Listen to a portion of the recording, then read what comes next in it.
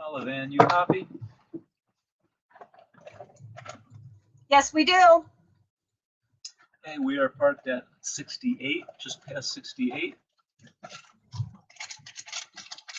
68. Okay. Well, let me see. Let me give you. We are just shy of 65, and he has not passed us yet. Okay. Yeah, it's going to take him a little bit. He's got a nasty part of the ride here. Oh, So here he's coming. He's going past us right now. He's here. He's going past us. So we're 60, 65, just going out of this little town. Give us a heads up. That's close to 67. Okay. Sounds good.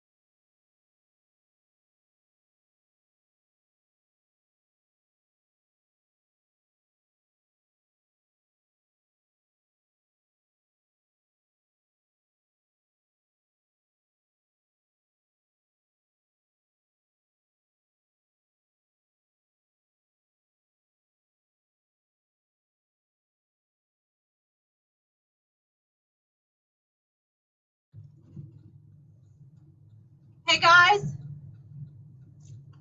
We're just about at 67. Okay, very helpful. I'm not sure what this is, but that's a warmer. Yeah, that's a warmer. It's still warm stuff. They know. I know. It is going to be a little difficult of a switch here, and Try. it'll be fun. You can. Yeah, we'll try. We'll do it.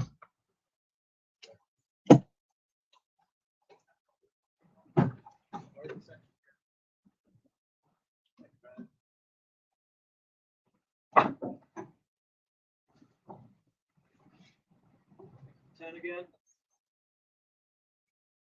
So what you're looking at is right here, just about the top of this, not bad. A couple hundred feet climbing, and then next time station. First 2 miles are bumpy, and then there's like 5 miles flat, and then there's another uphill. It's not nearly as bad as what I just did. Yeah. So we'll pull you before that next long climb. And once we're top of that long climb, then kind of undulating down, and then there's a long stretch of where you guys get a need to break from. Just keep it up and down.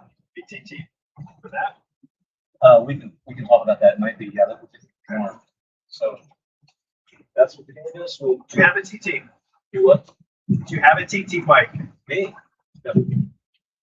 I have one. I find that hard to believe. I borrow bikes. I borrow my wife's old bike. How much does you ride? I like to keep life simple. I had a mountain bike until we moved out to Lidditz, and I had a storage container, got it out one day. That was an old, just like 25 years old, but I loved it. Man, having that new Trek all night, getting on my old Cannondale, felt like I was on a relic. Yeah. And before that, I was like, this thing shifts so easy. But man, that new Trek is just Yep. out of this world. Yes. Now you think about the guys last year on the 8-man team that weren't riding a TT and were riding, Yeah. It's brutal. Yeah. And they don't know what they're missing. 100% they don't. Yeah. Don't tell them. Yeah. How close is he? Give it up 2-3 minutes and then get some. Make sure your bike has touch needs. When are you gonna get some sleep? Oh, I slept. Yeah, last night I finally caught up a little bit. Yeah, about 5 hours. 5 hours. Yes. Oh, that sounds amazing. Yeah, I know. It was. It was in the bed of our back of the pickup truck, but it was still great. Oh, Conversation we're having up here a little bit. The wives are cool in a lot of ways. So we want to back that off of them a little bit. And what that means is food needs should go to the. Hey, West Ham? Yeah. So Rest- can't find You someone. want Go ahead. Can you have that conversation offline? You're not muted. Okay. No, I know.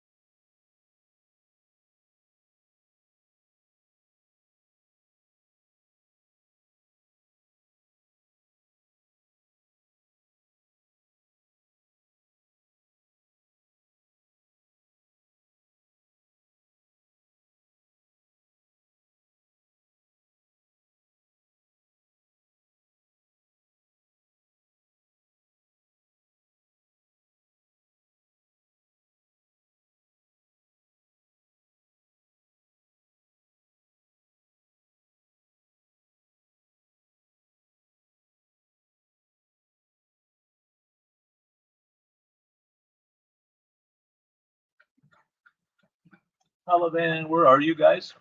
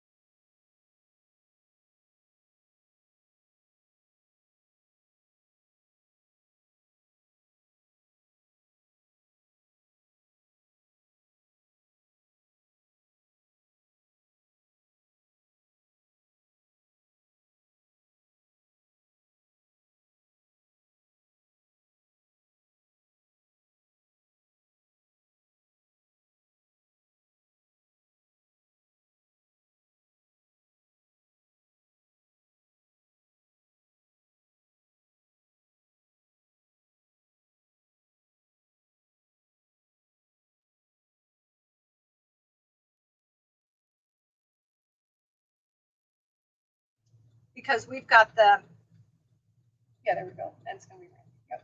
okay, we're back on. We had to take a break.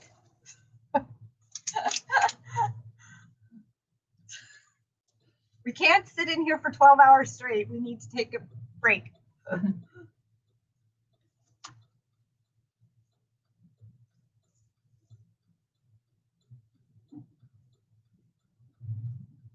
So Randy is on and they're doing a transition right behind us. So he's coming on fresh.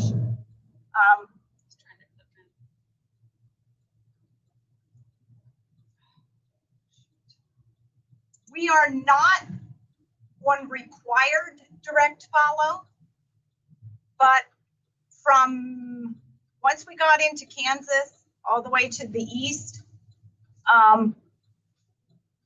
the states do not have a policy. And so we can direct follow when we feel it's best, or we don't have to direct follow. But when a lot of times when we're just coming through another time station, and most of those are done in towns and things like that. Lots of turns to get where you want to go through that either town or city. So we try to direct follow through there. And the next this next time zone is 72 miles long, but sometimes we've only had like 4 turns in 50 to 60 miles. I've got a full page. There's got to be about 25 turns we're going to have to be doing. So they have their GPS, but sometimes once they get going, it's like it's a grind. So they may not always be paying attention. So we try to keep an eye on them because it's a pain if you get off route.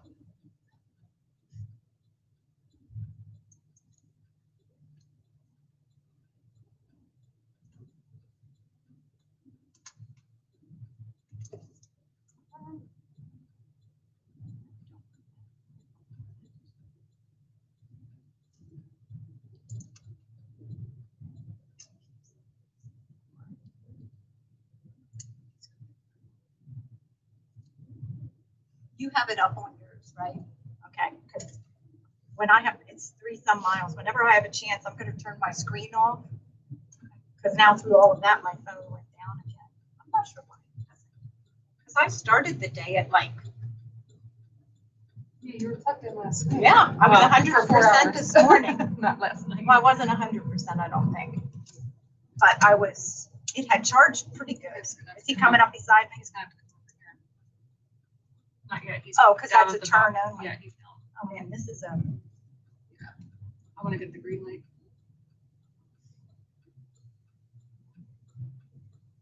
Well, there are no cars behind us at this point, so we can hang out for a while if we have to. Just want to get the green light for it.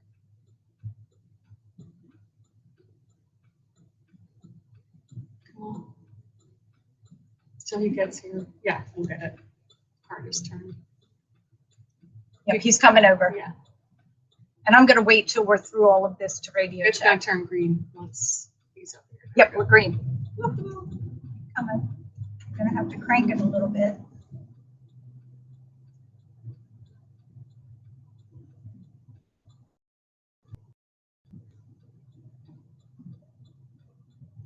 Up, back across the Missouri we go. Missouri River. We crossed it once, now we're crossing it again. He's coming. Okay. All right.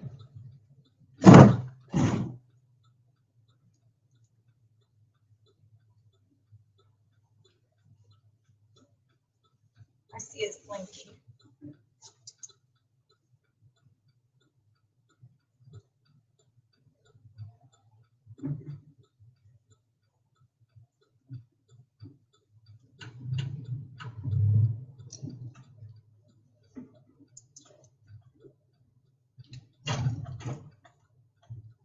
At least he has a shoulder here. Yeah, this is pretty nice. Actually, the river, I don't know, it's really dirty. It is. That makes you think that I guess they did have pretty much rain, but maybe it is always like that. I've never seen the Missouri before. So maybe it's always that color.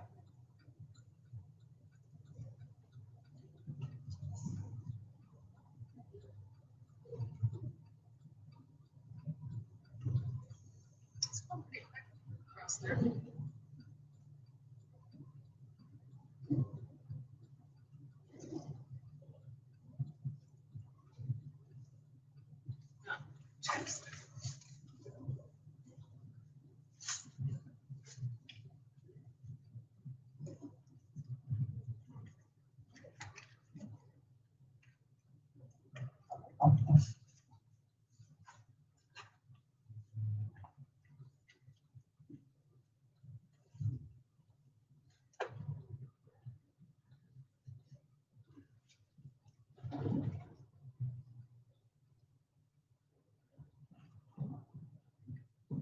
Should we pull over and keep, because we have 2.7 miles.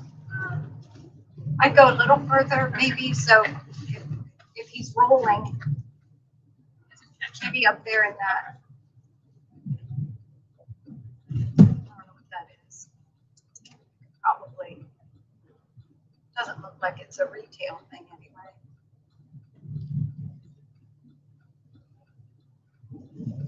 Farm service.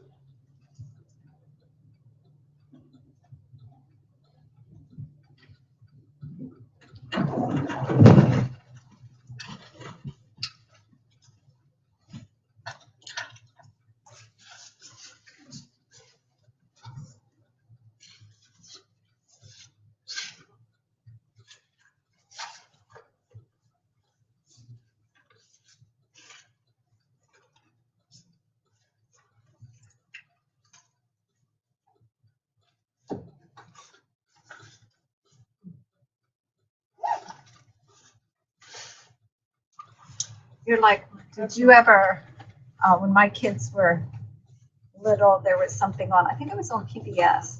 It was called The Comfy Couch. No. And like, it was kind of odd. They had this huge couch with this little person sitting on it. Like the couch was like way oversized. And she'd be sitting on it and doing different things. And she would keep pulling stuff out. Like all kinds of stuff out of her couch. That's what it looks like.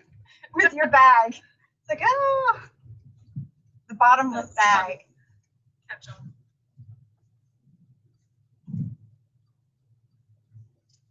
Taking my chapstick inside.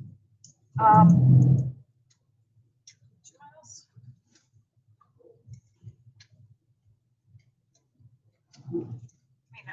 I have one in my pocket, but that's not really something. You don't really share your chapstick. I mean, I guess in an emergency you would, No, it's but.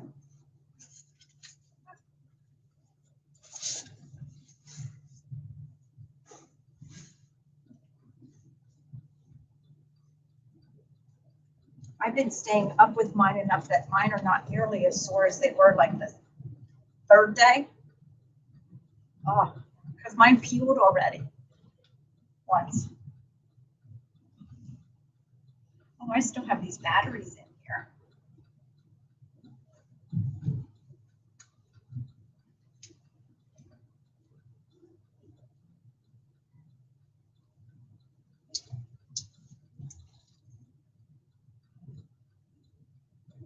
Oh, LMP.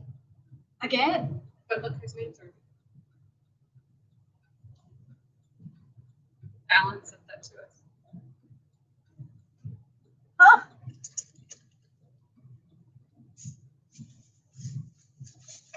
Very nice.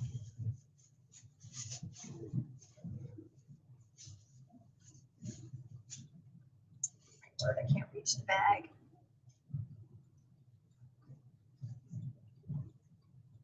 I guess we can put our, I don't have our interior camera on. We could put our interior camera. Sure.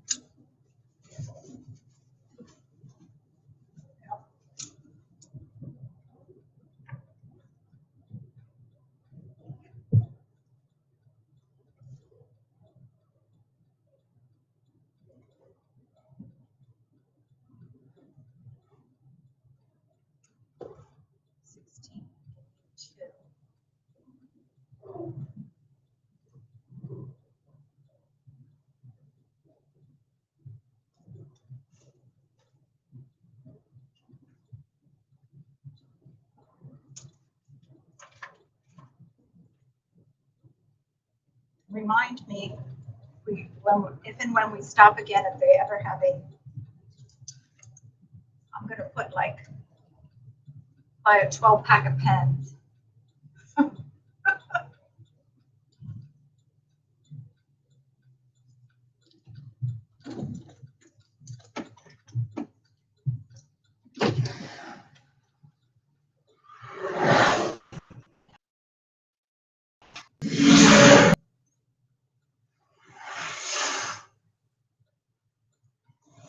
He's Can you further keep an back, eye? isn't he? Just because I pull my Oh, mirror. you know what? I can see. You can see it? No, I can see out there. Like sometimes we're at an angle and I can now, but I don't see his light at all. And it was pretty It's bright. okay. I just want to go to a better spot. I just want Yeah. to get those cars off. Yeah, no, he's not in my sight at all.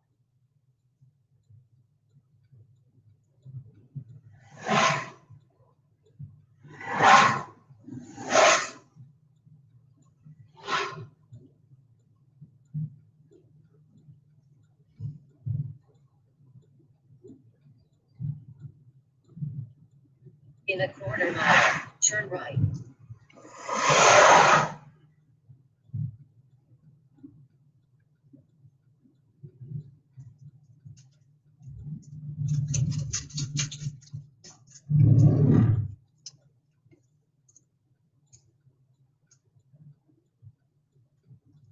Go across the bridge and turn.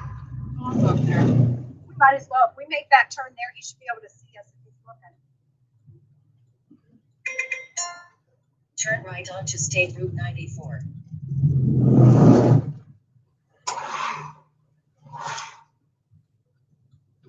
There's no one coming.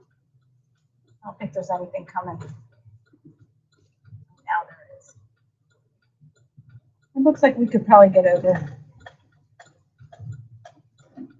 But as long as they aren't turning, we could probably stay right here. As long as no one's turning. And then we have an option right there.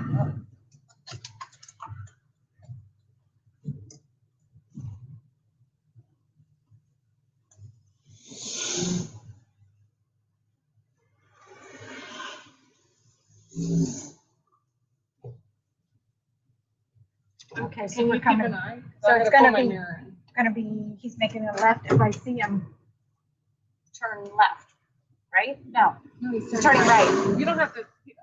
Oh, you don't think he'll see us? Well, I don't know if he seems to be cruising. Okay.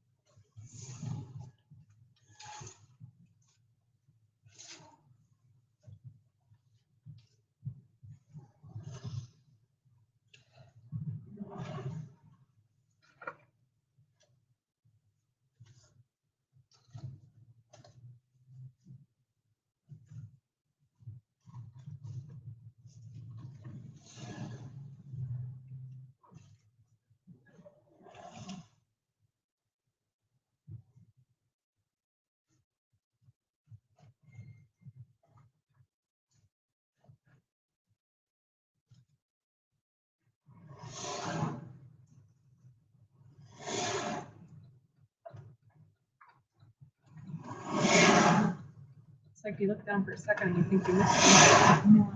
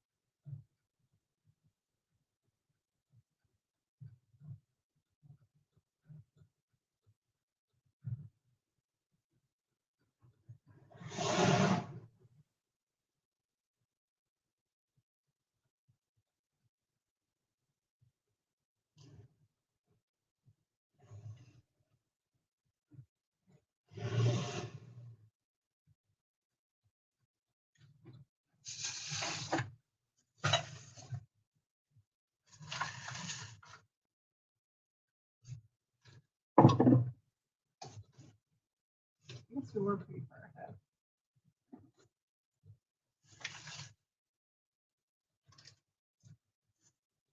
You'd have a nice pack in here in our red cooler.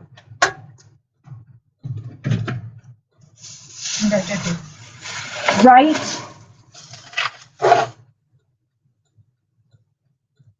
Turning right. Got it.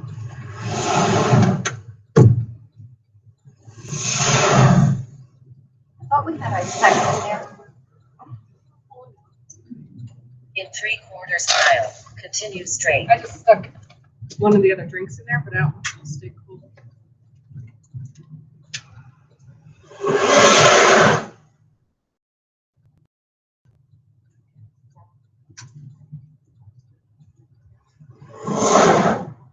And then we're gonna go back over the Missouri River again.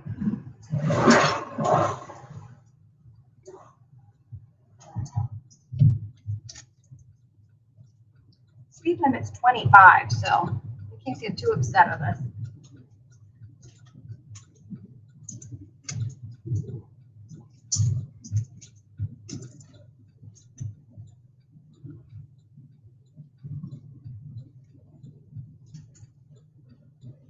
Boy, see how quickly that warms the car up. Yeah. In 1/4 mile, continue straight. Thank you.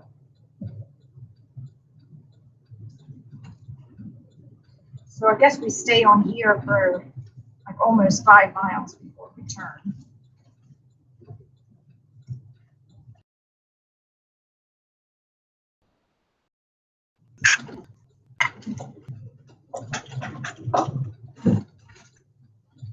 First State Community, that must be the bank of the area.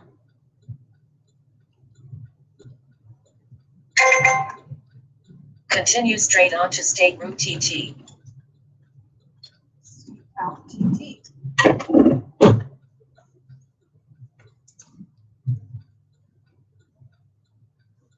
Oh, yeah, because that could be because we've been following 94.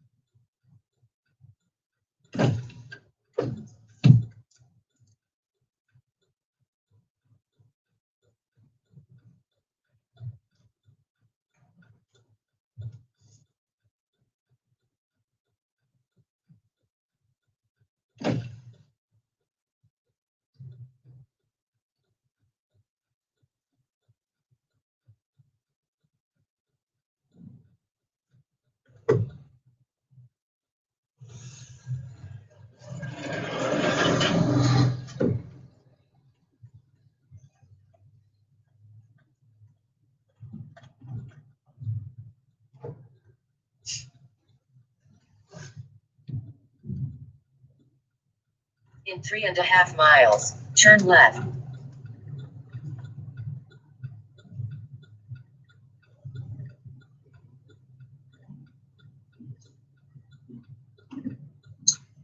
Is this a reroute? No. Because my next turn is right. You stay on it and I will check.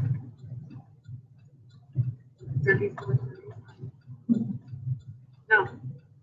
Mine says, this says turn left onto Right, State that's what mine Route says. T. This says we're gonna cross the Missouri River. Oh, no, you're right. Yep, I missed that one. Okay, what is, now I forgot what is this? 34 to 35. They're back there. I was at the Follow wrong one. Dan. Yep, We are parked at 10.5. Okay, 10 and a half. Okay, so it's right after the turn. we're The gonna turn is snow at when you're at 9. 8.5. Okay.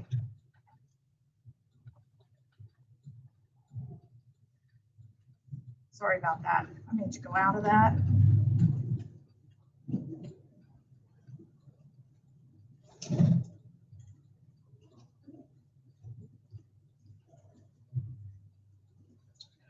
cars behind us.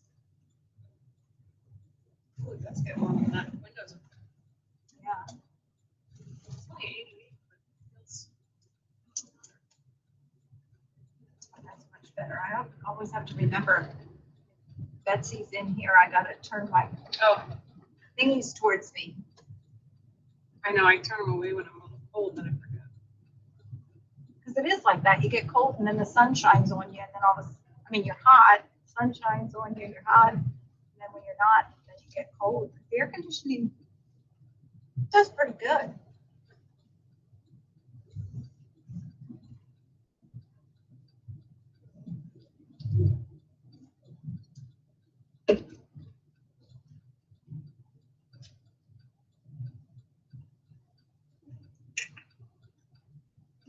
That's a try.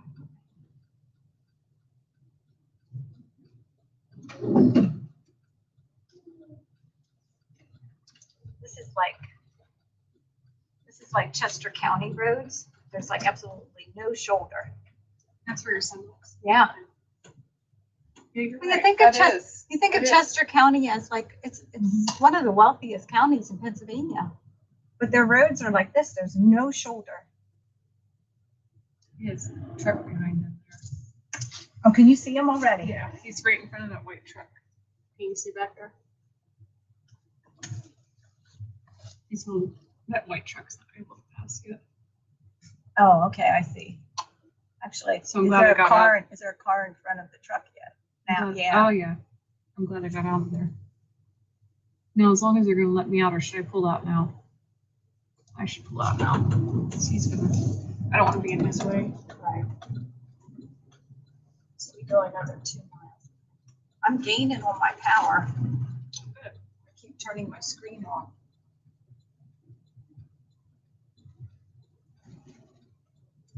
Yeah, this reminds me, like, the roads, there's like nothing. It's the edge of the road and boom, it's gone.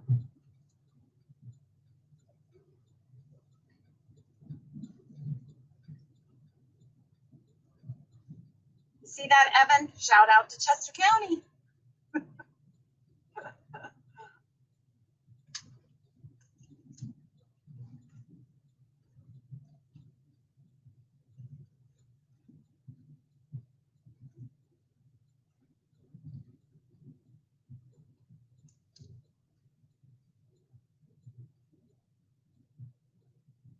So now I guess we need to Well, there's a ton of cars. find some place to pull over to.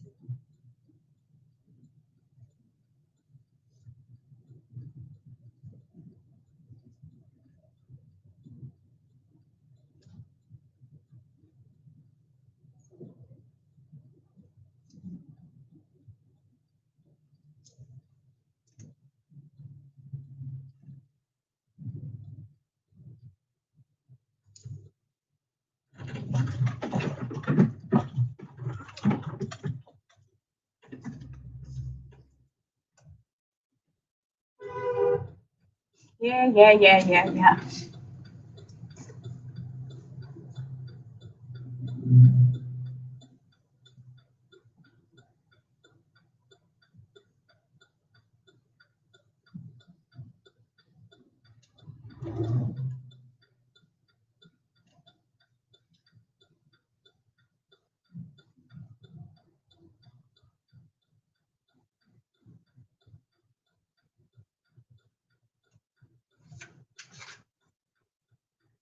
That's why. Oh, you're supposed to tell them when. Forgot. I have it written down here, 10 something, but I have to find out where we're at.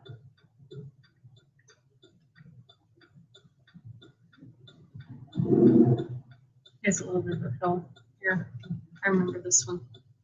Sneaks up on me. We're not quite to 8 yet, but it's a grind back here, so I'm not sure what it does after 8. Because when he has down here hill, he moves along pretty good. Super. Yeah, once he hits you, he's pretty much up, and it's just undulating up and down. So that's great. Yeah, that was a steep part. Three that already. No. And no shoulder.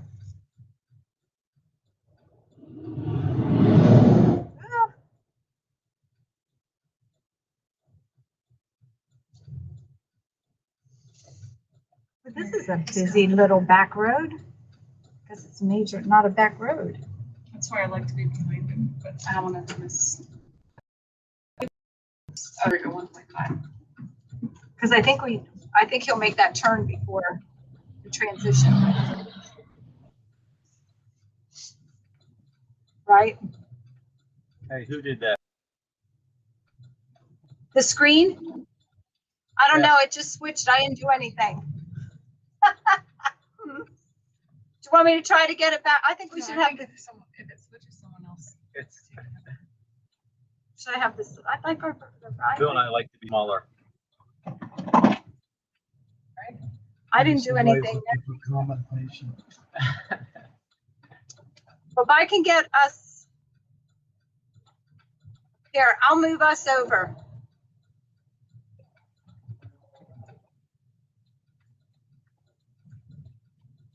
How's that? It's beautiful. Is that better? It's wonderful. Yeah, I prefer the interior views be small also. They're, what did they say? They're 8. So we're at 10. We ought to know when he's at the top of that hill, at that turn, right? That turn might be a good Well, spot. can you on the camera, you can see it's a really steep hill. Right. But you come up to a T, and when you get to that T and he turns left, I believe, let us know. Then we'll get out and get ready. Oh, wow, we're a long way from that. We didn't hit 8 yet.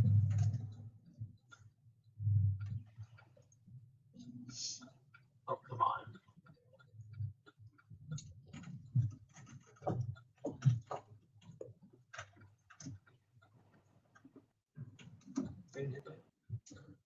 Oh, so there. So yeah, that right turn was there. Kind of left turn. Is So that we 9? got it. 30. 9, yeah. And But we're we want to know we're at 10. So we want to know when. Doing We have 1.3 till we make the left. right. So I'm going to try a radio. Follow Van, you copy in the radio. I'm sorry? It's not coming through on, you mean this, the radio thing? No. Too far. So we've got it working Not with close Brad, enough. and we're trying to We're too far, practice we're and too get far this radio away. used.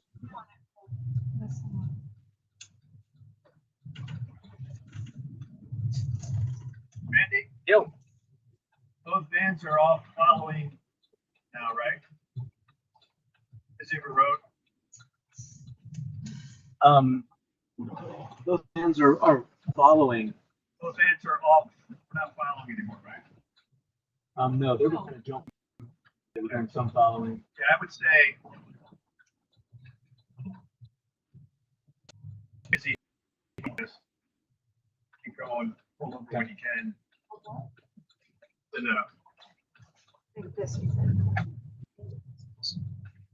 They used it because they were following for a while. Remember? Hey, follow Van. Brad, Yipper. Brad here. Busyness road. That's not follow. It's just a yeah. So we're gonna move Yeah, we're not ahead. doing You guys do some leapfrogging as appropriate. We're doing leapfrog right now. We're in front of He's him. behind us. We just keep our eye on him. We're not direct follow. The riders are they're saying 10 miles. So Brad's looking for the next 10. So do they have their phones on and their GPS is going good and they? I'm gonna set it to turns.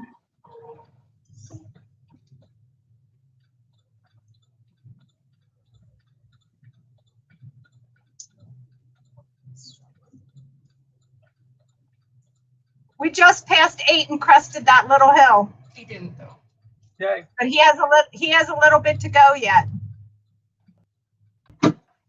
We start. That truck was gonna take my phone. I think it's finding a hard way. At least it's not just passing and it, can't. No, but he. What? All right, now you can around tell him. We're gonna set up. Okay. Tell him what. He's over the hill. Yeah, he's Okay, he's over that part of the hill, but I think they're, here it comes. Split.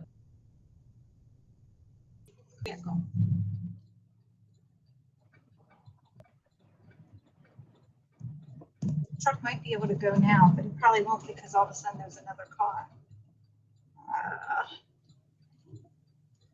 That's okay. At least you can get some speed. Okay, we stay.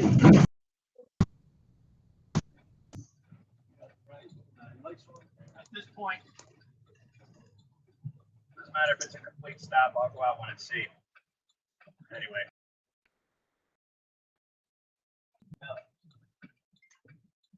Yes, sir. All of a sudden. At least he gets a little bit of downhill here. That was just went up and up and up. I don't like that. And that truck still hasn't gotten around him.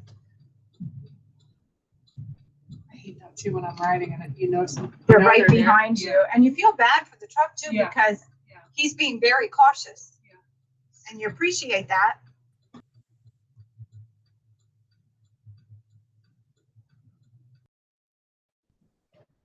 Oh, there we go. This is free That's entry. Okay, we'll get out of his way. Left. Yeah, left. Okay.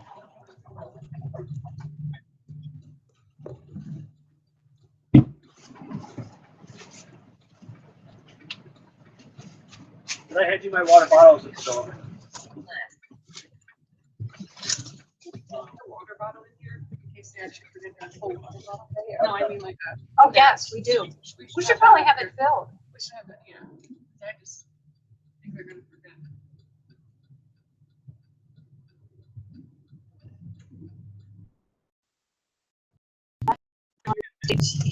Oh, there's a stop sign. Turn left onto State Route T.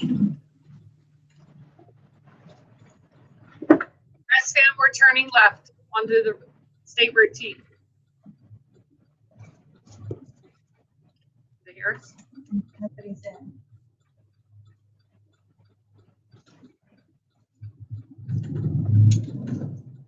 There's a truck Yep, coming. yep.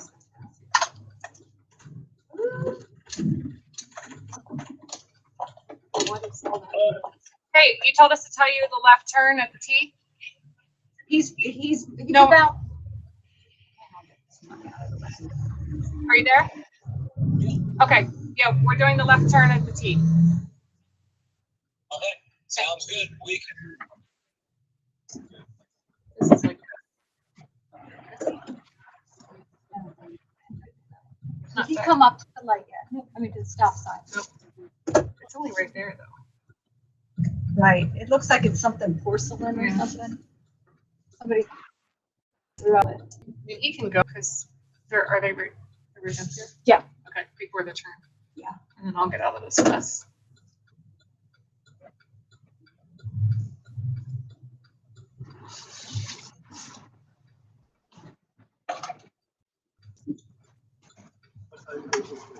Same one, you were on 34 to 5. Girl. Well, that backup was because of the bike, not because of us. Right. He's out there pedaling by himself. He has as much right to the road as anybody. Right.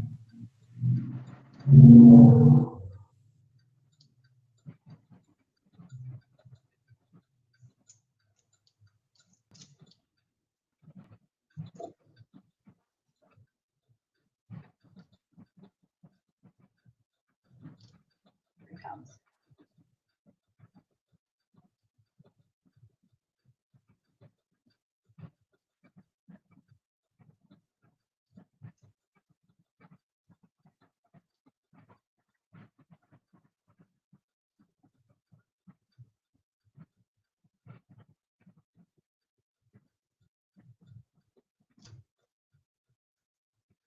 paying any attention. He put his to him. He put his hand out, and they're not paying any attention. to Can you him. see? You want to let him go. I don't want him to worry about us. Yeah. I'm just worried about somebody coming that way. 'Cause they don't have a stop sign, right? No, coming straight on, they don't have a stop sign. We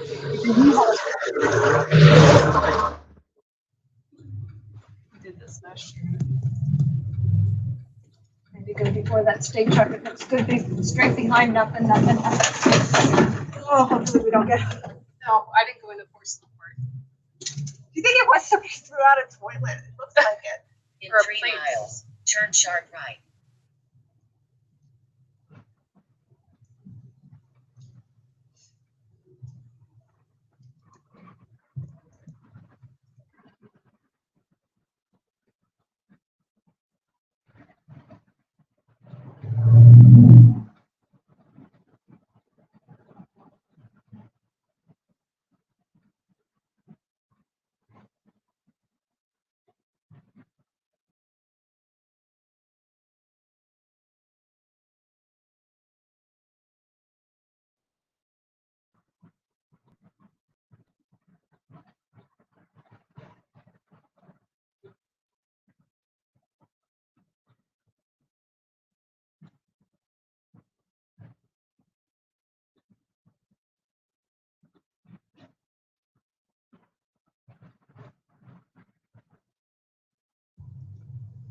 Pass him because they're going to do the. Exchange if we can get past them. Because I have a line behind me.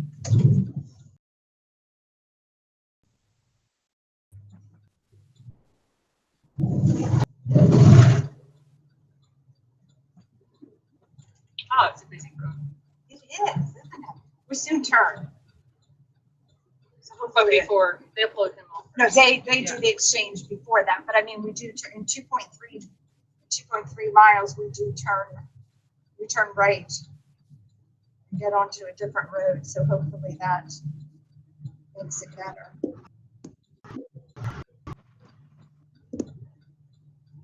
Because this does seem to be like a major throughway.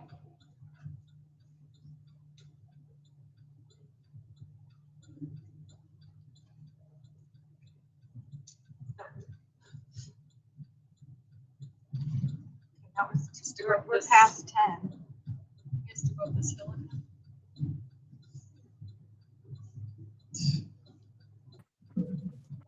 That truck got around it. Yeah. I just saw this. So. It's like, Yeah. Oh, there they are. Okay. I'll go sit at the next turn. Yeah, we'll get out of their way. Wow, there was not much place for them to. They're gonna have to do it off the road. Oh, look at that big log. Oh, that's tell him. Yeah, I'm gonna. Sorry. Soon after he takes off, there's a log on Yeah. the side of the road.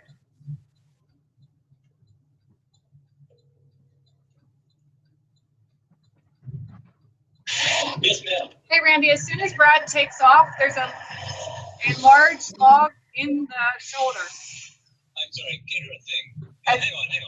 Hang on. Oh, come again.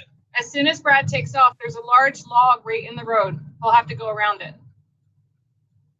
It's in the shoulder. We heard enough. Large log on the shoulder, right? Yeah, Correct. just after he takes off. Yeah, okay. Thanks. It is hard to hear when all that background noise. And like it was out to the white line. Yeah. So if he's staying over there. Okay. Only another mile. The next road is definitely, Yes, they'll have to be out here. That's the problem. yeah, because look at that. That's why I like that follow. But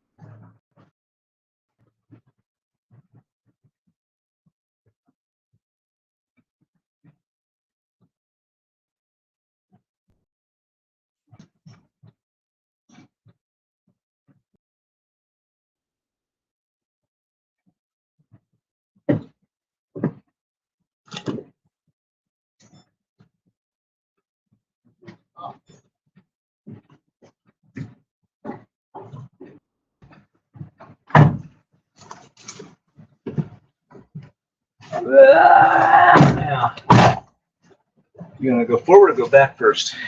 Yeah, gets steeper if it looks like I'm coming forward. Roughly. It's not tick, is it? No. That was a tick. Was it? Shit, I just pulled a tick off my leg. Yeah. Okay. We need to be cognizant of that.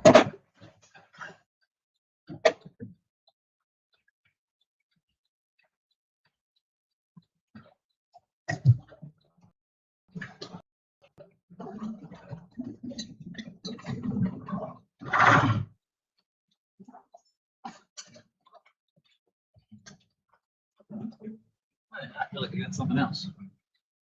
But you have one.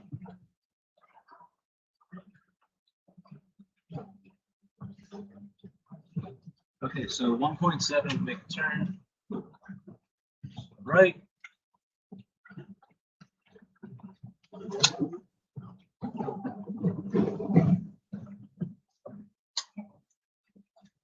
We're unmuted.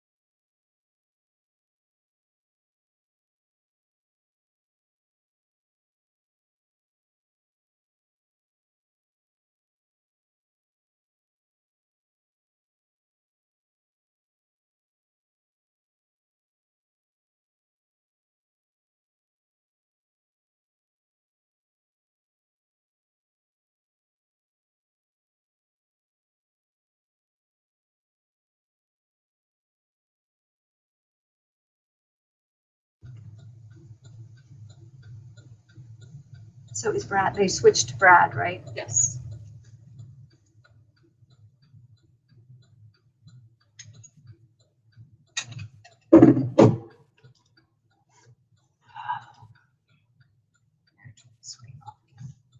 Okay, so we made this right onto there. Go straight on Highway D.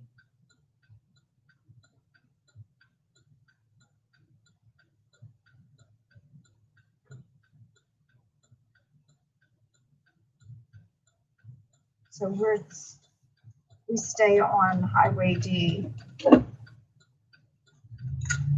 for like 5 miles. And we turn left.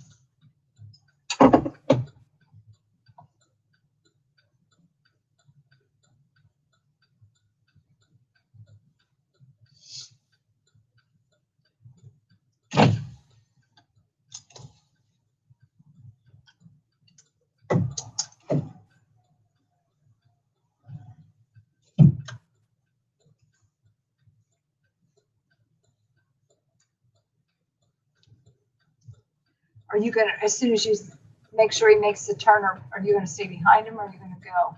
I'll stay behind him and then pull forward. Pull forward.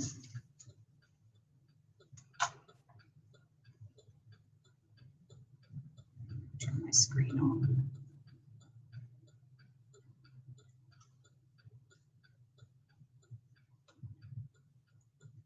Can't see the right amber light.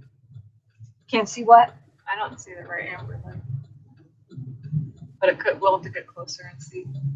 I thought it's more Earlier when we looked at it, it's like when think it's they in the checked it. bracket, it's turned slightly down compared to the rest. I'm not sure why. If that's the one, no, ours is the one that's hard to do. Yeah, I got it out. I know now, just lift it up and out. Oh, really? Yeah. Because I Does it think get it stuck on falls that thing? forward Right. and gets in that behind those little slots. I'm gonna go get one of those water bottles and fill it. Yeah, we still have this and we have that, That. but But if an actual water bottle, that way we can, I'm good. there's follow band tape right there if you want to take that back. Because we're going to be looking for it. But that the tape back, wasn't that back in the I back? think it was in the back. And this- Wow, you can believe the difference how warm it is down here. Okay, he's coming. I see his Okay. lights. Not anytime soon, but I see his lights. You're okay if I, oh no, we're gonna hang out here. Do you think, how about if it's one of the brand new Ram ones, then nobody's had their mouth on it before. Sure.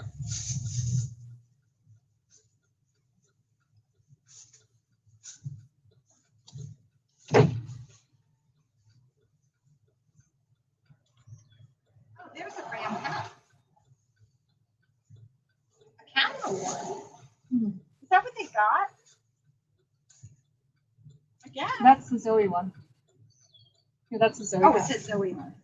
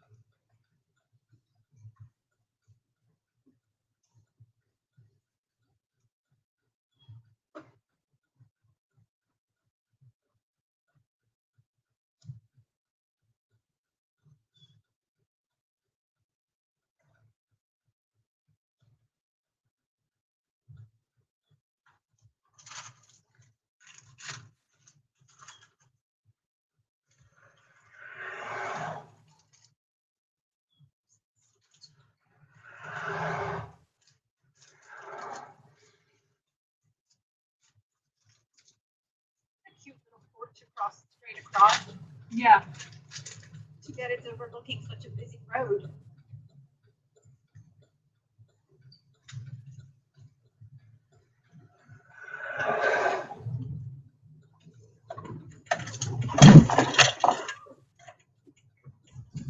In 5.5 miles, turn left.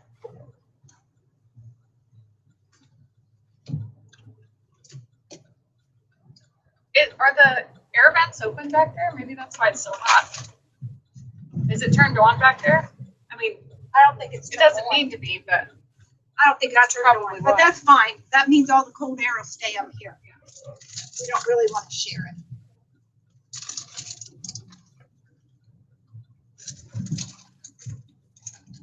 Keep the water bottle in this thing.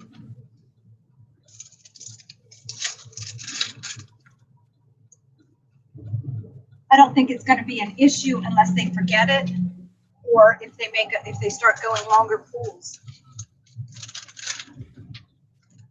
Is it in the 90s?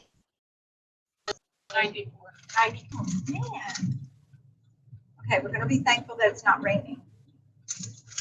405.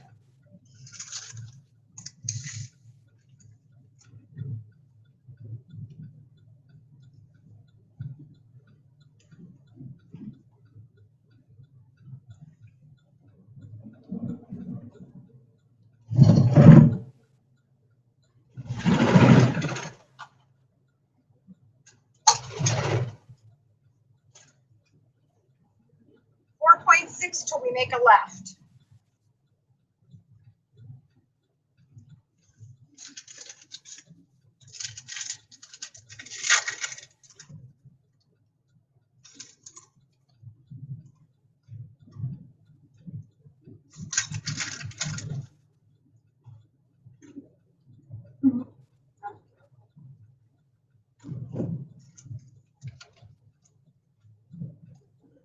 Do you need anything to eat right now? No, I'm fine. You're Thanks. good.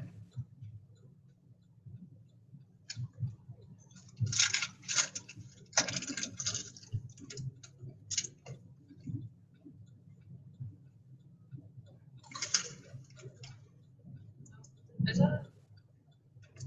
What? See if that's a driveway. Kind of line of cars behind me. It is, but I'll it's stop. gated, so I think we just stop. Don't go forward too far. See it, my bike's.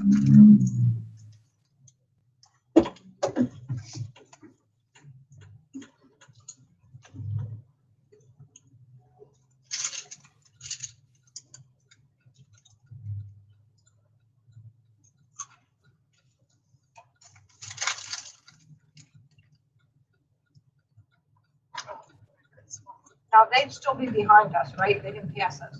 Oh, did they pass us already?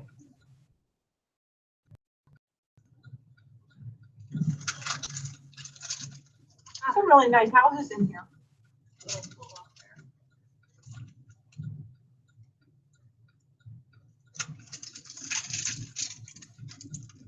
There's something beyond that. Oh.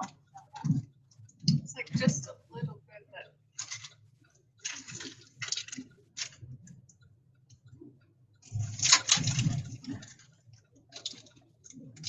We might be able to get off here. Grass is pretty flat, Oh, Alex is behind us. and that seems like, Let me get over for him to go by. Let's see. And I'll just pull. that's kind of like a road. That's not really a driveway. Oh, I know, but I'll pull back out. Let's let him pass.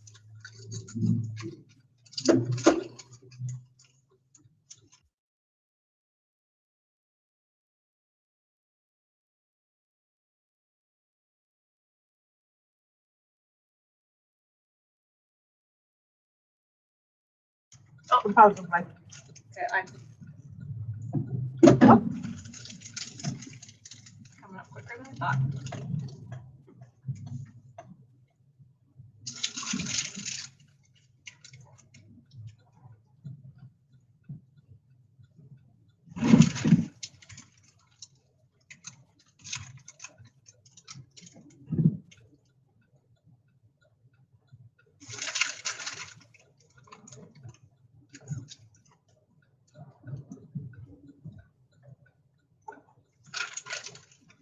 Here it comes. It's flying. You see him?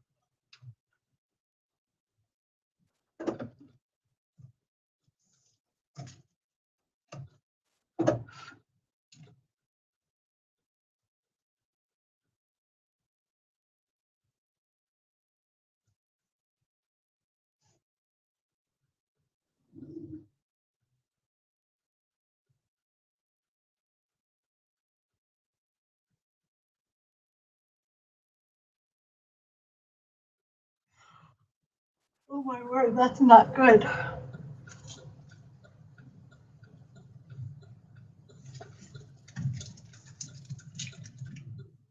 Mailbox.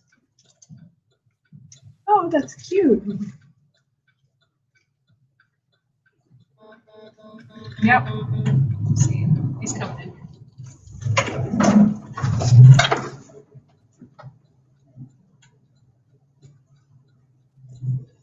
Turning in that driveway of all places.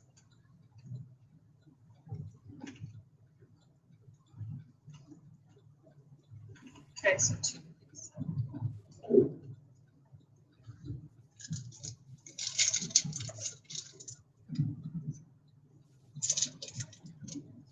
to around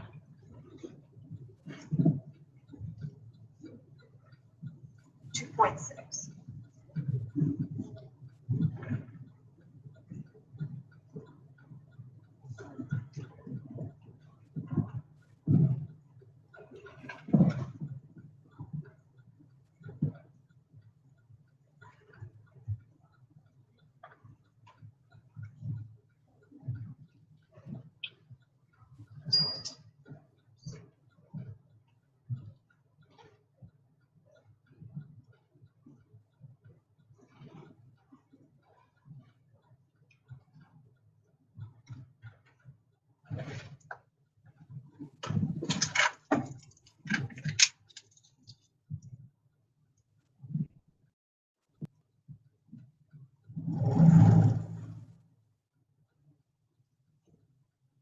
I think this road's almost just as busy as the last one.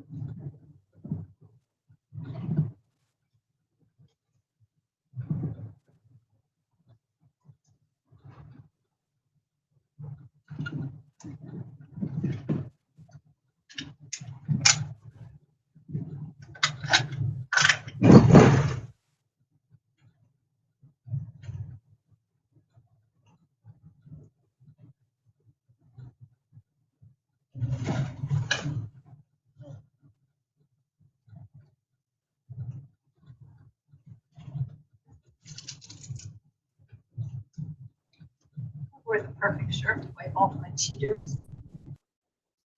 See it? That kind of looks like that church on that Mailbox. mailbox. You wouldn't go that way, right? Pardon? You wouldn't go that way, right? I should have said that.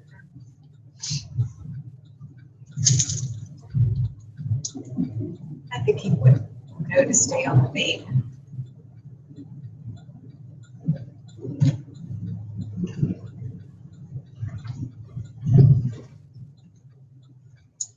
That was turning. They stopped too. Turning. That's coming on.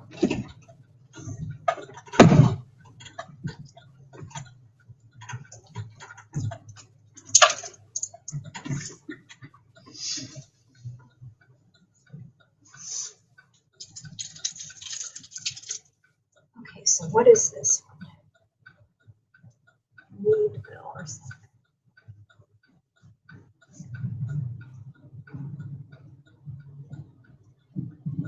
I don't even know how to say that. New M-E-L-L-E. Where is it? This is the town what we're in. M-E-L-L-E. Mel?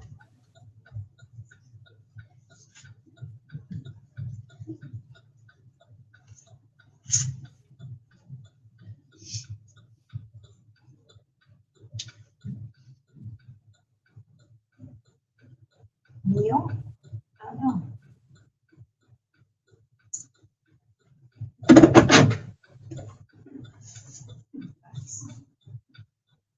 This must be Liz's. Yeah, because this one, like this one's here too. Yeah, that might be Betsy's. Who's gonna, Keep this. Actually, This one I think is plugged in. This one was too, but I needed to plug in. Yeah, but I don't have to take this one out. Mine over here has a double plug, so I put both things in the same thing. So I can just leave this one. But I feel bad if they don't have another cord back. That's what I was saying, in that I have drawer two where of we them. have the markers, so we get that marker out of, there's a bunch of cords in there. Whether they're the right ones to fit anything, I don't know.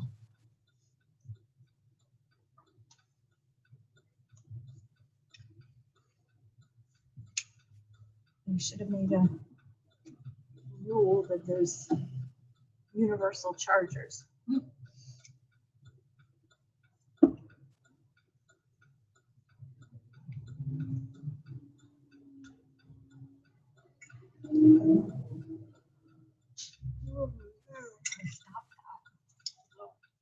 That was yawn number 2, and we're not even halfway through our shift.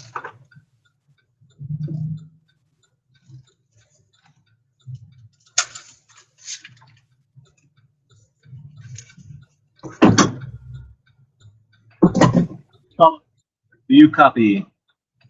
Yep. We Okay, do. we are 20 and a half into this section. There's precious little spots to pull off up here. So Alex caught up to us. He's got some ice for us. Let us know when you're at like 18, Okay. preferably. And you said Okay. about 20.5? For about 20 and a half, and Rad's going to be, it's rolling down. He's going to be coming pretty fast. So give us a 2.5 mile warning, Give please. it Okay. a 2 mile. Okay. Sounds One good. more. Appreciate it. You got it. I gotta find my pen.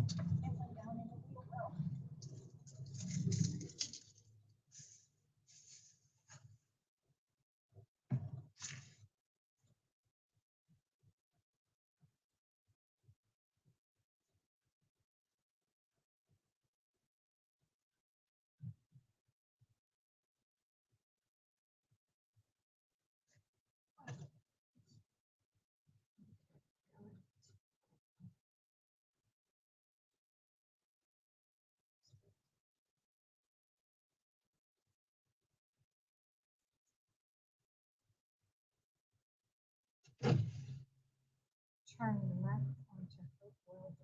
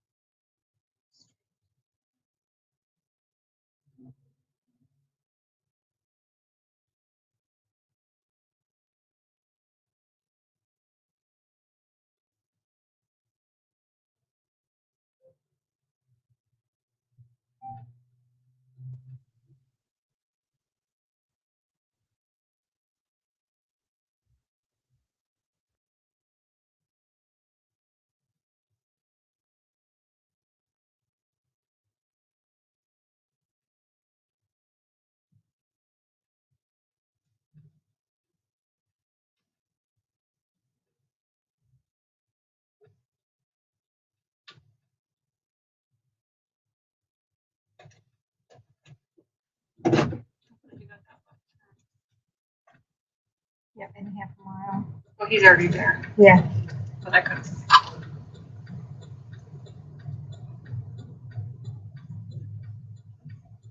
Busy intersection. Overall, we're actually losing elevation, but it's like a up and down type thing. So all these little peaks and turns.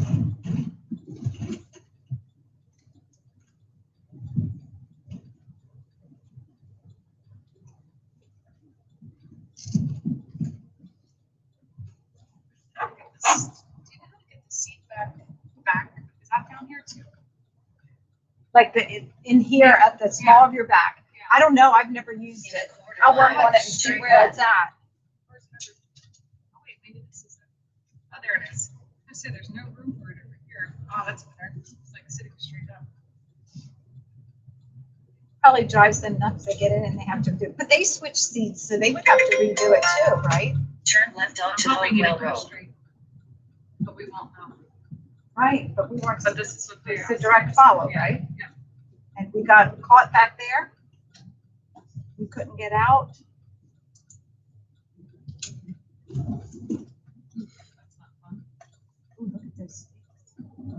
So what mile are we telling them at? We're telling them at 18.5 and we're at 18. Let's make sure he's up here. Yeah, I see him. In 1.5 miles, turn right.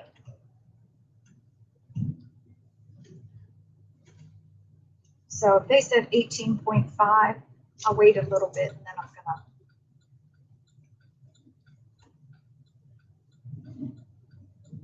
call him because they said he's cruising. Yeah, I probably tell him. Pardon? I probably tell him. Yeah, I think so too.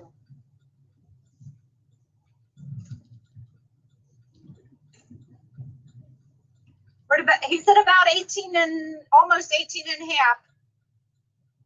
They're out of the vehicle though. Should I text him? I don't know if he has his.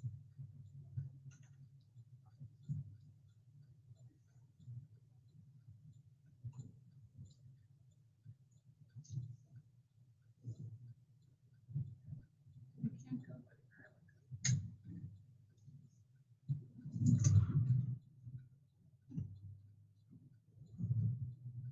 Said 18.5.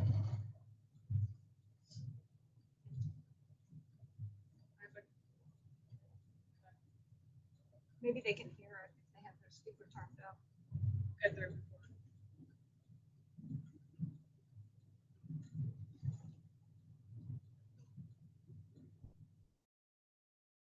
I texted too.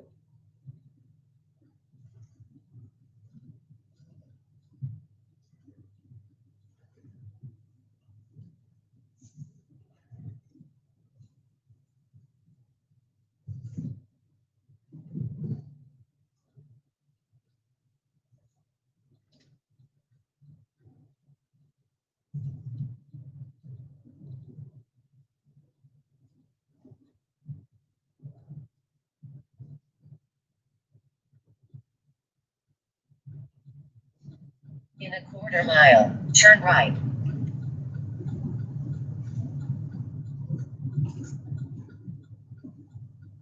Some really nice houses along here. Back in these little patches.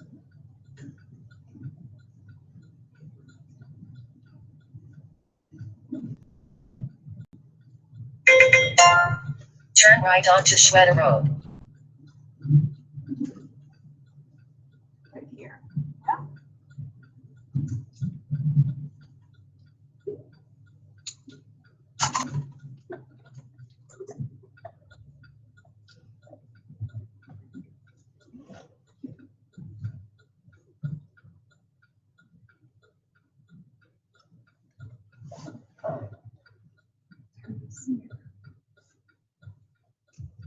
We're probably pretty far ahead. Well, it wasn't, it was kind of downhill, Yeah, wasn't well, it? I mean, some of it. I just didn't want a car to fly around.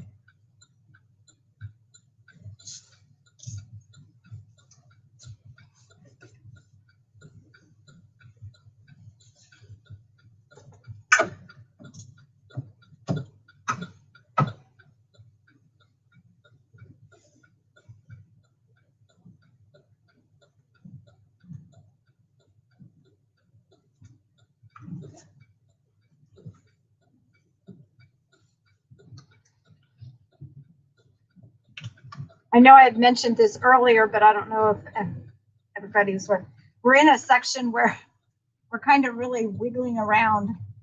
So we want to make sure we're just kind of leapfrogging ahead to the next turn and just making sure that they get that turn, then we just go on ahead until the next one. So unless we can't pull out, the rider's not gonna be in our camera.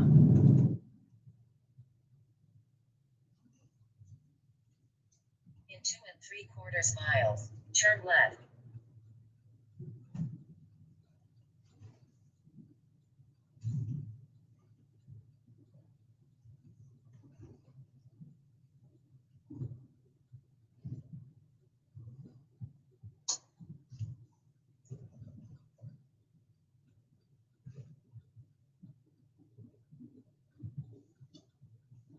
That house, wow, we're right back in there.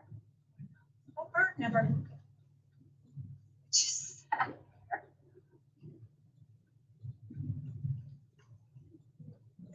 It's a really pretty area. Kind of almost reminds you of Lancaster County. It does.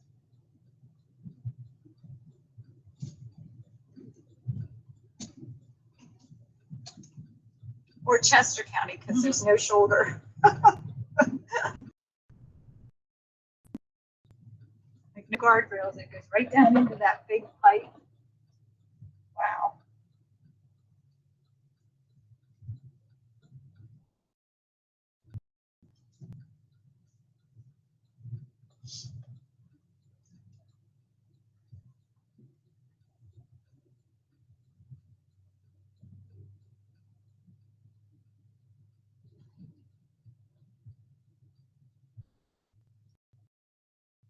Should be up shortly.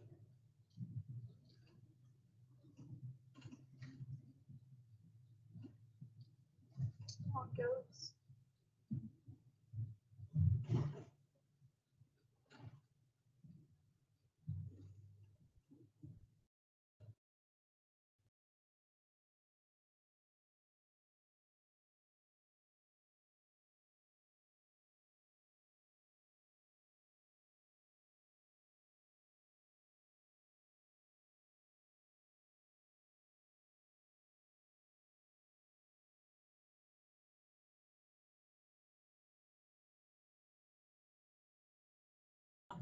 Almost.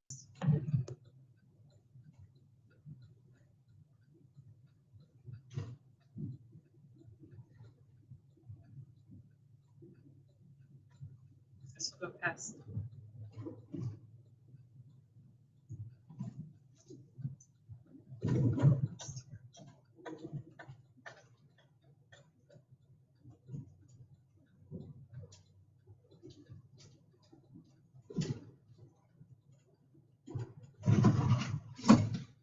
Oh, it's not there. 1.5. 1.5, we turn left on highway route DD.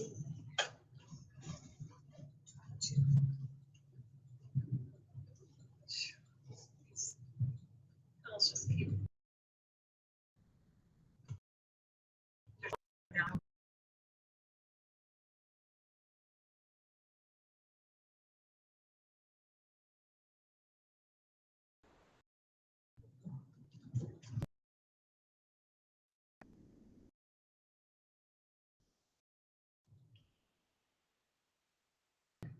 We have about 35 more miles.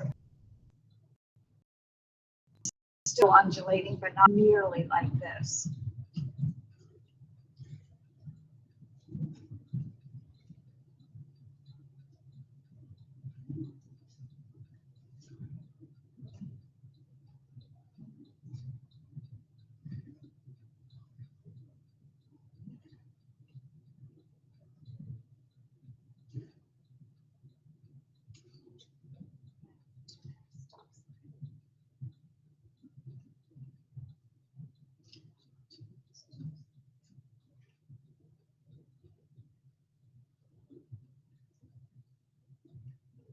Astronomy site. Ah, What is it? an astronomy viewing site. It must be an area that's really dark. That's what I'm assuming, like Cherry Springs. Yeah. It's one of the darkest places. It's great for viewing the stars. I don't like what that looks like often.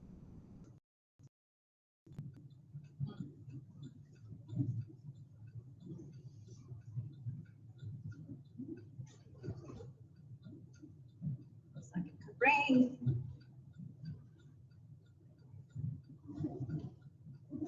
a quarter mile, turn left.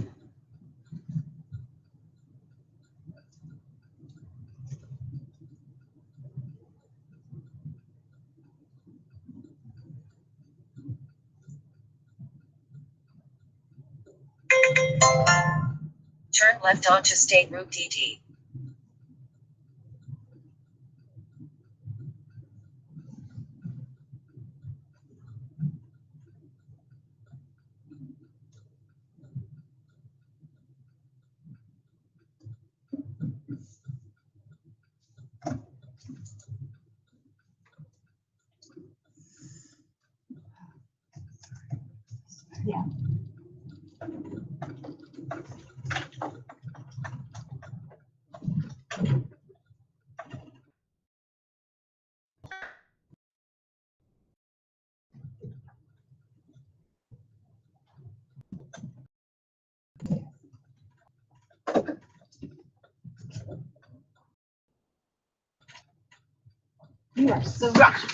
You are so much better at this than I am. No, It drops off. Yep, I got it. But Wait,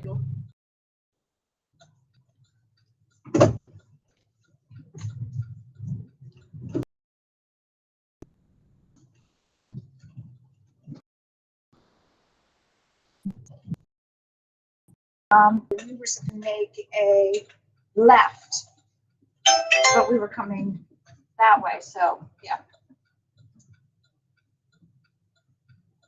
And coming turned around, well, I knew I couldn't sit there. so now Right, we're, they're gonna yeah, miss so now we make a right.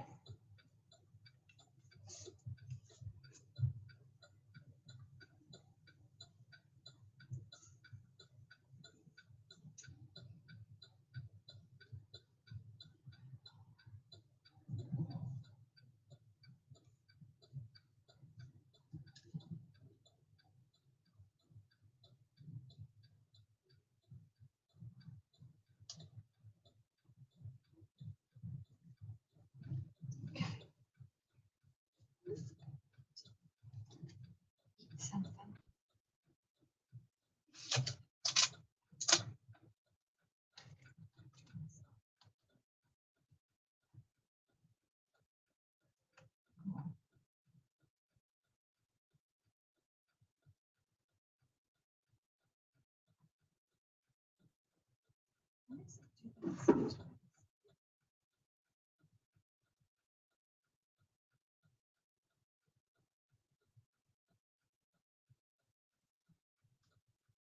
Okay. Let me get this out of here.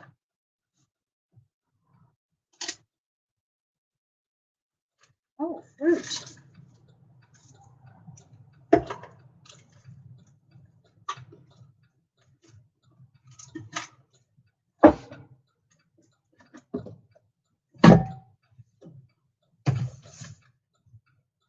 Where do we have those sandwiches that we bought? I think they're in Oh, here. they're in here. Yeah, that's why I asked if there were ice in here. Oh, wait. Oh, sorry. They were in a bag right here. They might fit on top of there. Is this it?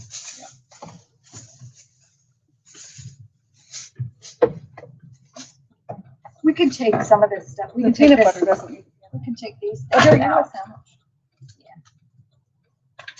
Oh, there's an ice pack on the bottom.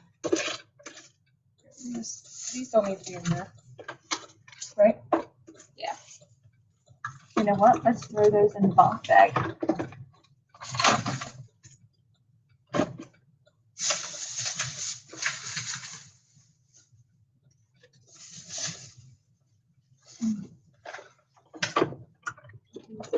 The ice pack on the bottom is really big. We turn this on. Why don't I use that? We should be able to get it in because the lid should kind of go right up over top. There we go.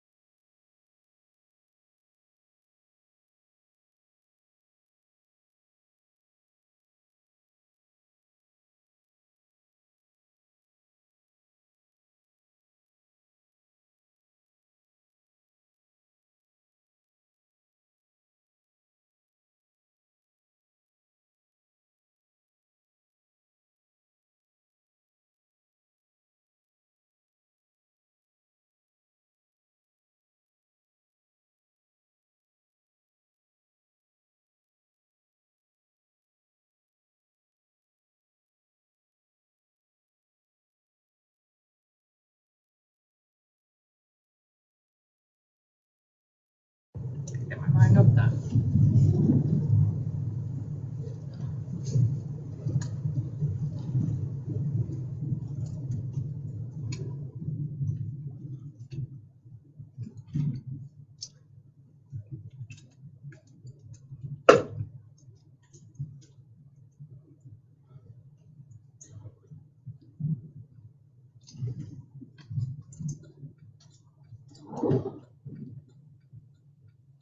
It's 91. As long as that little, like, lightning strike is beside it, it should, Yeah, that should be charging. but I think it's equal because it's using as much. Yeah, I'm trying to turn it off. Like I almost I'm at can't with all 15. these turns. I'm at 15 and I turned the screen off. It says it's charging. I turned the screen off Here, and then is there another one over there? Let's just try this one. see if that works any better. I'll put mine Oh, you have good, you're in. in I 100%. wonder if it's the, It could be. this thing Yes, was might be that's pretty up. old.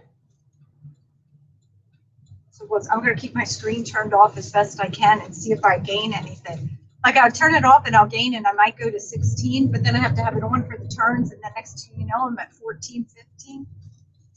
That just makes me nervous. I don't want it to go out at a time station. Oh, I guess the worst one.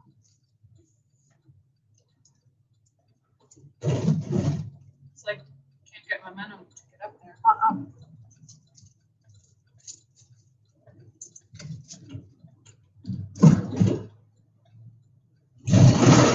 Oh, and slow. That guy could have come on, but he didn't. Please stop. Yeah, you did. Oh, yeah, he did. But he could have come a lot quicker.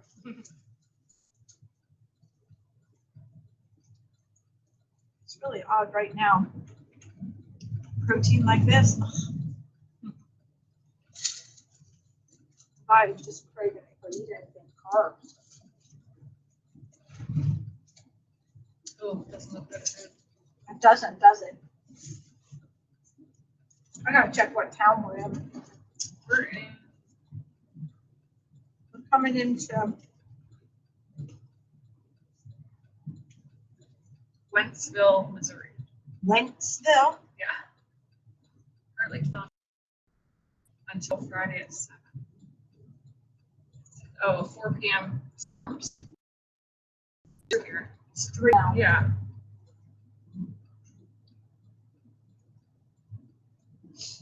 Should get a little momentum.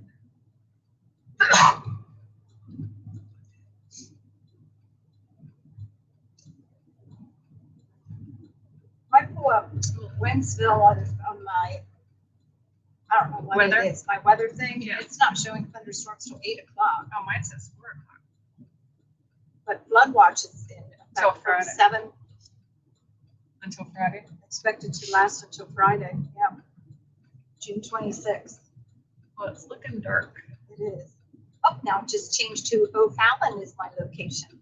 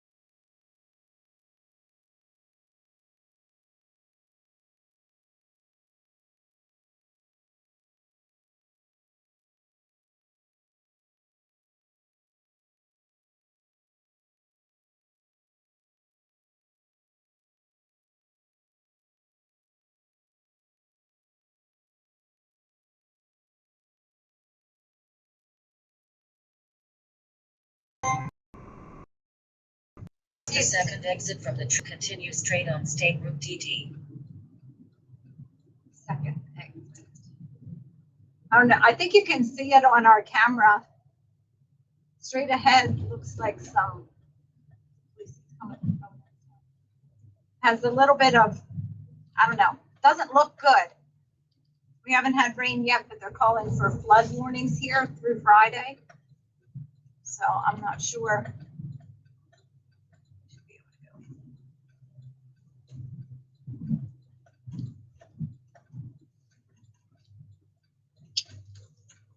In a quarter mile, continue straight. Do you have the radio ready in case he goes right? Yep, we do. Okay, right there.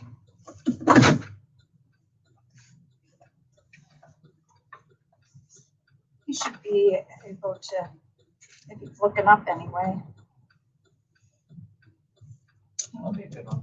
And then we could, can we turn into it right up there? But I think it'd be confusing for him. 'Cause- Well, if we wait till he goes by and then go, and he's just straight. oh yeah. You don't think he'll question at the light? I don't think so because I think everything else kind of looks like it's going into businesses. So should I let him go by? Make sure he goes straight and then Yeah, I'll make go in? sure he gets through the circle.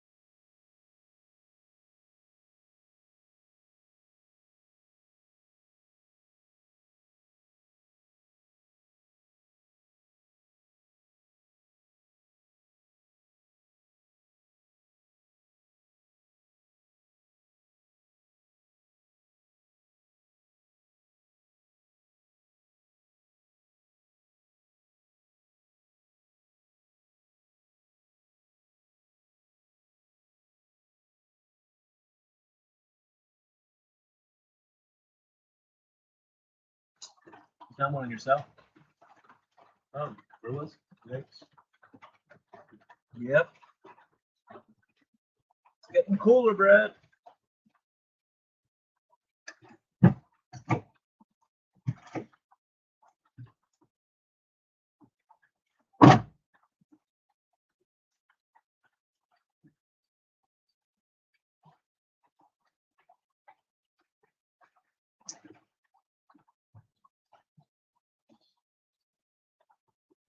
There's a whole slew of turns.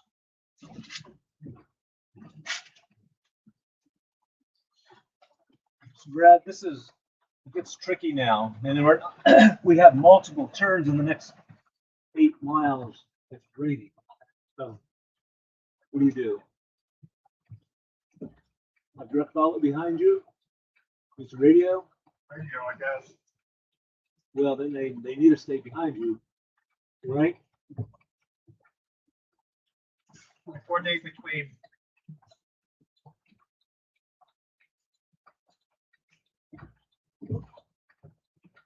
Oh, they stay in front of me and stay and try and stay to turns Okay.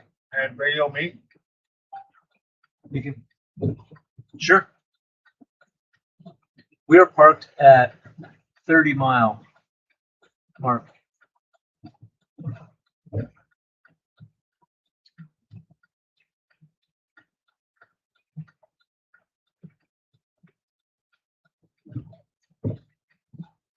And Randy is at 18 or so.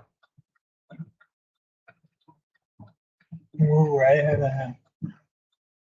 I'm not sure. I thought you said he's at 18. No, I want to know what he is. Oh, Oh. Be careful. You're talking this thing and then you have a conversation and I said what I said to you. So that's. So we're at 30. Okay. It's 30, 49. That's pretty flat now. I'm checking now. Oh, you what? Keep on checking. Oh, yeah, it makes you annoyed. Or makes you paranoid, doesn't it? Yeah. Okay, she got that. Communicate with Bradley, like to talk with him. Nothing else to do here. Brad knows what he got. Call the ladies when they get close.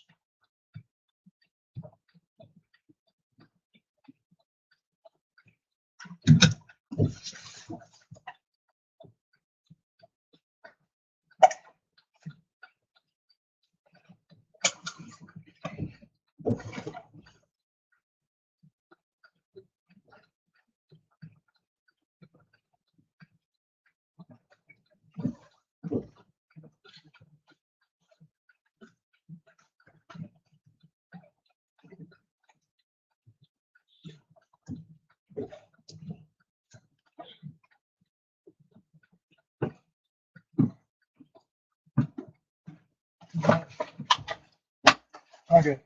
With house. Soap and towels. I think Randy had some back there, didn't he?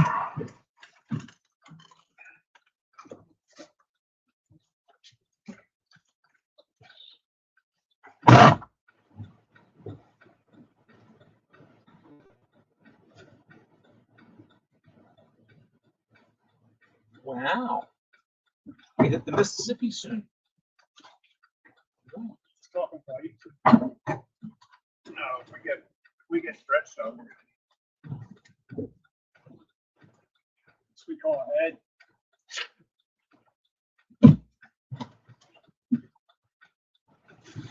Let's see what's in here.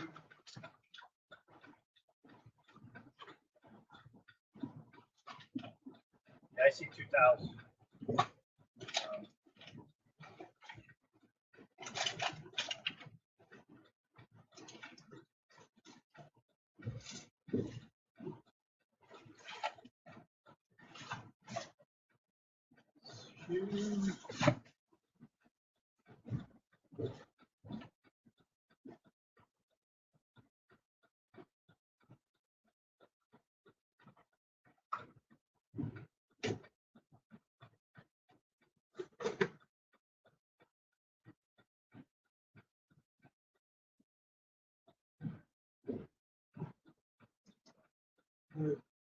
how quick Alex could have some towels here.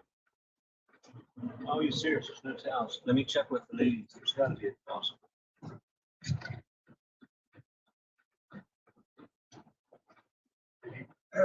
Awesome. Boring. Yeah, he's gonna check with Let me that. check with them.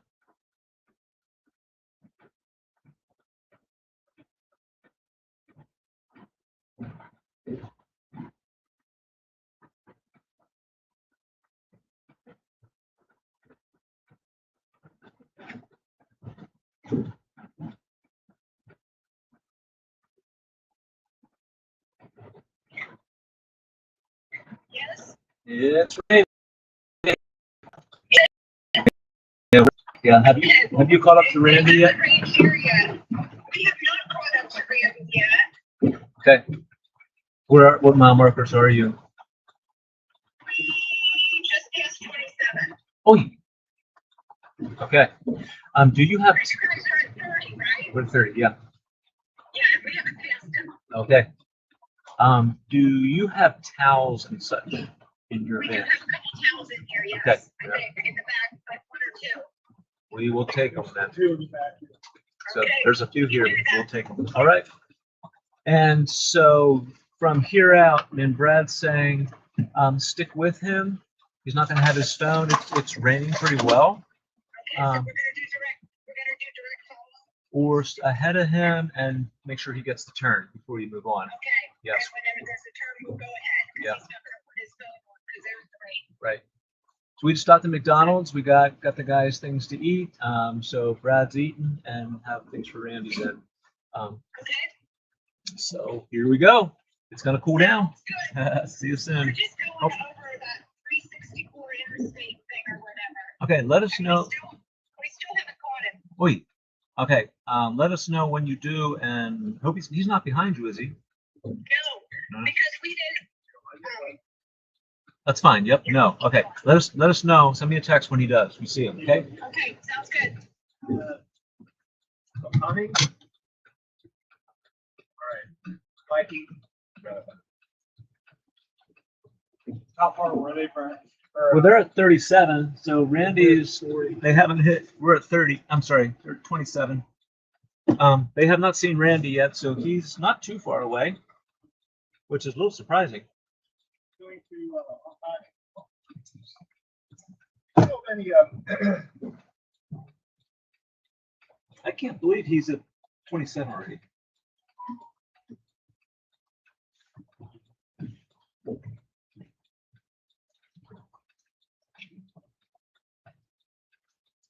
you have any Ziploc bags? I do have one. Yeah, I'll take my phone in a Ziploc bag, that way at least I'll have it. it's a good idea. Let me give you one that has solid. Gosh. That doesn't matter, as long as it's fine. Well, you don't want chocolate one. No problem. Here, I'll That's better. Here you go. wipe it out. Not a real big one, but it'll help.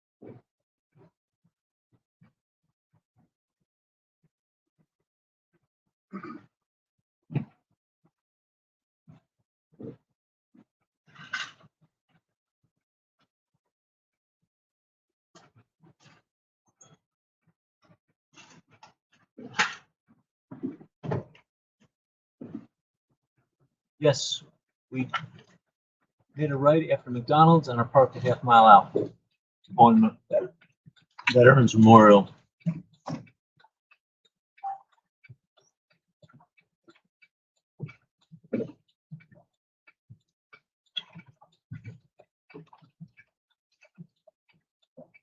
Have you seen Randy?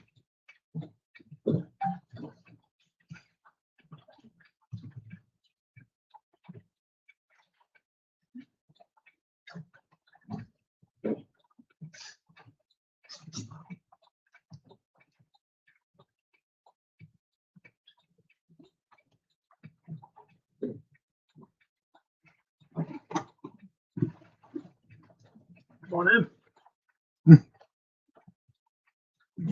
You're in. Oh, yeah. So they are coming. So Brad, you set? He's about 3/10 before the turn, I think. There from McDonald's.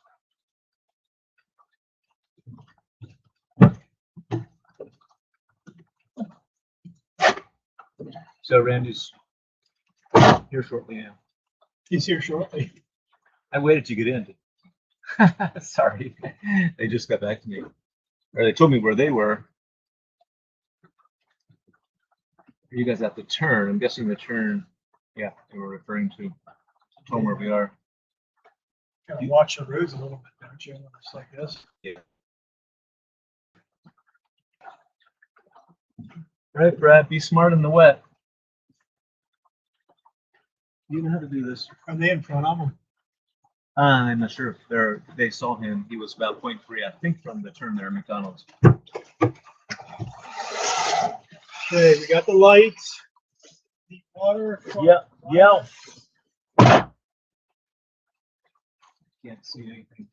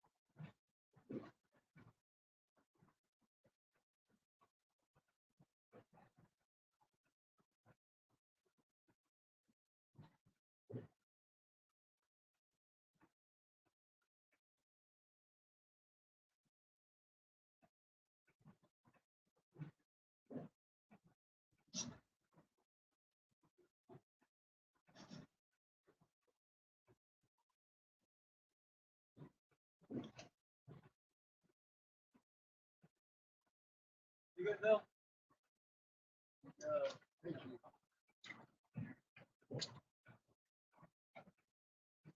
It's gonna just cool us off. Oh, it feels so good. I bet.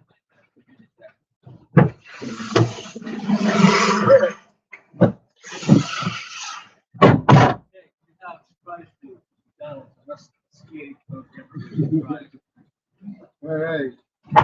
Look, Get a bigger surprise for you, Colt.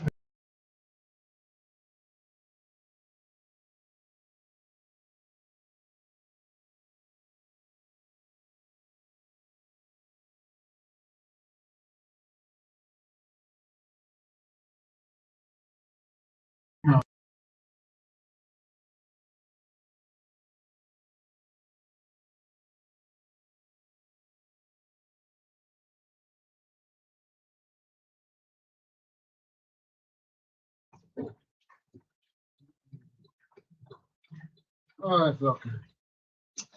You had some up and down undulating there, bud. We're gonna get pretty flat here soon, right? Yep, it's getting flatter and flatter. Brad's taking you into the flat. Yeah. So.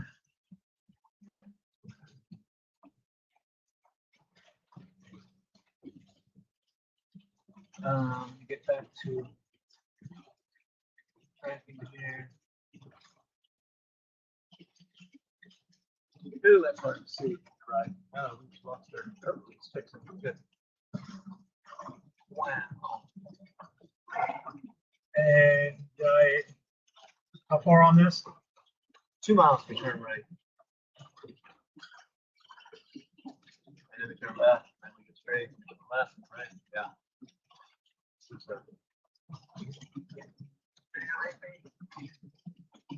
What's up, radio?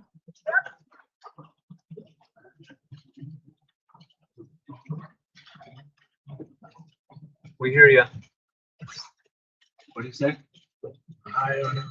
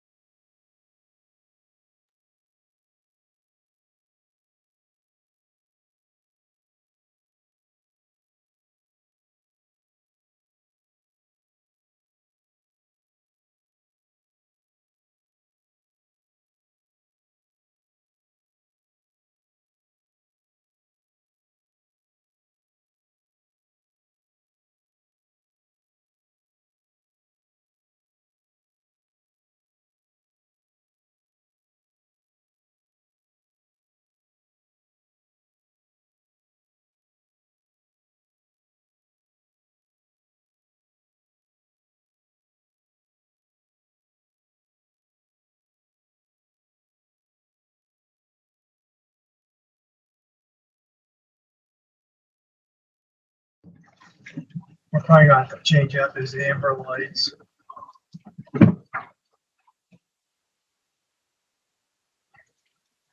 Hey, follow van, switch out the rider.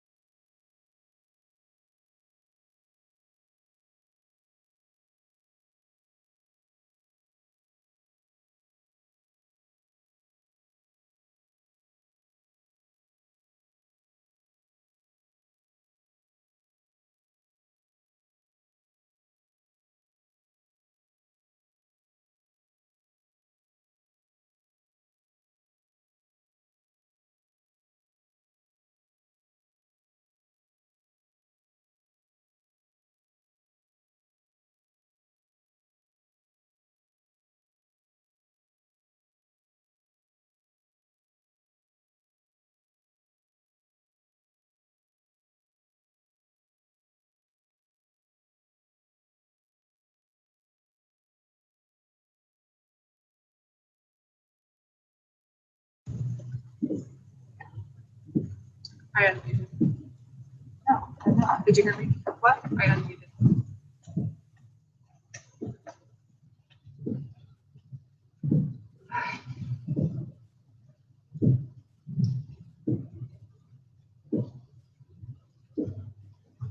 Rest Van, are you able to get ahead of him? Thank you. I don't want to be in a caravan. Yuck. Yeah, Krista said that in Pratt today, the In a streets all quarter flooded. mile, turn right. Already? Yeah, she said today was horrible. Well, it's a good thing it didn't change out of their kit. To put the clean Oh, out. yeah. Now they're getting it washed. Now we don't have to do anything.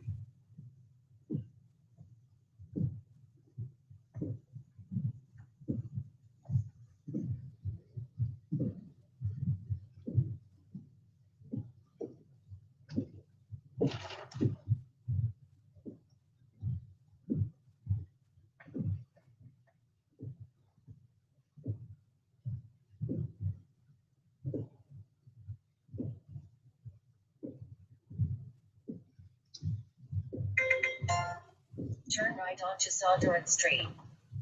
Okay, so they're doing worse.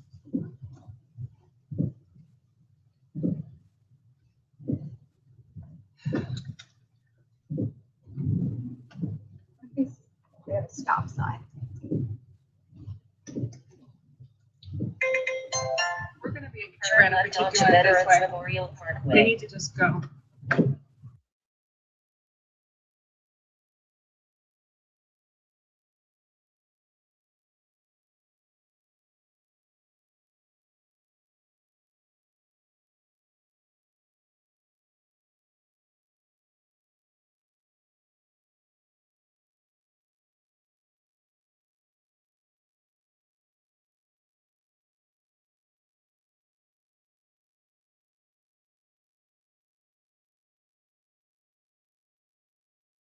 To do with it.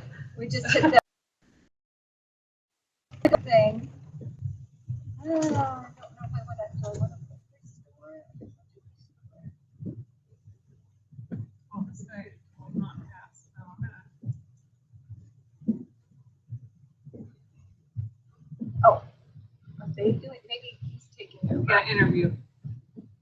I'm gonna have to go past it.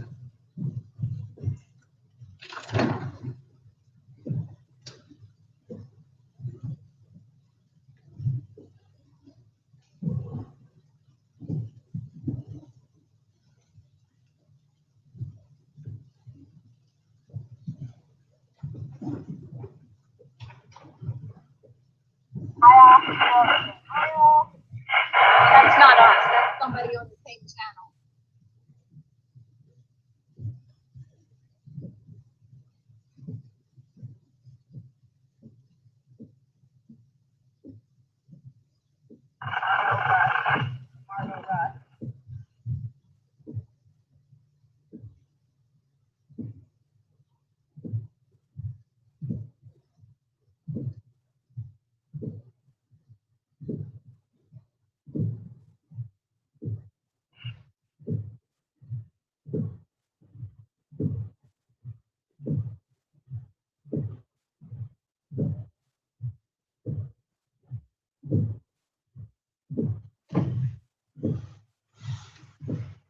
Fun, fun.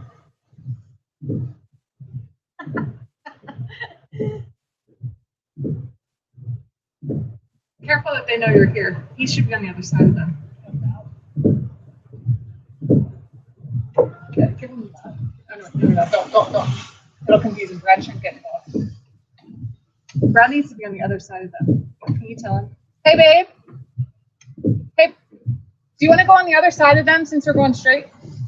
Straight. Yeah, but that's a lane. Which way am I going? Straight. Straight. The turning lane. It's a straight lane, so you're gonna have a car behind you.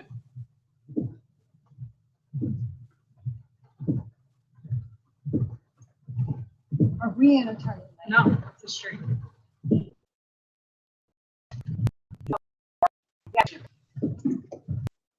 Well, there we go. Go. Oh no, I didn't to confuse him. I was thinking I was getting in a caravan. I was like, I want a caravan behind him. That was my fault. I didn't see the arrow.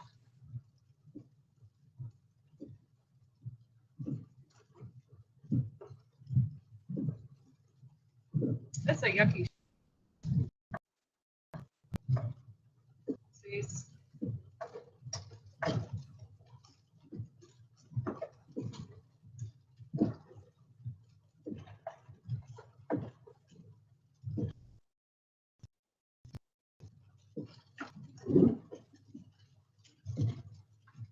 That was hard back there because there was no lines on the road. And then when And I with saw the the rain, green you arrow, couldn't see anything. no. I saw the green arrow and I was like, oh.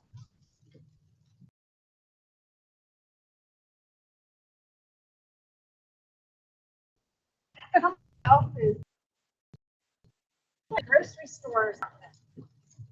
You know what I mean? Yeah. Because it's like, can you?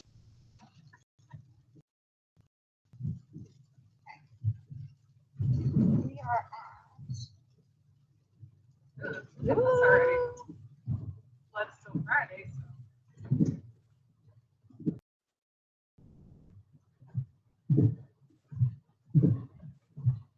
Yeah, of course. So now we have a little bit. We haven't got I a need to mile. go. Where's he at? He's back there.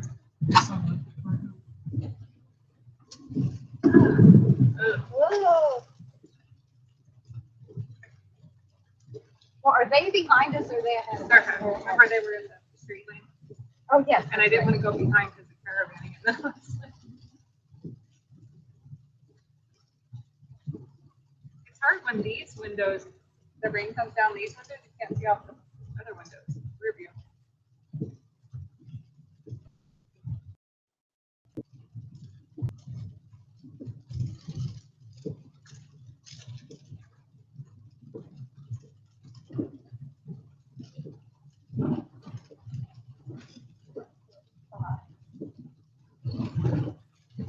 Turn left at the traffic light. Onto Route 79 north.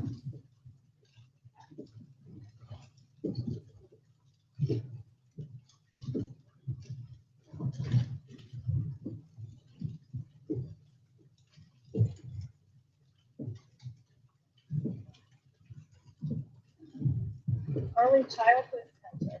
Wow. Nice.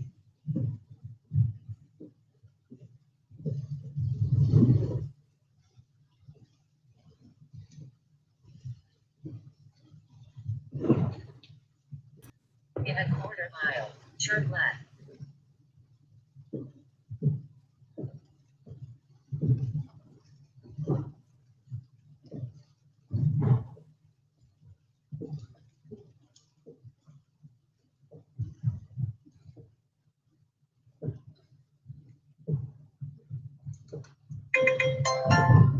Turn left onto State Route 79 North.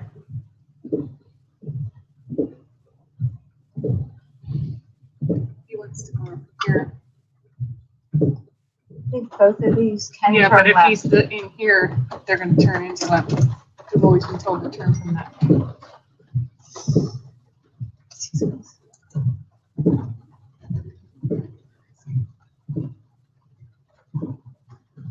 It's so hard to see with those windows.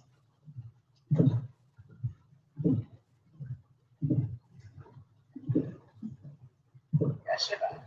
You see his light yet? I don't see his light yet. Oh my.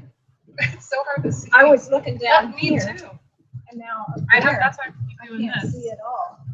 You can see what's there. Oh, okay. That's what's wrong. You can't see things. You can stay over there. I just. Because both lanes turn. I know, don't but if- see him. Yeah, he's coming. Oh, you do. But if he's over here, he'll be in the middle of the cars. Right, because both lanes Tell him to go. go over there. Pardon? Tell him, Go to the wait, left. there's a truck coming. Stay all the way to the He's right. right here. Oh, he's behind us. Tell him just to be careful. Or be careful when turning left, because he's gonna be in the middle. Both lanes turn left. Both lanes turn left. Be careful. it's just.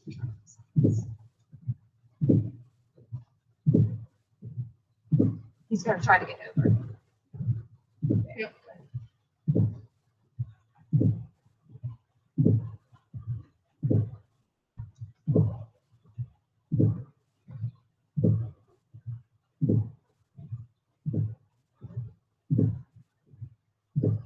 But they can go straight. It's a. Should I let them know? These are. They can go straight also. Be careful. Just so you know, they can go straight. How's it going, guys? Happy, what's today? Thursday. I don't even know if they will be able to hear me very well because, as you can see, they are in a storm. So I'm going to go ahead and mute the rest and the follow van, and we will start our interviews for the day. Well, hello, everybody. Welcome back to this portion. Thank you all who have been following along for this race so far. They're on day 6.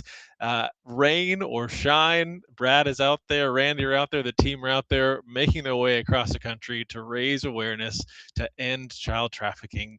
Thank you so much, everyone who has already supported by sending in messages. They've been reading those all throughout the week, and it really gives them a lot of just encouragement. As you guys may know, they are on very little sleep. This has been a very intense race. Some crazy even things happen through the night. You can go and watch through the past streams, but they continue to move forward to toward their goal. So again, we thank you, everyone who's already given over $188,000, almost $190,000 of the $250,000 raised so far. So thank you for all who have given. And if you know people who would be interested in this, or even if you think they might not be interested in this, but they should still know, share the stream, share the posts. Every bit counts, and it takes all of us to do this. Well, we are getting ready to do our interviews. As I said, today we have a wonderful lineup. And up first, this will be the first time that I have ever spoken personally to a senator. We have a very special guest with us, Pennsylvania State Senator and founder of the Pennsylvania Anti-Human Trafficking Caucus. Please join me in welcoming Senator Chris Dush. Chris, welcome to the stream. It's great to be on, and great to see that these guys are just keep pressing on through all this the storm and stuff. But it shows the commitment that you all have to helping in this fight, and I'm grateful for it. Oh, I'm so grateful for you. Thank you so much for taking some time out of your day to even be here to share a little bit about what you do. So, Senator, for those who don't know about you, could you tell us a little bit about yourself, and your role in the Pennsylvania Senate, and what kind of first drew your attention to the issue of human trafficking? Well, the first attention I got was my wife and I were actually down in Delaware many years ago. I was not in the legislature, but it was at the height of when the Eastern European women were being brought over here, and we had a young lady that we were talking with in a bodega down at Rehoboth Beach, and I got intrigued, started asking her some questions, but I didn't know what to ask. I come from a military law enforcement as well as State Department of Corrections background. I knew there was something off, and when I walked away, I told my wife, I said, I know she's being trafficked, and it just, I didn't know what to do. Now, years later in the legislature, like I said, I've maintained an interest in it. There are things that, you don't know what you don't know. And when I found out about the JUST conference, the Stop Juvenile Sex Trafficking conferences that Shared Hope International sponsors, and you guys are participants with that as well, I had to go down, and what was interesting is they had 1,100 people down there that were involved in the fight, and I was the only legislator that was there. I got treated like a unicorn. I was mobbed, and very quickly I got to meet with 5 survivors that are still residing in Pennsylvania and a couple others, and we were sitting at lunch when an amendment was being considered in the U.S. Congress on the human trafficking hotline.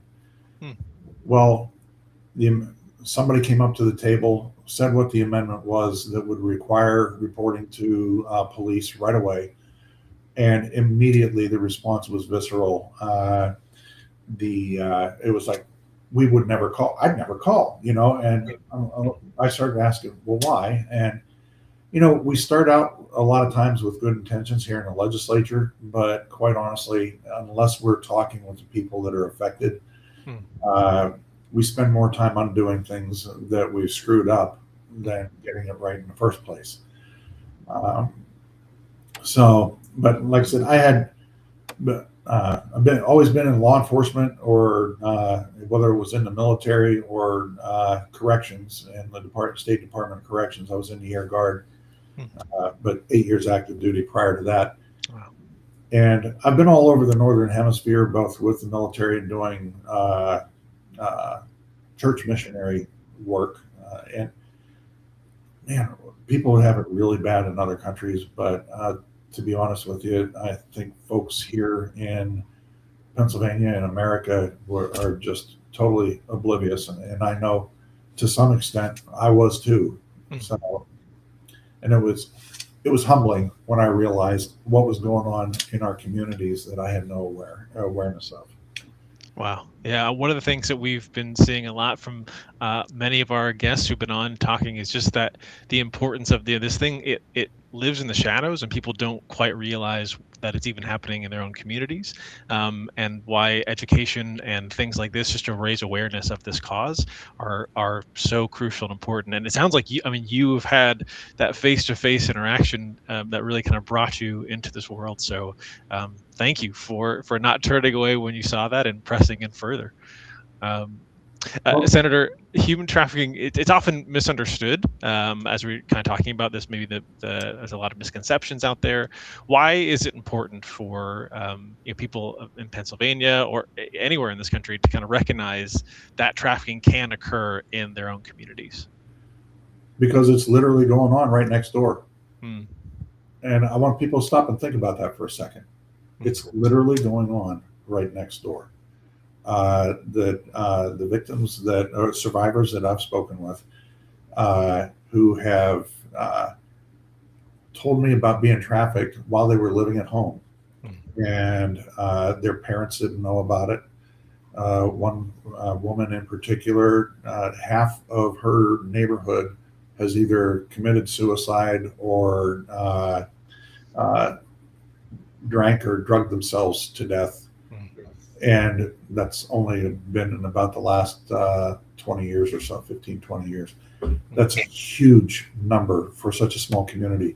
She was being trafficked out of her next door neighbor's house, and her parents thought she was going out and playing, and her little brother the same, and others in the neighborhood. And this guy, it was, and people really don't want to think that that's actually going on in our communities. Right. Yeah. It's not the van. And that's the big thing. It's not the white van. For the most part, I mean, there are people that are snatching people up off the street. But the most amount of human trafficking that's going on, it's familial, or it's the next door neighbor, or it's somebody that's involved in the life of these children that we just don't know the signs. Yeah. And that's my first pillar, is education. And I'm also adamant about doing that here in this caucus. We're working both the House and the Senate. And I'm getting people in front of survivors so that they can hear the stories, because once you've heard them, you can't unhear them. Yeah. No, I think that's well said. And just the reason it's important is because it's happening, and that's why it's important. This is happening in our communities. Senator, from your perspective, as you've been in this for years, what are some of the biggest challenges that you see facing the efforts to combat trafficking today? The unwillingness of people to want to have to even learn about it, because they really don't want to know that it's going on in their communities. And I'll be honest with you, the more awareness we have, the more there's going to be reporting and stuff, and people have to expect that. They can't. But the thing is, it's not that there's more of it. It's just that the awareness is increasing, and people are reporting it. And it is surprising when we get education is the biggest key to start with.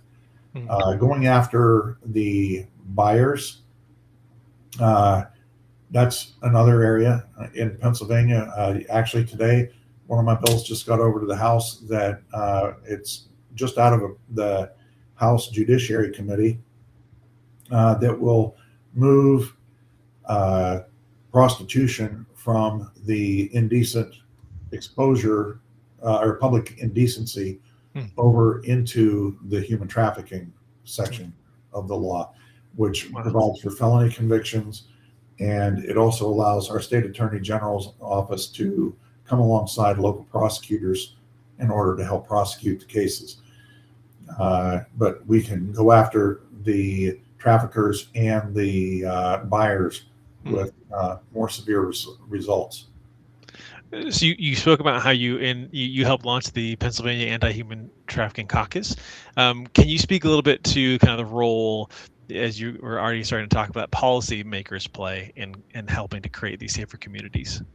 Well, we need to learn to get the law out of the way of the people who are out there trying to do the work, and also to provide tools. Like I said, if we get Senate Bill 45 signed into law, it will help to help the prosecutors and help once people start hearing about the convictions and the amount of time served a person's going to serve.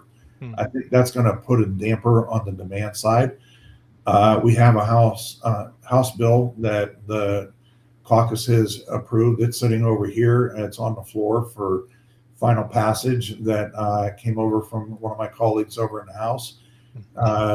She is making it so her bill will make it so that the hotels and stuff require some training for it. Again, education's got to be right up there at the forefront. And the big thing, and I encourage this, we're going to be speaking at the Just Conference as a caucus this year. And the big thing is we've got to learn to listen to survivors, understand what they're going through, from the helping the human services come alongside the law enforcement, so that when somebody's picked up, and vacature is another thing where if a trafficker has forced somebody to commit crimes, and this happens not just in sex trafficking, but also labor trafficking. The person commits a crime, and then the trafficker comes along and acts like the hero and saving them, bailing them out of jail, causing distrust with the police. And our police officers need to be trauma informed. They need to understand what's going on. The prosecutors need to be made aware. The judges need to be made aware. And we have a group of people in a task force up in the northeastern part of Pennsylvania that we've gone around 10 regions in the state.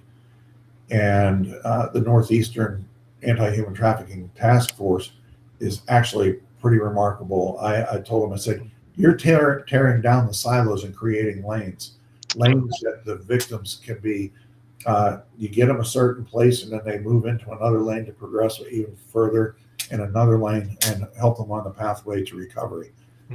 That's the big thing. But again, everybody's got to get out of the whole thing, like keeping everything within their silo. All the disciplines need to learn how to work together. And that's one of the goals that this caucus is doing is to help educate law enforcement, judges, and others, so that everybody's working together. Yeah. I love that.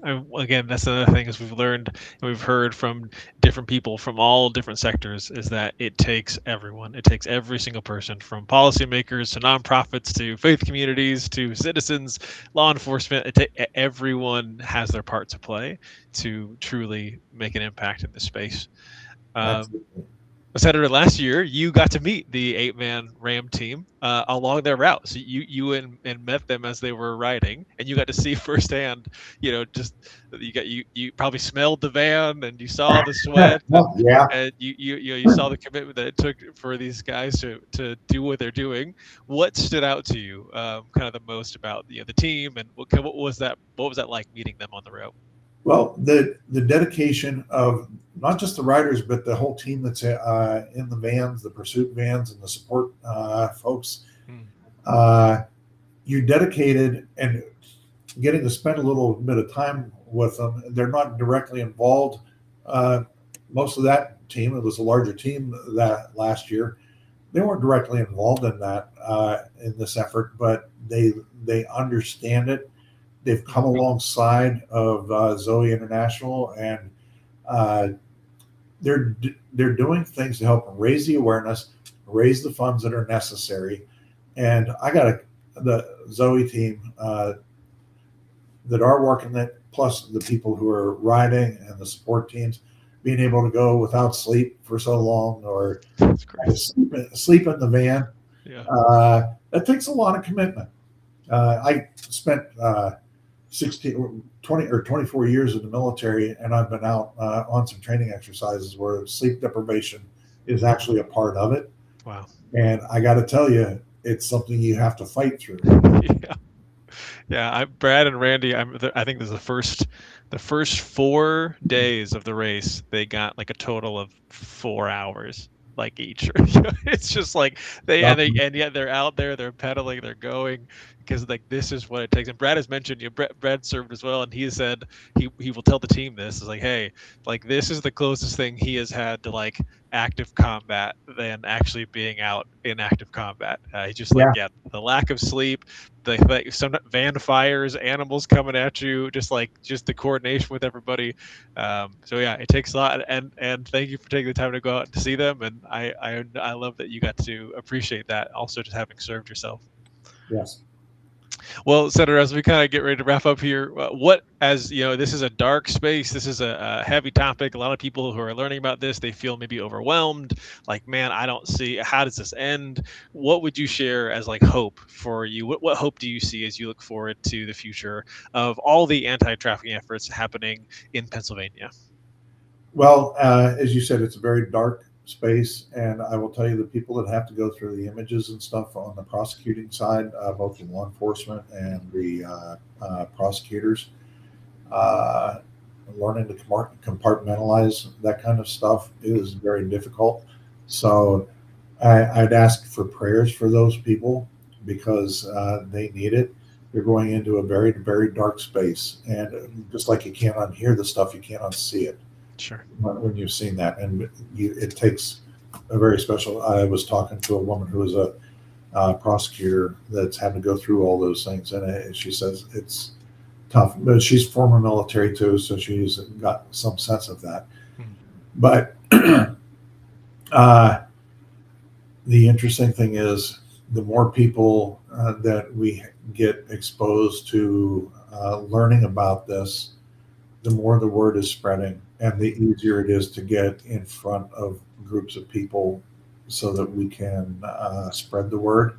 Yeah. And my hope is that corporations and others will come alongside organizations like Zoe and get themselves involved in it. This is a fight worth fighting.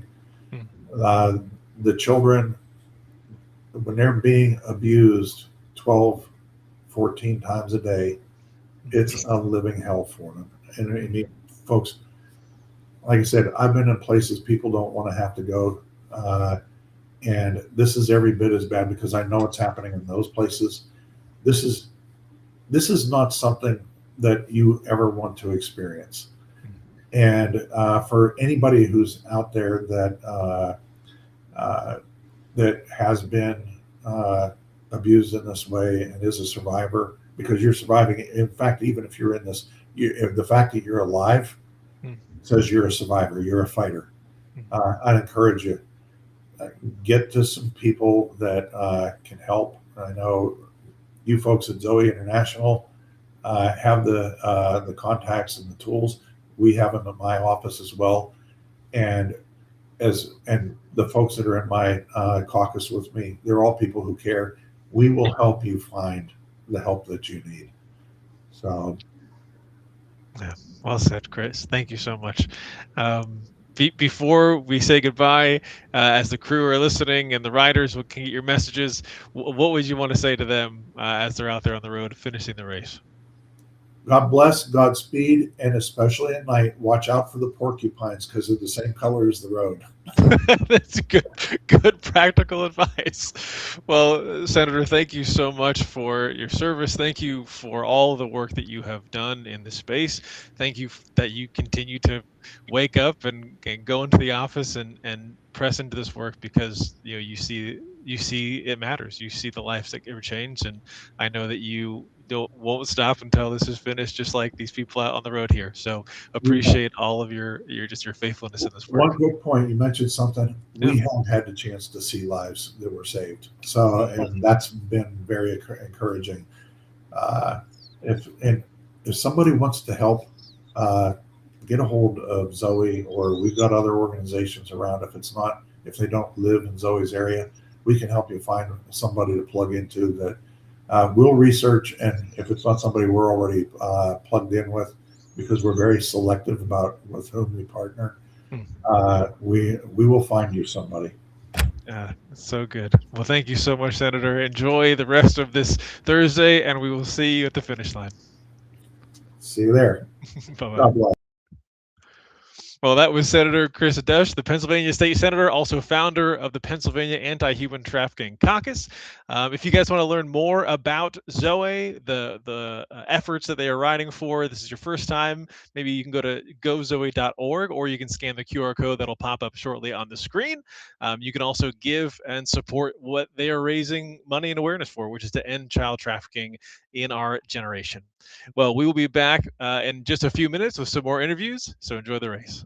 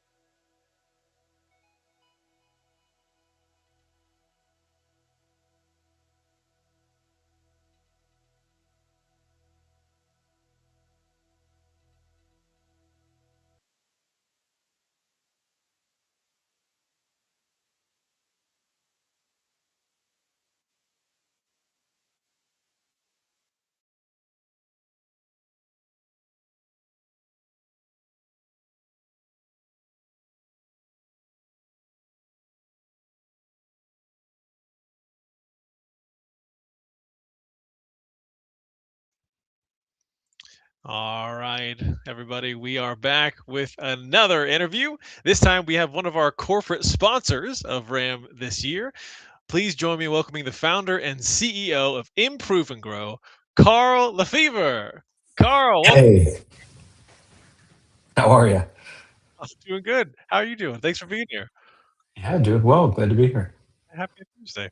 Carl, for those who might not be familiar with Improve and Grow, could you just tell us a little bit about your company and your role and kind of what drives your work there? Yeah, sure. We started out in 2014 with a pretty simple goal. We just wanted to help organizations grow by improving the way they do things. That's where the name of the company came from. And as we got started helping businesses, it became pretty clear that the best thing we could do is help them figure out how to find new clients. So today we're a digital marketing company that helps organizations all across the US grow by finding more clients. That's awesome. I love when a company's name is very clear and also what it does. So well Yeah. done. So you guys first became you're a first time corporate sponsor of Zoe for 2026 this year for the Race Across America team. What first introduced you to Zoe and the mission of fighting human trafficking? Yeah, so we first heard about Zoe probably about 15, 16 years ago from our Hmm. church. Our church has been a longtime supporter of Zoe.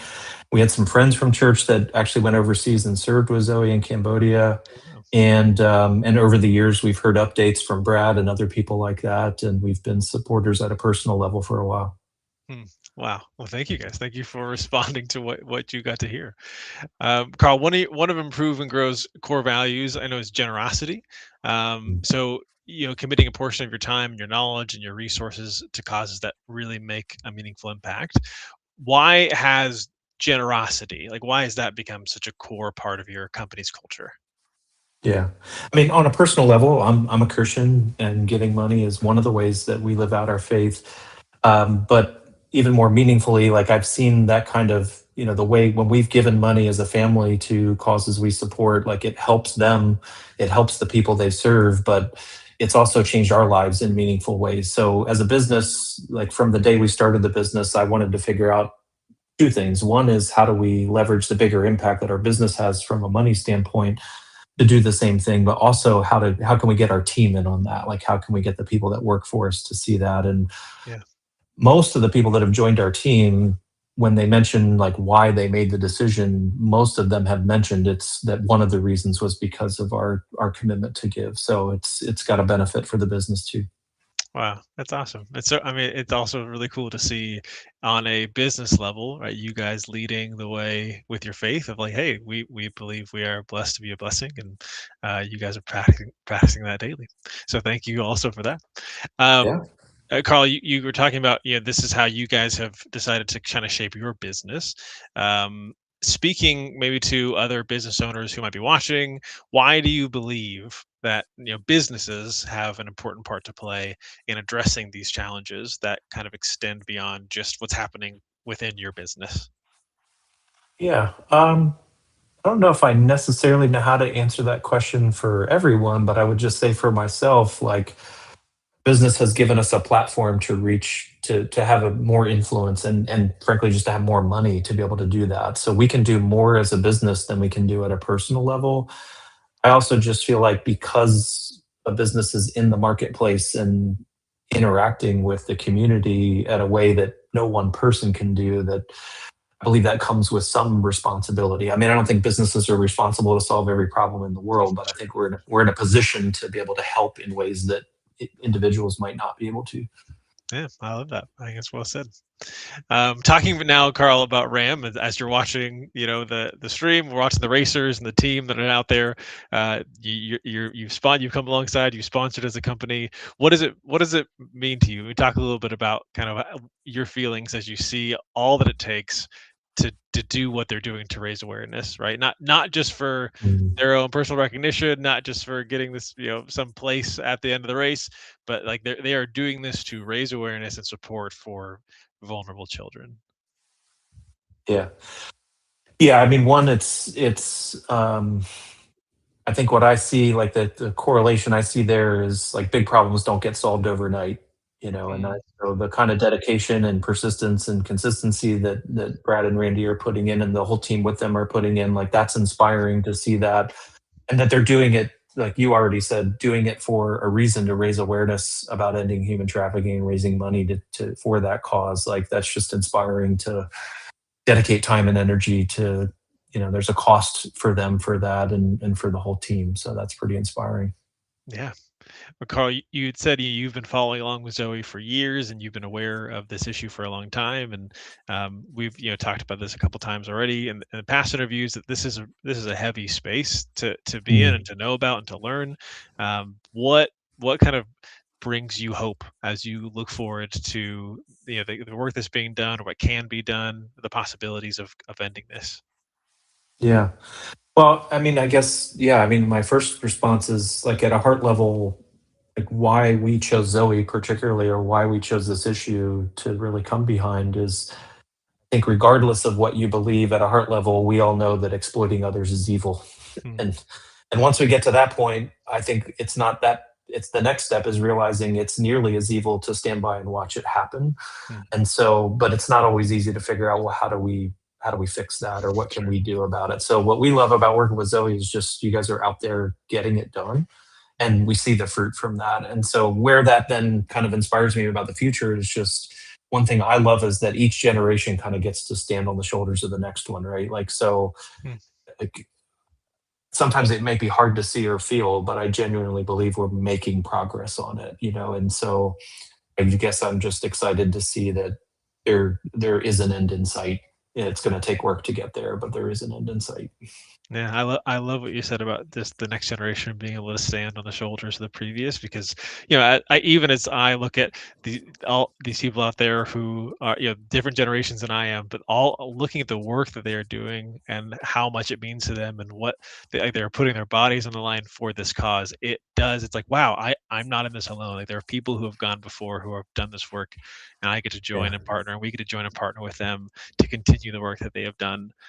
So it is really cool to see all the different generations getting involved in this issue. Yeah. Carl, as we come kind of to a close of our time, thank you again for taking a chunk out of your day to be here and to share Yeah. about your heart. Well, how can viewers who are watching be praying for you guys, for your team, for your business, as well as just the ongoing fight against human trafficking?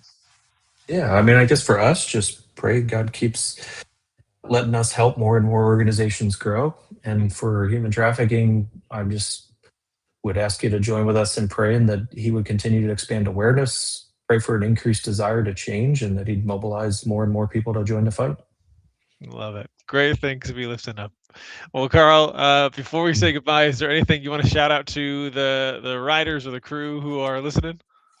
I'd just say, hey, Brad, hey, Randy, do well. Do well. Keep going. Yeah. That's right. Well, Carl, thank you again for just your faithfulness and your heart for your company and wanting to Mhm. support others and that you've joined a partner alongside even Zoe in this time to make a real difference. I know it means a lot to the team and even to the lives that they serve. So appreciate your guys' faithfulness. Yeah. Thanks, Now man. we'll see you at the finish line. Yeah. Well, that was Carl Lefevre from Improve and Grow, the founder and CEO, one of this year's corporate sponsors of Team Zoe. We have a couple more interviews for you guys coming up soon. We'll be right back.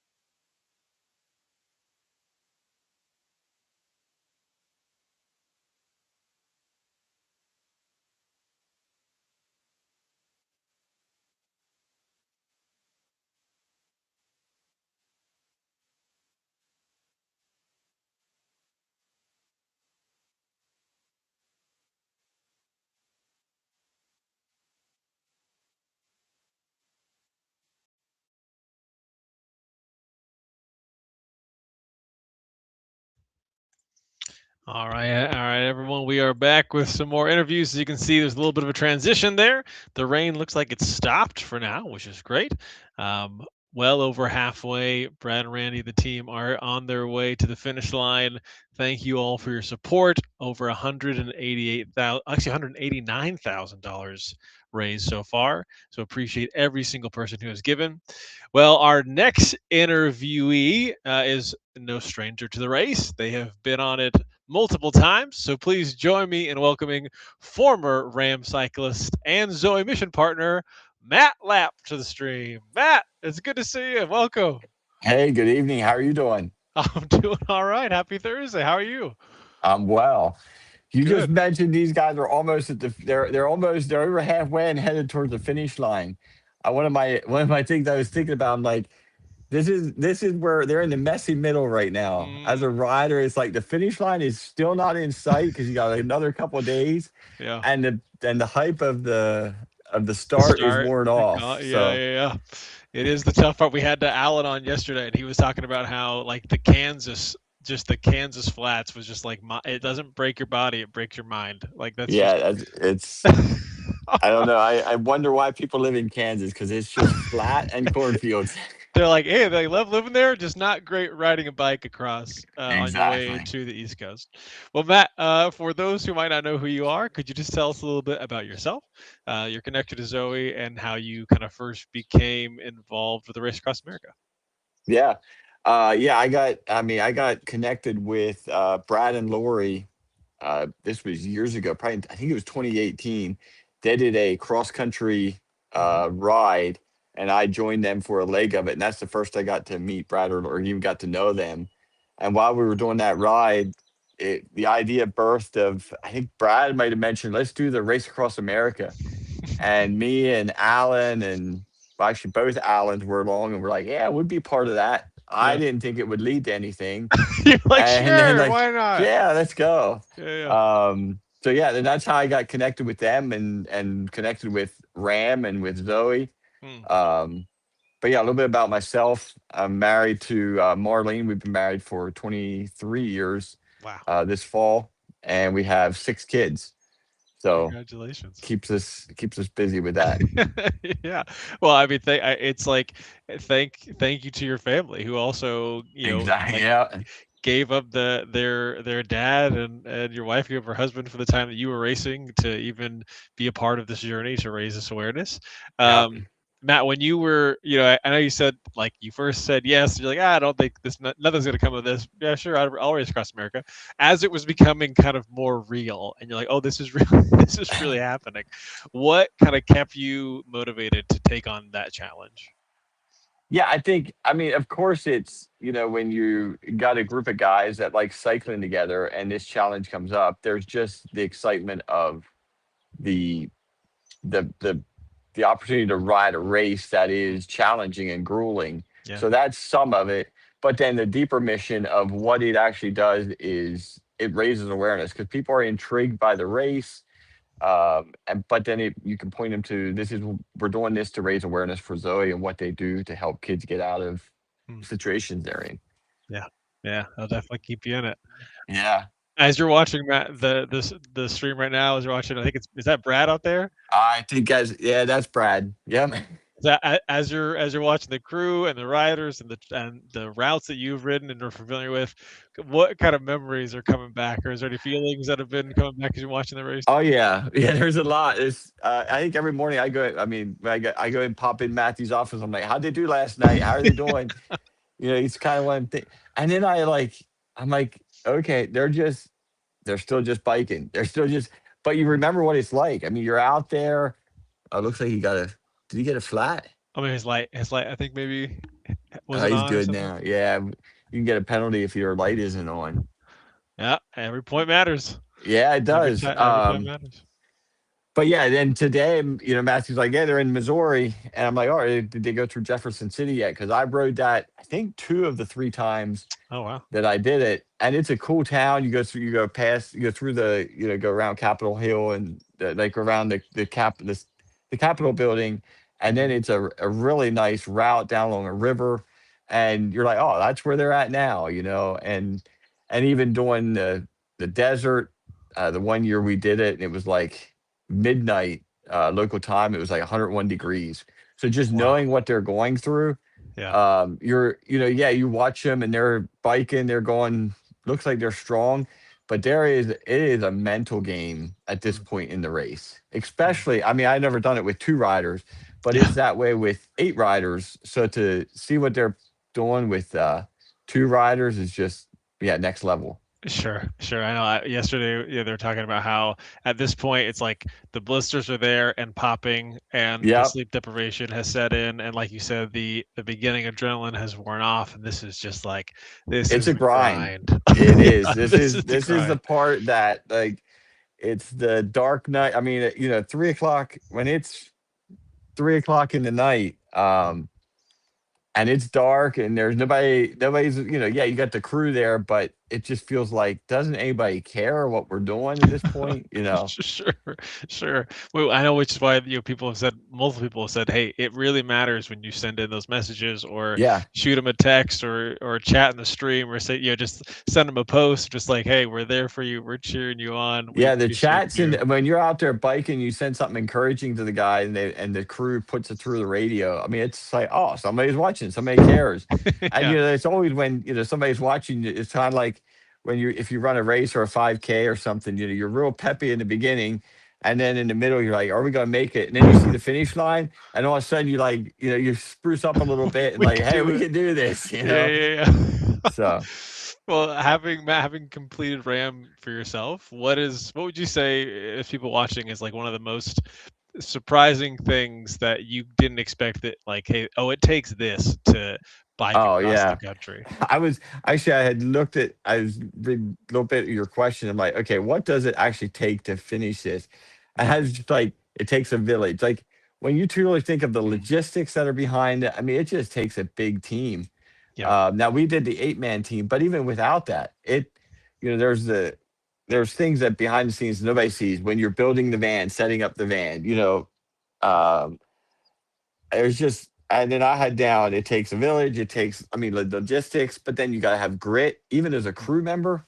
mm, I mean, the crew is probably, they're the unsung heroes. I mean, they're the true yeah, backbone of this race. Um, it takes encouragement from people watching, people supporting. Um, it takes grace even amongst the riders. Like when we did it with an 8-man team, you have a bunch of guys that I don't know if their elevator goes all the way up to do something crazy like this, or like a couple it's true. fries short of a Happy Meal, maybe. But when you're all in that moment where the pressure's on, you can get in each other's face. So it takes grace Mm, to navigate that. You got to be. It takes leadership, but it also takes somebody willing to follow. mm, So like it's a both. I mean, it's a yin and a yang. You need to be a strong leader, but yeah, you also need to be a strong follower. yeah. Because there's times when I know Alan, when he's being the crew chief on our times, where he's like, hey, this is where we're doing the transition, and you guys got to get out there early, and you are not happy with the decision Yeah. because he doesn't know what we're dealing with, but he's seeing the bigger picture. Mm, So you got to be able to say, okay, that's we're following what you say, and then even I don't know, like I shared earlier with my wife and kids, you got to have a supporting family. Like mm, they sacrifice a lot. I mean, to mm, be going, when we did the 8-man race, we're going for on the road for 6 days.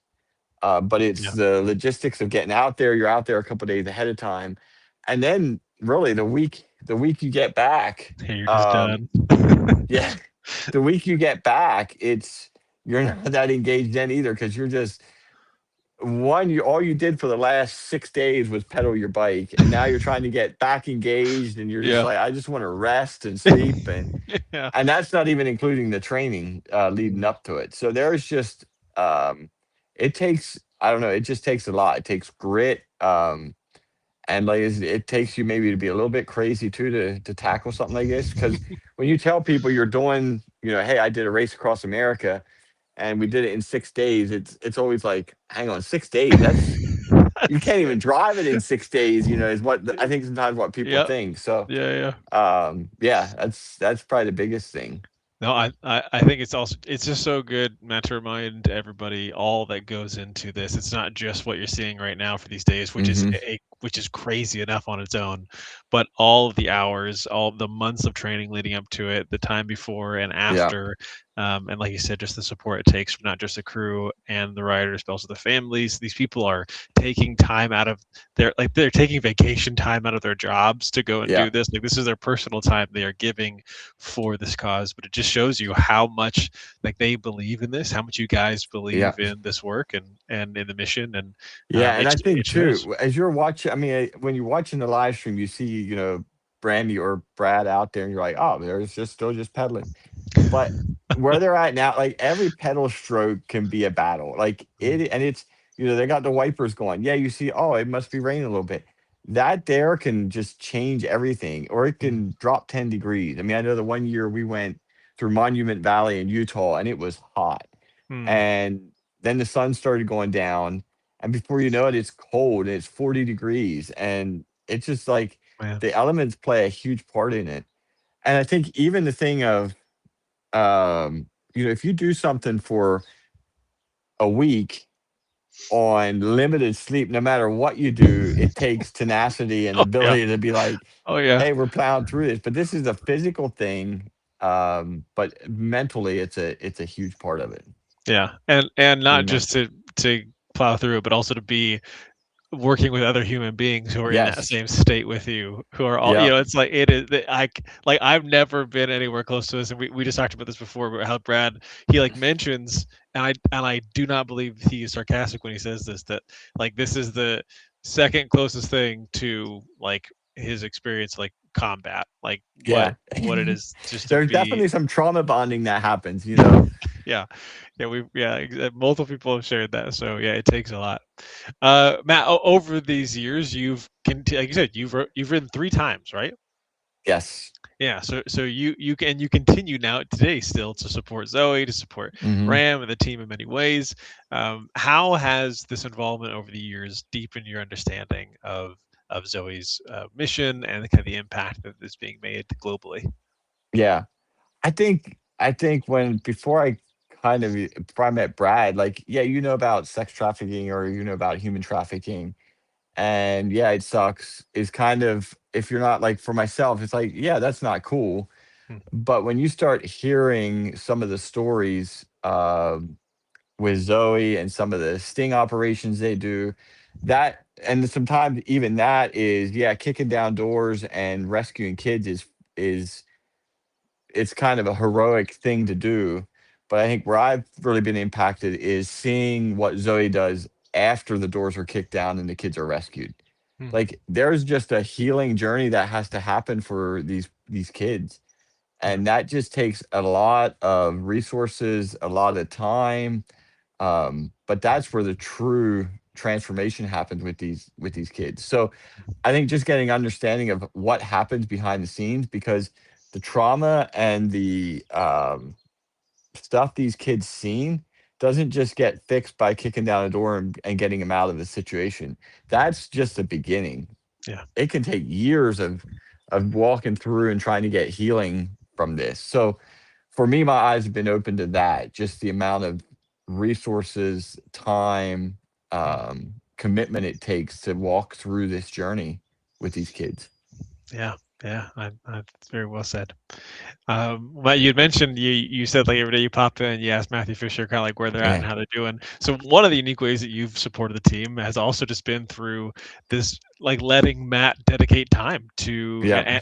to the races. I call him like the technological live stream operations grand architect. Like he puts so much together. And for you, why is it important for yourself and even people to invest not just financially, but also like their time and their talents toward the things that you believe in? Yeah. Yeah, I mean, one, you need financial resources to make something like this happen. I mean, when you came on, you're like, hey, we're at 188,000. We need to have, I mean, the financial part of it, that's a massive tool, a Mhm. massive lever that's needed to continue to impact people's lives. Yeah. But I do think there is also, I mean, if we're not careful, we can just say, "Hey, I'll just give money." There's also community needed and engagement that's needed by Mm. people bringing their talents and their, more than just their financial resources. Yeah. But yeah, I mean, for myself, I think everybody has a God-given purpose that they're good at and that they can bring.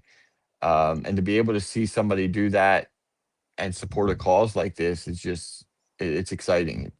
Yeah, Yeah, yeah. It's just a great reminder for people that there's something everyone can do, right? I can't hmm remember who we were talking to a couple days ago, but just this idea that like we all there's something like the fact that maybe was it Tom who's talking about this? One of the past writers, maybe it was Nate who was like, yeah, I or maybe Alan, one of them who was like, I love writing, and like I love like that was the thing that I had a passion for, and now all of a sudden I can pair this passion that I have with also this mission to raise yeah, awareness. Like yeah, even the things you might not even expect, like, oh wow, one day I'll ride my bike yeah. to raise money and awareness for the ending of child trafficking. So Correct. yeah, And I even love. somebody that, people have ways of encouraging. Some people are good with it being an encourager, Mm, sending texts. I mean, even the thing of showing up at the finish line.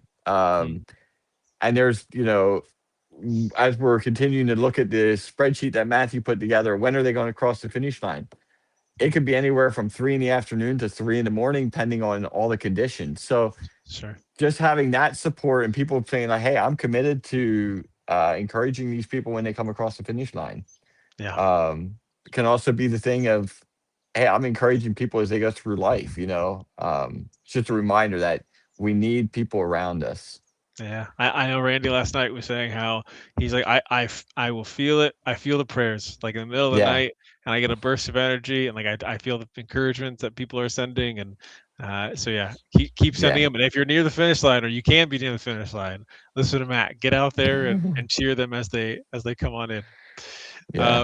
Well, Matt, as you've been in this and been familiar with the space for years, what gives you hope as you look forward to the future of both like the Race Across America team for Zoe as well as the mission?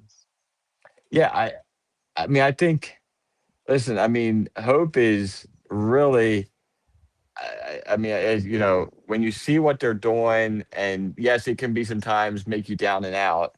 Like, how can we change? How can we do everything? And I don't think you can. I mean, I don't Mm, think that's what we're called to do. We're not called to, I mean, I think the mission of ending child trafficking, but it's not going to help. It's not going to be just one person. It's going to take right. all of us. And always what comes to mind is, there's a kid walking along a beach and he's throwing, these fish, these starfish in that got washed on the shore. And the guy's like, "Look, you're not going to get help everyone." And he's like, "Yeah, but I helped this one." And he threw Mm, another one in. I helped this one. And I think that's where you get hope. It's like we don't have to do everything. Let's just do what we can do and what we're called to do, yeah. and we're going to make a massive impact. And then as you join forces with people, it just compounds. So Mm, that I think is the big thing: is do what you can do, and don't worry about all that's not getting done. If you focus on what you can do, it's just like in this race. If Brad starts trying to tell the van driver how to drive or where to pull off to make the switch, he's not going to be doing his cycling well. mm, So he needs to focus on doing the cycling, and that's when you're doing the race. Sometimes as a rider, go flying out there and getting prepped, it kind of felt like, hang on, I can help out here. I can. It's like, no, your job is to focus on riding. The mm, crew's job is to focus on doing what they're called to do. mm, And if you start trying to mix those because you feel bad, like, no, do what you're called to do, and that's where you're going to make the impact. And yeah. that's how we're going to end child trafficking. Yeah, I love it. I mean, it makes it feel that much more attainable when you don't Right. feel like you got to take it all on yourself, but you just do Correct. your part, do what you can Yeah. do. That's Well, it. Matt, as this year's team continues across the country and they're heading toward the finish line, what would you say the viewers can be praying for? How would you encourage them just to pray for the riders, for the crew, for all the volunteers that are doing this race? I think it is the prayer of just the ability to stay strong. I mean, they're in Missouri now, and Missouri is a great. I love riding through Missouri, but you Mm, start getting into Virginia, some of those there's some big hills they got to climb yet, and physically, mm, even mentally, that is I mean, the body can do often more than what the mind tells it can, thinks it can. But just that they stay strong and that they're able to, push through those last couple days. Because I know even it's in Hanover. There's like three big hills, and it's usually kind of adrenaline once you get over them. And you're like, hey, we're almost at the finish. Like this one, we were on the 8-man team. We're almost done. We should be there soon. And you're like, hang on, we got another 8 hours, or you got another 200 miles to go. And this isn't just around the corner yet. We still got, and it's like that last little bit that's just a grind. So I think just praying that they can stay strong. They still got a couple nights to go. They still got a few more midnights to get through, and yeah, just Uh, that they feel the peace and the strength to keep going. Yeah, well, there you go. If you're listening, lift them up, send them your prayers, and send That's them your it. encouragement as they're not done yet, but they are well on their way. Well, Matt, thank you so much for your time. Thank you for all that you've done for Ram and putting your own time and your own body on the line for this cause and doing your Yeah. part. And continuing as you partner with you and your family to Zoe and the mission. And before we say goodbye, Matt, is there anything else you want to shout out to the crew or to the riders so they can hear you? Yeah, I tell you what, kudos to the crew. I mean, you got Betsy and Lori. I think they've been doing it every year. They're just rock stars. And any of the crew, but even Randy's been in this thing every year. This is his first time riding. The guy he looks like Mr. Clean, and dude, he's a beast. I love the guy. But yeah, and we gotta get you out there to do to cruise sometime to Yeah. experience it. What I can't remember who I was talking to, but early on, someone's like, "Hey, when do we meet each other riding?" I was like, "I don't know if I can." He goes, "That's what I said," and then I was out there. Yeah. But no, well, Matt, it's so good to see you. Thank you again for all that you've done and continue to do. Hope you enjoy the rest of this Thursday, and we will see you at the finish line. All right. See you later. Take care, Matt. Well, that was Matt Lapp, a former Ram cyclist, also a Zoe mission partner. We have two more interviews for you guys coming up, another cyclist as well as an East Coast advocate. So stay tuned for those, and I'll turn it back a little briefly for the rest band and the follow band.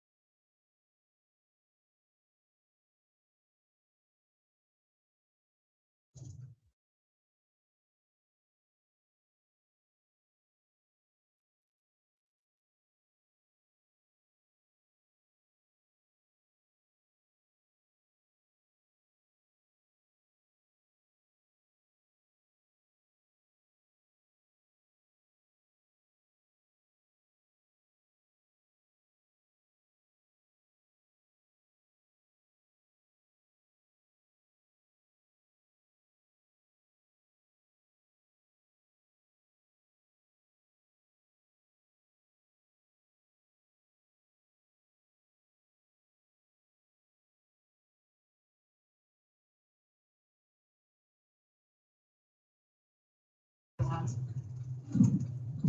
Hey, Rest Fan, are you available? That would be good. We are.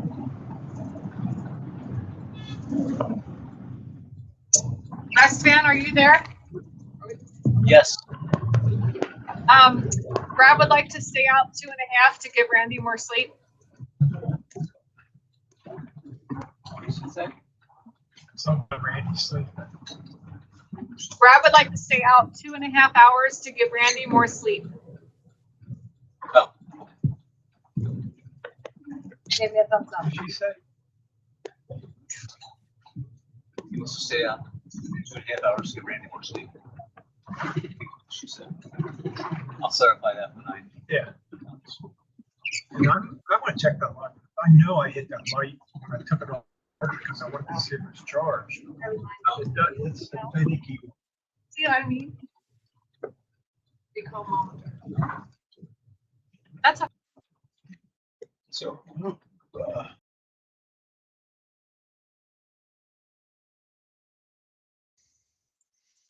All right, everybody. Well, as you guys have just heard, Brad has decided to stay out for a couple more hours to give Randy some more sleep. This is the organized chaos and just the doing things in the moment. Brad is going to push it a little longer so Randy can rest, and vice versa. Everyone's out there watching each other's backs, caring for each other. The crew, the team, they're all doing amazing work.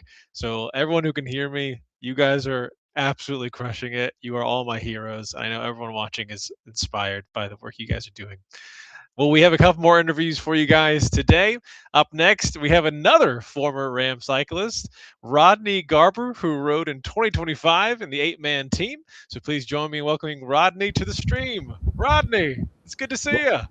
Hey, Christian, what's up, my man? Long time no see. Happy Thursday. Yes, happy. Good Thank you. stuff. Thank you for being here. Rodney, for those of you who don't know you, could you just tell them a little bit about yourself and how you first became involved in the Race Across America? Yeah, happily. So, oh gosh, 42 years old, have a wife, 2 boys, and got connected with Race Across America through just my love for cycling. So I've been cycling for about 7 or 8 years now, and fell in love with that sport, and just through that community, was invited to be a part of Ram, and that's how I got connected with Zoe. And it's no looking back since. It's an organization that have grown very, very passionate about. So anything Zoe, anything Ram, I'm all excited and all in. So yeah. Awesome. Thank you, Rodney. One of the things that's been so cool and encouraging as we've had other former riders on is just that hearing again how people can take a passion they have, like you have a passion for cycling, and how there is even a way for that to be expressed to support this cause that Zoe's fighting for and so many are fighting to end. So thank you for being faithful. Yeah, no, it's my pleasure to be here. I've been enjoying watching all week, and yeah, it's definitely surreal, bringing back some incredible memories for sure. I was actually just going to ask you, as you have been watching, what are kind of some of the things that are popping? Like, I mean, this was just a year ago. You were out there. You were riding these roads. You know what's going on. You know the feelings they're going through. What has been kind of coming up for you as you've been following along this week? Yeah, I mean, there's been a lot of different emotions. I think I've been so locked in and just like covering these guys in prayer and the crew that like haven't really been able to like completely get back in. I do know that I'm having like crazy FOMO though. Like I just looking at these Missouri roads and like some of the terrain that they've been on, I'm like, oh my goodness, like get me back out there. But yeah, I can't help but notice how bumpy this road is. Look at this camera. This is, I mean, I remember this like portions of the road that were like, oh my goodness, this is ever gonna end. And I think I saw that yesterday in Kansas. There was this road that was just like goo, goo, goo, like nonstop. Yeah. A massage in not a good way. Just like a nonstop bump that you just wish would end. So, go ahead. Ronnie, looking back, for you're here a year ago. Looking back at your time in the race, what surprised you the most about just like the extreme physical and kind of mental pressure that it took to do this?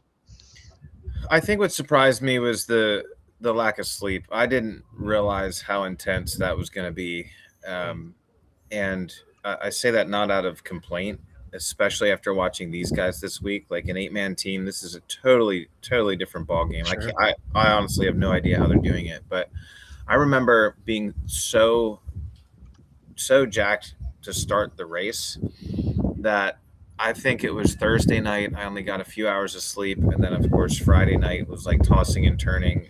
Maybe I don't even know if I got 2 hours, Mm. and then I think it was like 3 or 4 days till we had any kind of meaningful sleep, and that was the thing that stuck out to me the most. Like I didn't know what sleep deprivation was until That- Ram. Wow.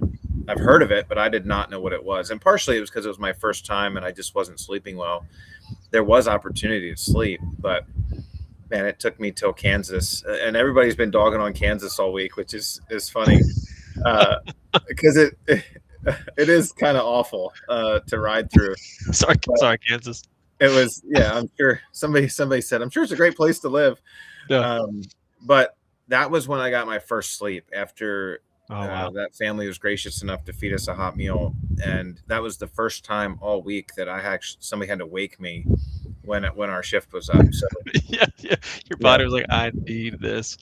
It sounds like right now with Brad and Rodney, it's like, Randy, it's like they just continue to be in that state constantly. Like they've just been the sleep deprivation since the beginning, and I'm sure the crew right along there with them. So yeah, keep them in your prayers for that for sure.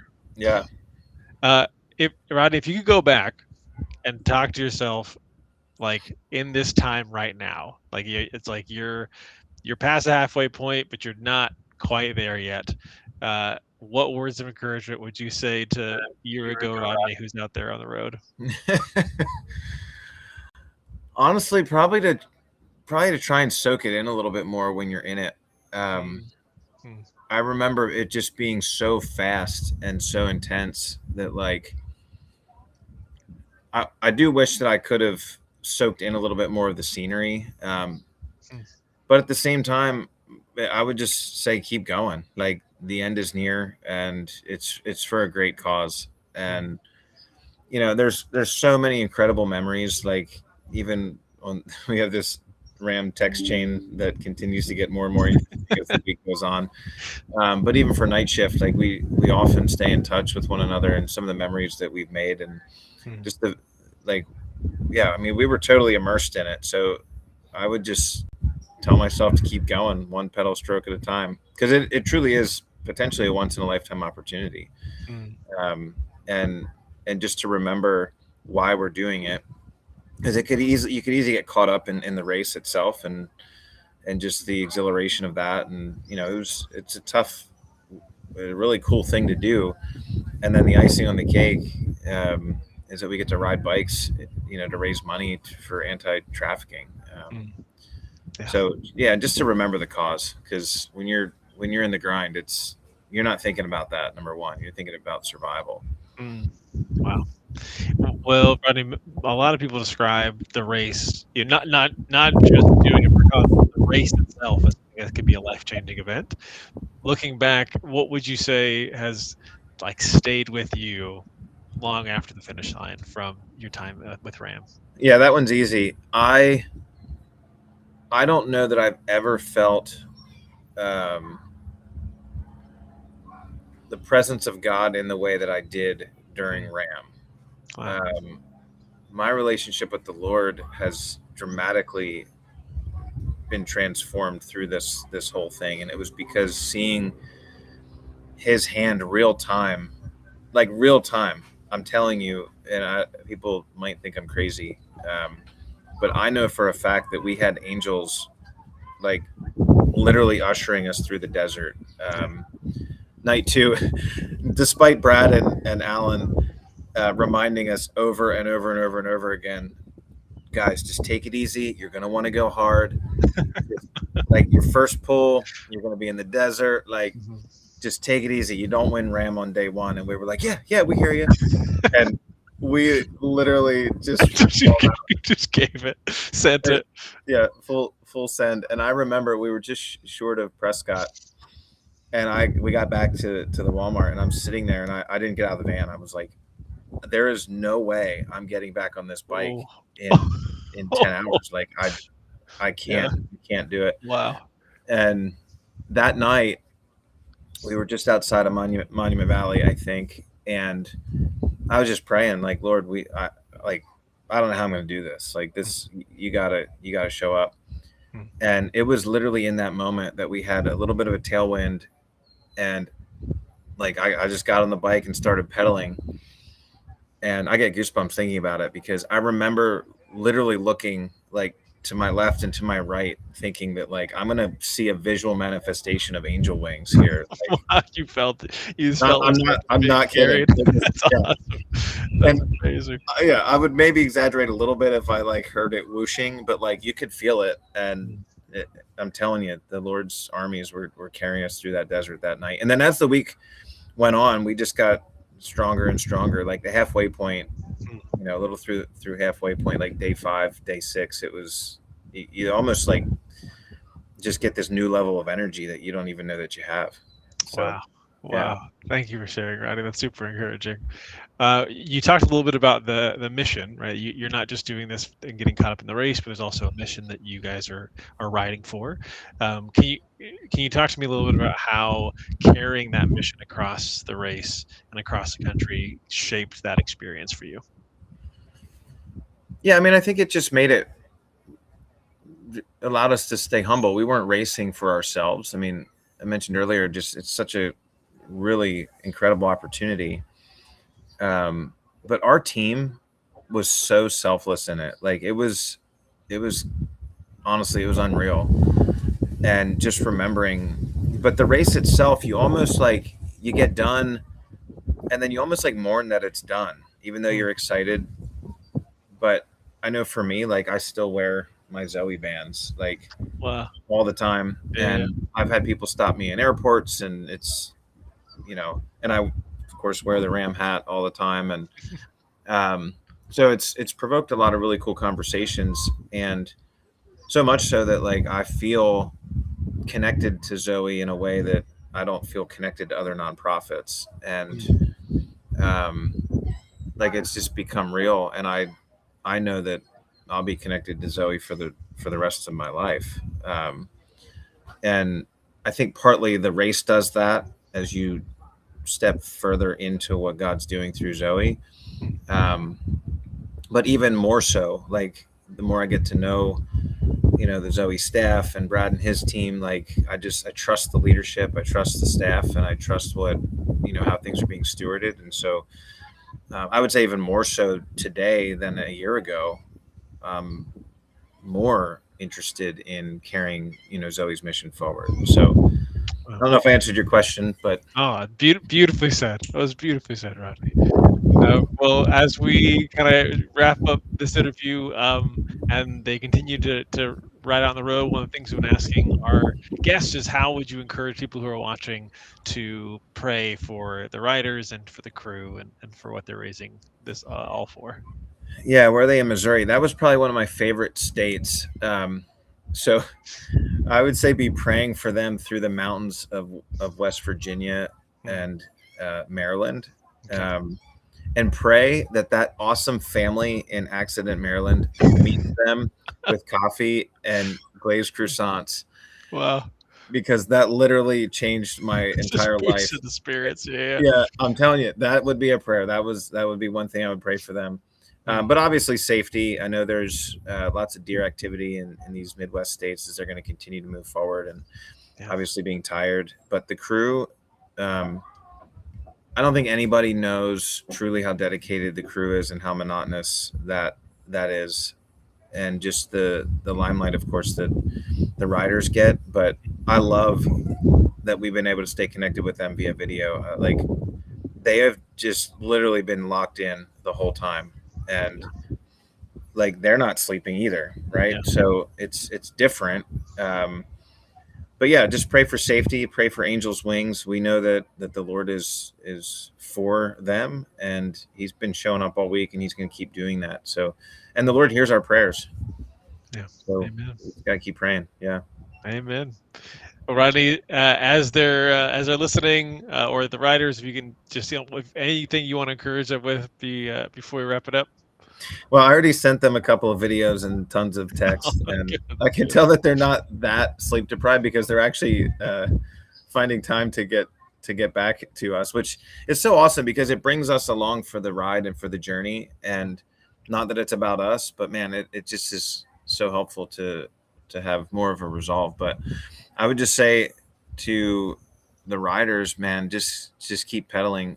I know how fatigue can set in, and even just the soreness of a repetitive motion over and over and over and over again, and literally for thousands of miles. Right. And just keep going, guys. It's for such a great cause, and the end is near. I mean, soon they'll be high-fiving and celebrating and get much needed sleep, and it will. Even though right now it feels like it's never going to end, it will be there in a flash, and it will all be over. Yeah. And it'll be an incredible accomplishment for Zoe and the awareness, but also for them as men. Like, how can you two-man Raam? Are you kidding me? Like, It's pretty crazy. yeah, come on, keep going. Let's go. Yeah, I love it, Rodney. Well, Rodney, thank you, and to your family. Thank you for the support that you guys have shown to Zoe over these years, and for doing what we're watching these people do right now, to put yourself out there, to get on the bike and to raise awareness, to make a difference for this cause. It really does matter, and I know that everyone involved is so thankful for your involvement. So appreciate you, Rodney, and your faithfulness. Are you Yeah. going to be doing this next year? Are you guys riding next year? People, Lord willing. Yeah, day at a time. Day at a time. I'll tell you, I am, Lord willing. If the Lord opens that door, I would be ecstatic at the opportunity to go. I hold it loosely. I've been dealing with an injury actually ever since kind of the end of last year's Ram, Sorry. and so I'm holding it loosely. But I would be excited and ecstatic at the opportunity, and would feel very grateful if the Lord would bring that again. But All right. we'll wait for the official ask. Yeah, We'll be praying for that too. yeah. All Christian, I right. appreciate you, man. Thank you. Oh, my pleasure. Thanks for coming on. Thanks for taking some time out of your Thursday to be here. And I know you're going to continue to follow along, and I know you've been sending the support to the crew and the riders. So we'll look forward to seeing you at the finish line. Sounds good, brother. Take care. care. Bye. Oh, that was Rodney Garber, former Ram 2025 cyclist. As you heard him, I mean, if you guys are somewhere near and you can get to the finish line, go out there, meet him. If you can meet him on the route, go out there and meet him. It would mean the world to them, I'm sure. And if you can't, continue to send your messages via social media, or you could chat on the stream, because none of the crew will send those on for the riders or for the crew themselves. And also, thank you again for all who have just generously given. Over $189,000 raised so far. 250,000 is the goal. The finish line is almost there, but not quite yet. We have a few more days to get there. So continue to share this message with your friends, your coworkers, your family, of this cause that they are raising awareness for, to end child trafficking right now in our generation. We will be back with one more interview. In the meantime, while you're waiting, if you haven't already, scan that QR code to learn more about Zoe and the riders and what they're all riding for. See you very soon.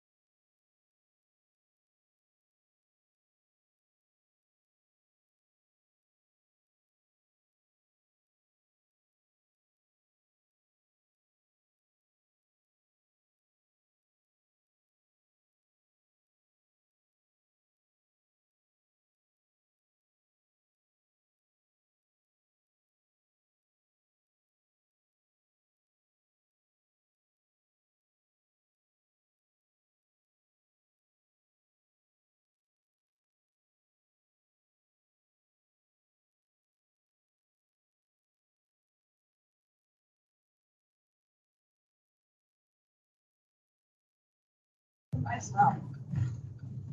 They're just going to get food and stuff. So I think we're up and good. And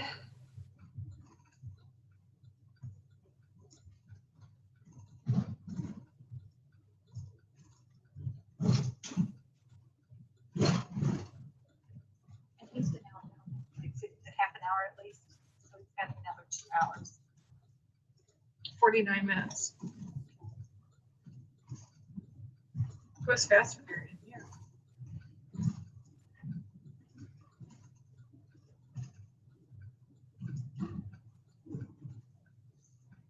So welcome back, everyone. We are not too far from crossing the Mississippi. See exactly what mile marker we're at now. So we are at about 64 minutes. 74. Less than 10 miles from going across the Mississippi.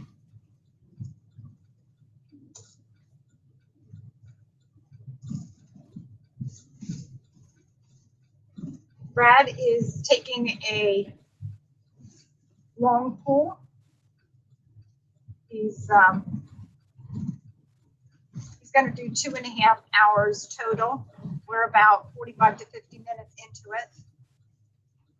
That should take us across the Mississippi. And our hope is that gives enough time for Randy to get some downtime and get some good sleep, and then they will, if Randy's feeling up to it and everything, they will switch and he will do 2.5. And if weather conditions stay okay, I think we're finally made it into the, shouldn't have too many hills. Right now it's really nice. We came through some pretty nasty thunderstorms a couple hours ago. And, but now it's really nice. Not much of a breeze, not much of a wind either way. So I'm gonna try to take advantage of that and get them out on longer pools, just slow grind.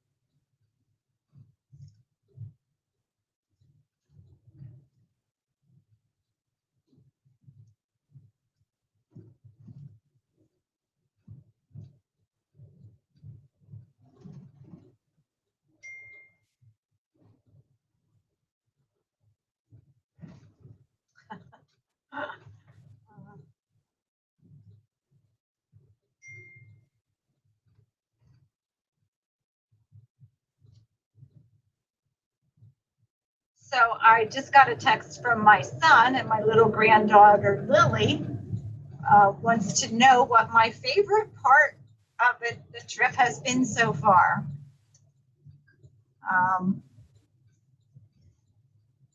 For somebody who was never to the West Coast or through the Rockies, or I only flew into Kansas for 48 hours, so didn't see much of that. So my favorite part definitely has been how vast the country is, and they were ringing about how vast the country is and just how beautiful. And I took some pictures and things, and then I looked at them later, and it just doesn't do it justice. So my favorite part, Lily, so far was seeing the Pacific Ocean, and then the mountains, and just all the rock formations out west are just awesome. Oh, and because my sister-in-law lives in Kansas, oh, Kansas is the greatest.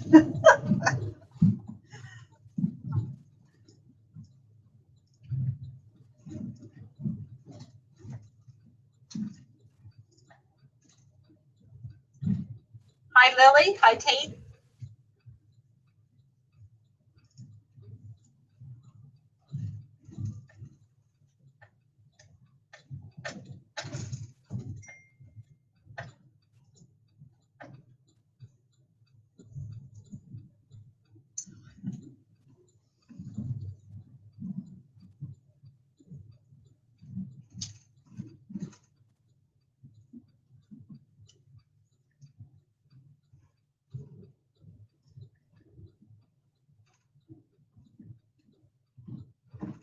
Thanks for the picture, Evan.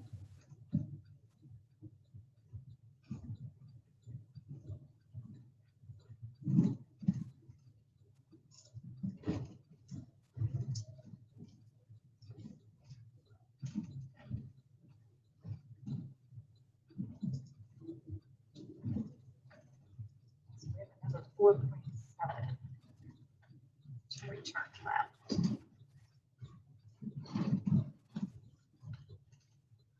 I went from 8 to 12, but now it's not getting any better. But I'm sure we're good.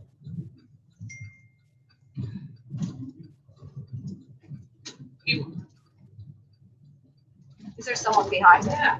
It won't pass. No, there's 2 more. Is there a rise in the road? Oh, now there is. We have 2 minutes.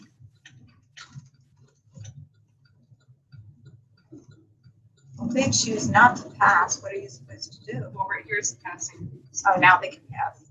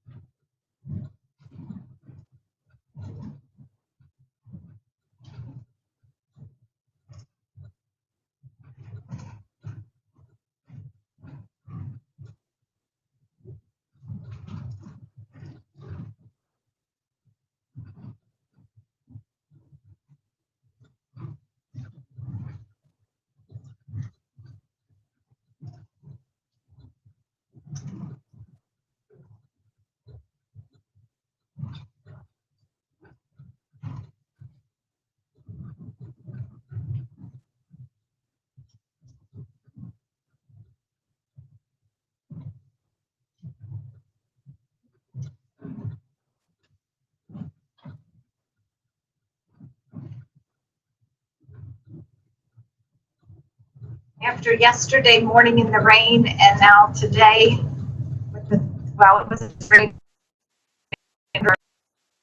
yesterday in Kansas and then again today. The ones today were it came down really, really hard. But we must have been just on the edge of it. But now I guess it makes us take a little closer look at the weather. But it's every day because we have to dry out their clothing, their kids, and if they're changing out and they're wet when they get in the air conditioned van, we'd like to be able to wrap them in towels to dry them off and keep them warm. And Lori and I get to stay in the van, but the guys that are getting the bikes on and off, they get a little wet too and need some towels. I think somewhere on Facebook there was a picture of Jimmy on the night shift. He had quite the get up and the reflective thing, and I guess looked like it was somewhat waterproof too. Looked pretty good. Looked very official.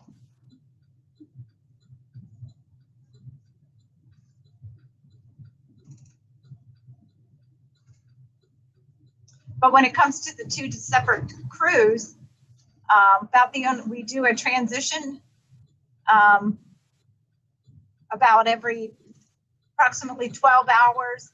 It's kind of hard to do because of getting the timing right, and plus the changing of the time zones that mess with things and everything. But when we do the exchanges,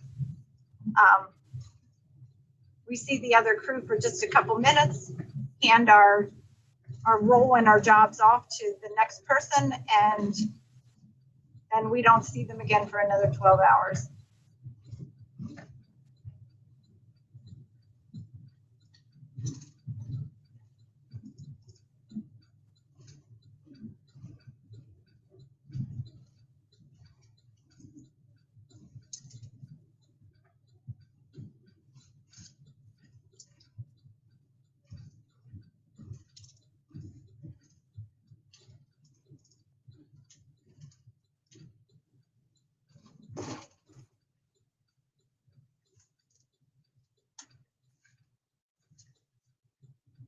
Oh, and besides the crew, we have our RV driver. It's kind of the base for the crews when we're not on shift. We get shuttled from the bike route to wherever the RV is set up. Chris gets his marching orders every 12 hours approximately, and he has to get all of the crew corralled into the RV and then drive anywhere from 2.5 to 3.5 hours forward and set up again, and then the crew that is on will come that direction.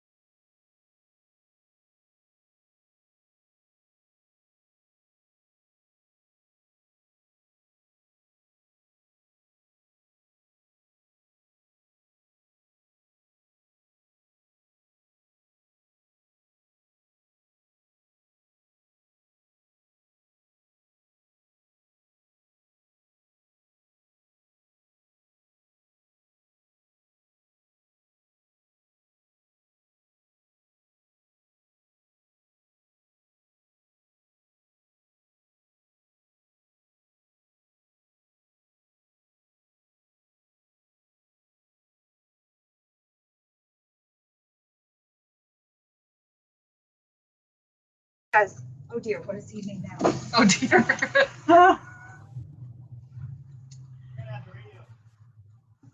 a bike lane. You just want to go and I'll meet you over there.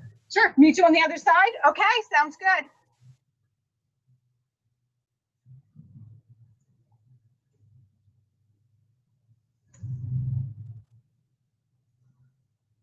Can't come back if you get a flat. Well, I guess he We knows can. that he's going across Yeah, the bridge. yeah. We've done this well with Raam too, but Road to Justice, we were on the other side. Wait, he's not here yet. No, I have to wait because it's like right when you start over the bridge. Okay. So I'm gonna. I ended right there.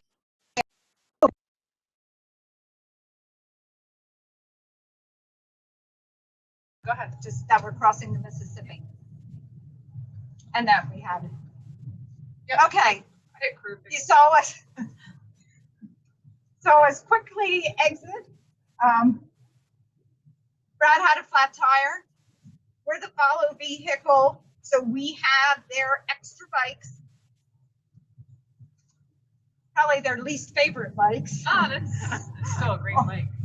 On the back bars. So with the help of Brad, we got it off, we got lights changed, everything like that. And so now we are headed across the Mississippi River. So he has a bike lane over there. It's kind of messy, but. And we don't have him, if you can see, he's not on our cyclist cam. We're going ahead only because the bridge has a bike lane. And so we don't, and we're not in direct follow yet, so we can do that. Because it's, direct follow is local time, and here it is only 6:30. I never really looked that way.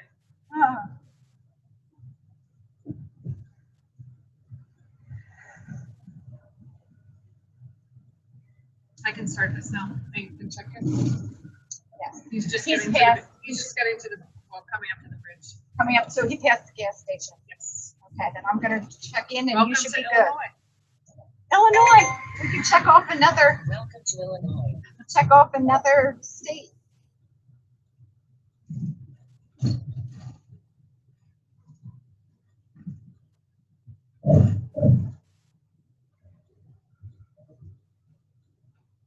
So he's an hour and a half in, so we'll let them know after 2 hours. We're gonna make a right turn at 25, right onto landmarks. In a half mile, turn right.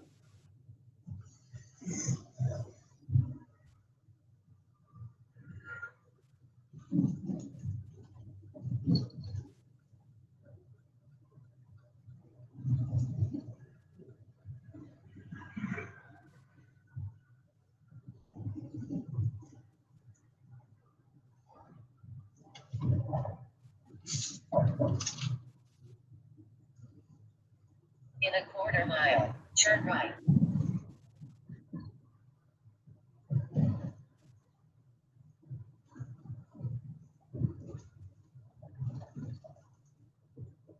Mississippi, because that's what the comes up as.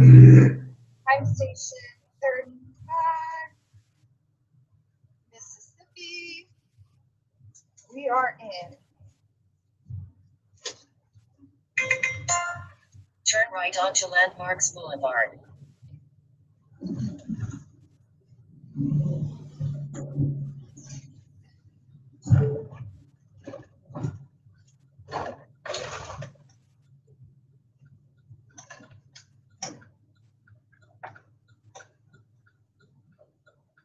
Team 37.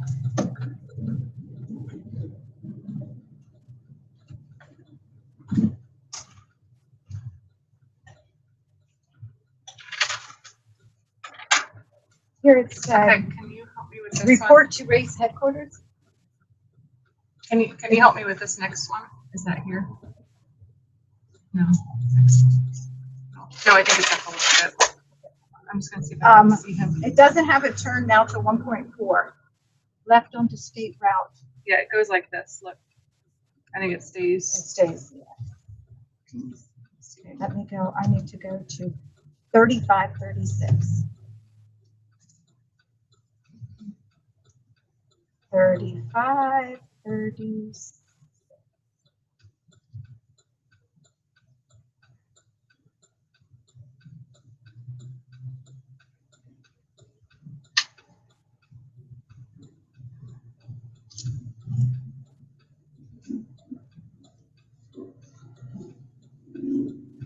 So we're gonna have to get over. But we're not turning it right.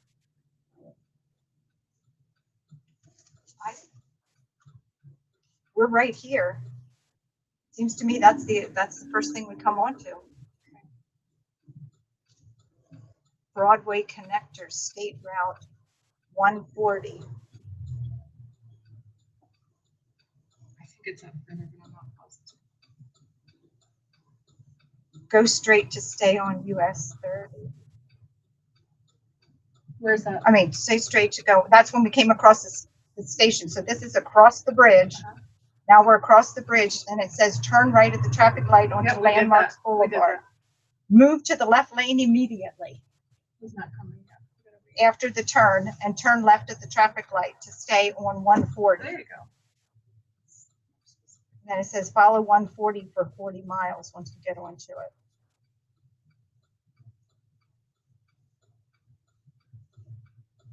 We're gonna be able to see him.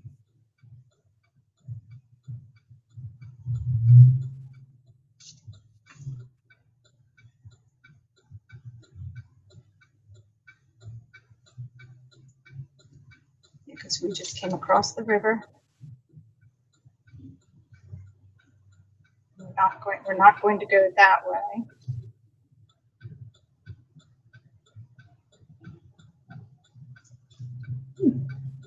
It's a long bridge. It is a long bridge. We were enjoying it as we rode in a Turn car. right at the Illinois sign. So we want to be over there. Yep. I'm waiting for him.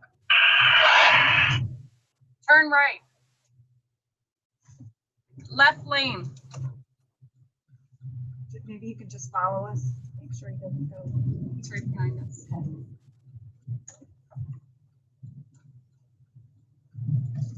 Is this the left lane? Go all the way there. Turn left onto State Route 140 Broadway connector.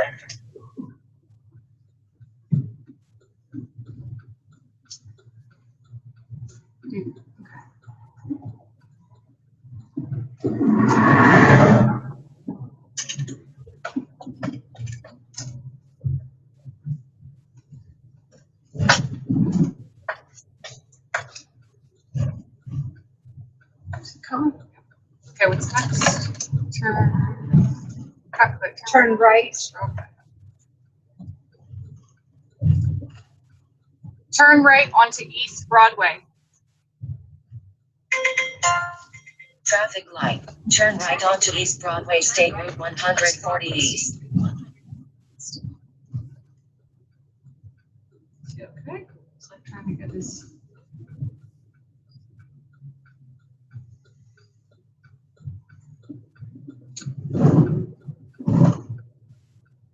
What's that? In a quarter mile, turn left.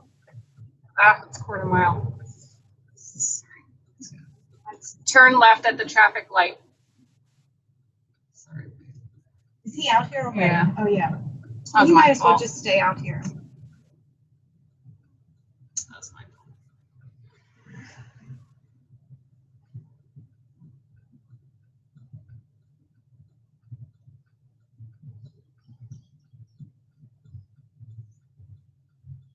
This is what happens when you're trying to do 10 things at once. Turn left onto Washington Street. We can get into the turning lane. Turn left onto Washington Avenue, State Route 140 East.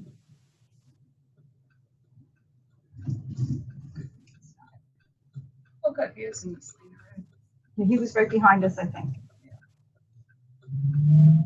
That's one of those things when there's so many cars coming, Yeah. you can't really wait to get in the left lane with them. Yeah, because you can't do it at the last minute or else we leave them hanging high and dry. Yeah. Okay, now we're gonna turn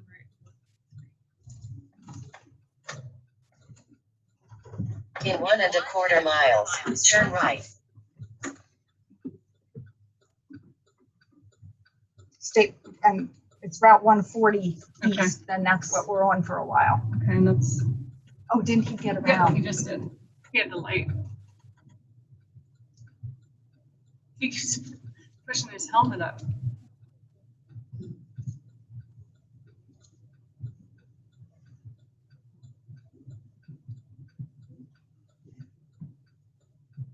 little bit of a hill. Is his light on? Headlight. Well, I'm gonna tell him after the hill. Yeah, don't tell him now.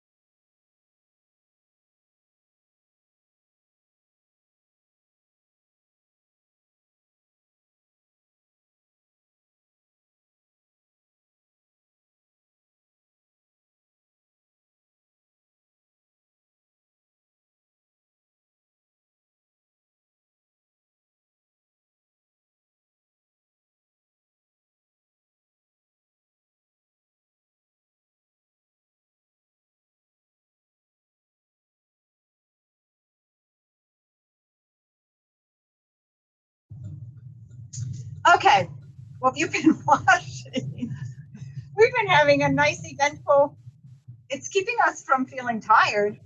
So we got across the river, and was the flat before the bridge? Yeah. Yes. Well, first he had a flat, so we got him changed out. We keep bikes on here.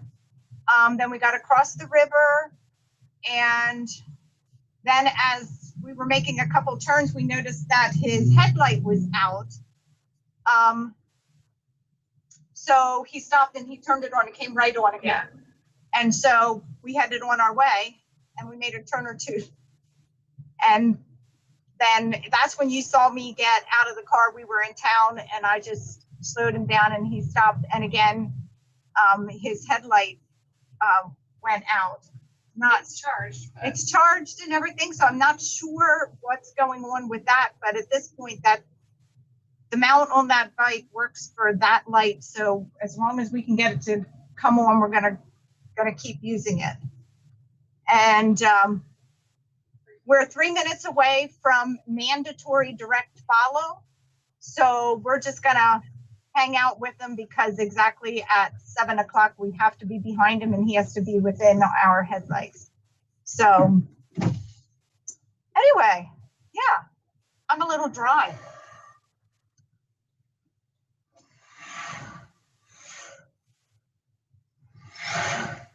Oh, also, he's been out for now almost 2 hours, so we're gonna ask him how he's doing. Do you want to mute?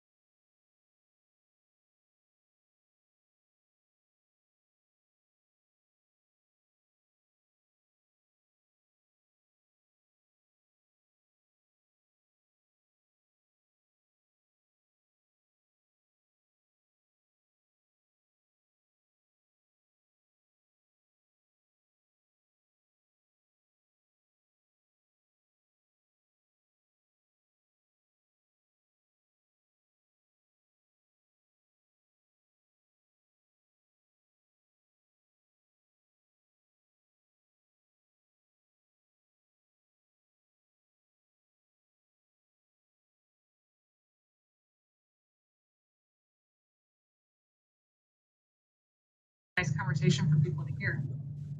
You can't go without me, buddy. Okay.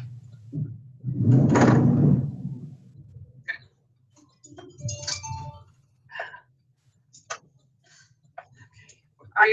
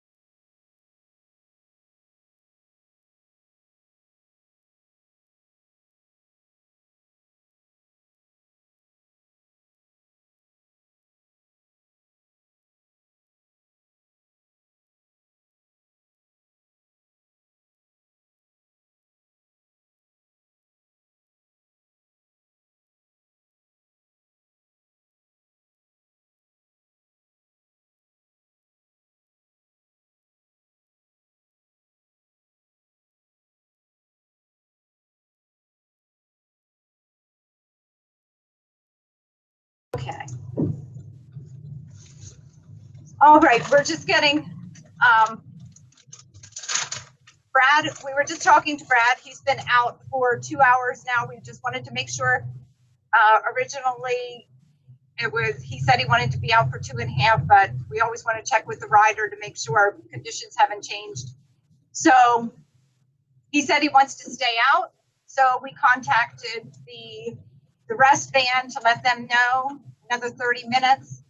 So Randy's been sleeping well, they said. So probably in about another 10 minutes or so, they'll wake him up and try to get him going timing wise about the time we get there. So, and I'm gonna give a shout out to my granddaughter Hadley. The other night she was watching, and it was right after I had just went off shift.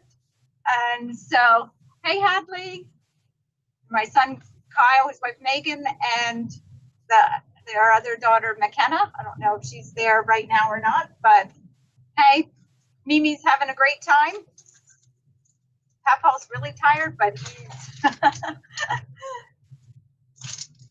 I'm not sure I can say he's having a great time, but Not today. not today. But for the moment, it's dry, although we're getting some raindrops again now. But I don't think they're really calling for anything here anymore today. So.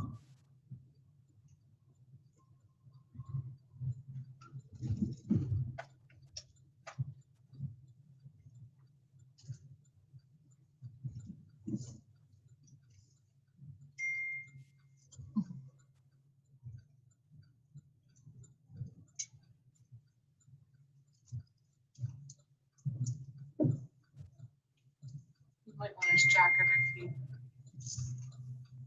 Let me ask him. After the hill. Okay, my phone is at like 3. Oh my gosh. I'm And you're having- gonna, we don't have time station. I might have to just get out of everything. You have it up, and we're going for how long? So I think I'm just going to get out of everything and turn it down. It had gained there for a while.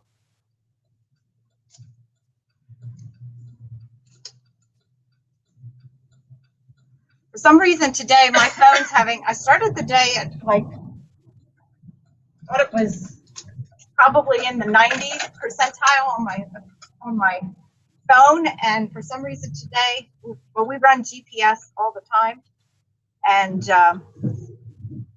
past couple of days, I've been able to keep it at least 40 to 50% by the end of the day. And I'm not sure what the difference is today, but Are you out of the? I'm down to GPS also? down to 3. Well, Because you only need the time. Well, we don't have a time station. I don't think we'll have a time station for a while. I think I'm out of. I'm gonna get out of everything. Save everything.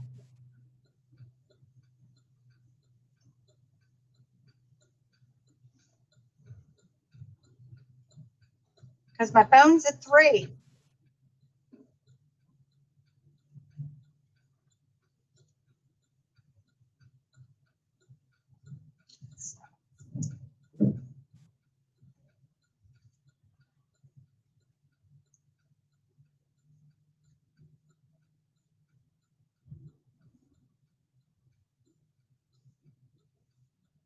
Direct follow is from 7 p.m. to 7 a.m. local time. So we're always doing some direct follow when it's actually not dark out yet. But I guess that's the simplest way to do it.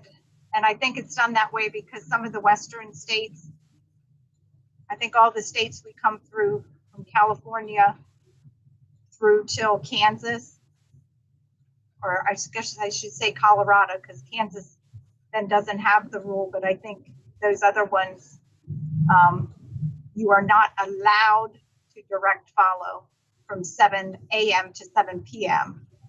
So that's probably why they use that time. And it's convenient that Ram is mid-June where we get our longest days, so we have the most daylight to ride, which is nice.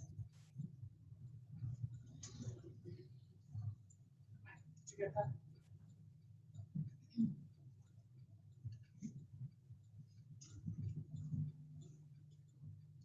Should we respond? All heard.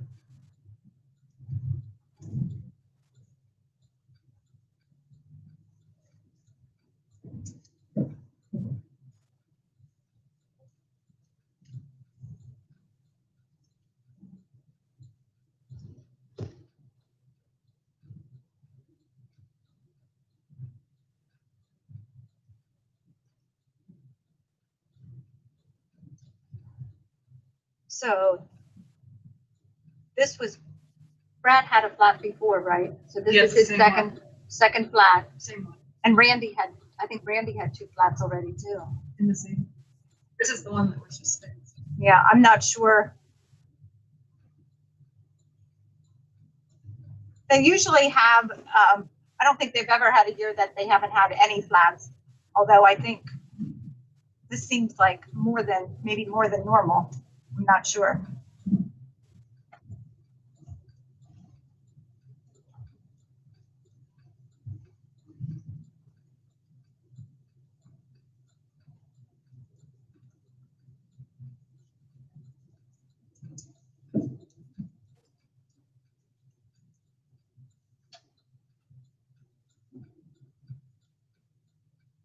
You have the map, right? Yeah. I'm gonna keep it off.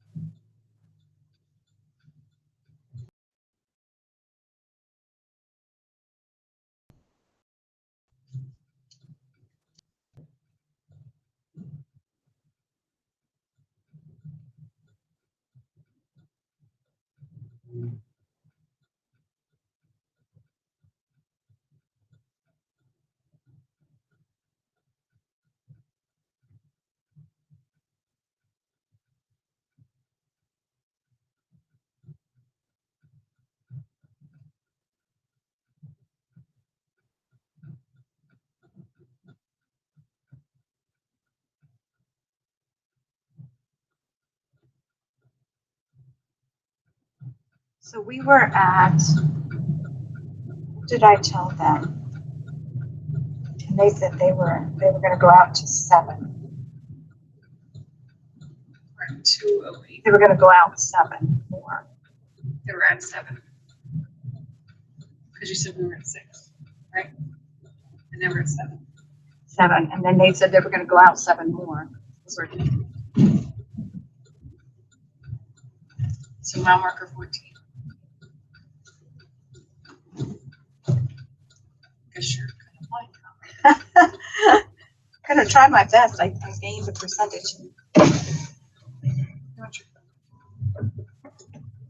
Need your coat? Just one second. Want your coat? Need your coat? We talked to them back there after we talked to you. They're probably going to be about Mile marker 14. so approximately mile marker we're coming 14. up to mile marker 9. Okay. Remind them, it's when there's sleep time, it's not about miles. It's about We making did. sure he Time. gets. Because we're at, I kept track of time.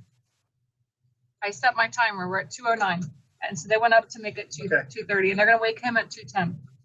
Give him some time. Yeah, all right. because I said he should have at least 15 minutes, I kept track 15, of time, 20 minutes.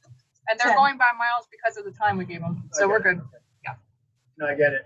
I asked the guys last night to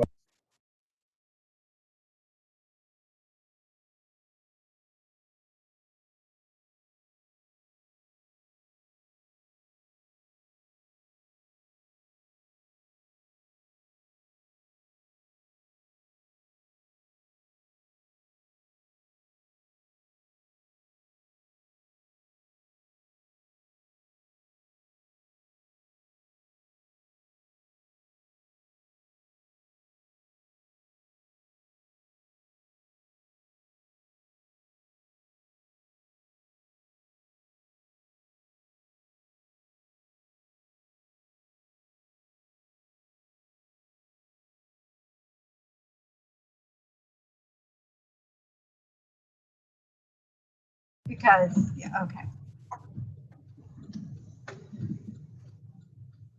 He said he's hot. It's 80 still. Want to It's back up to hot, 80? I know. Guess I should Like close a my hot- window. Keep our air conditioning. Keep our climate controlled van while they suffer. It's actually, what'd you say, 80 degrees out? Yeah. And it's really quite humid. So I'm not sure why I'm so dry.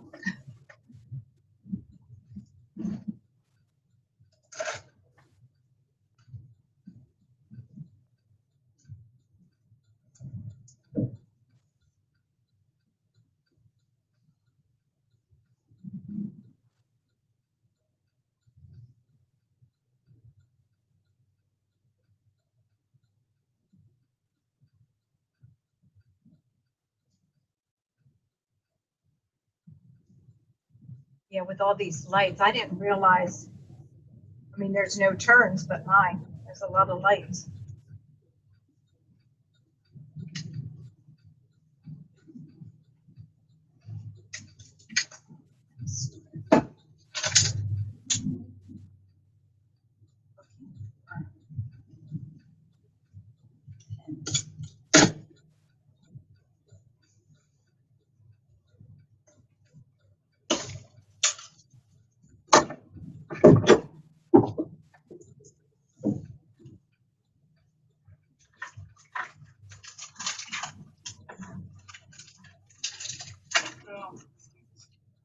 Did it turn at the No, last he knows minute? to wait for me, but that.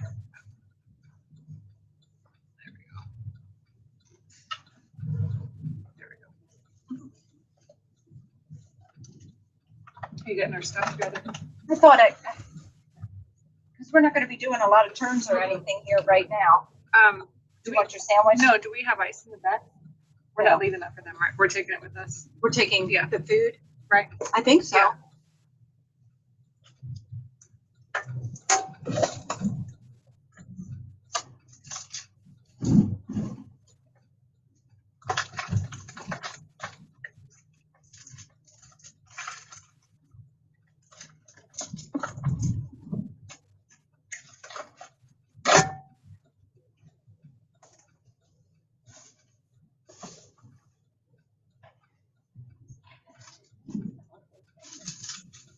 Filled with coffee.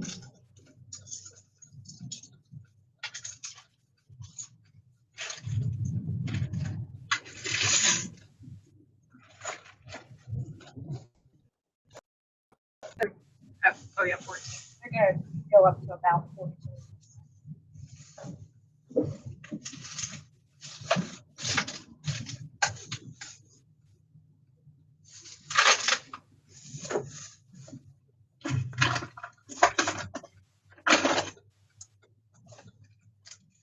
Watch your butt.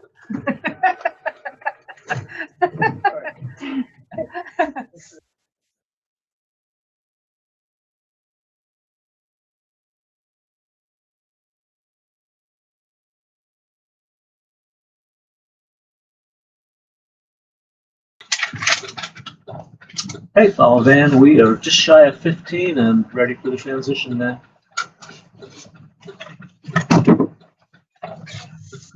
I'm sorry, we missed that. We are set up here at just shy of 15. Okay? Okay? Give us a Okay. holler at 13 or so, okay? Okay. Is Randy up? Yep. Okay, sounds good.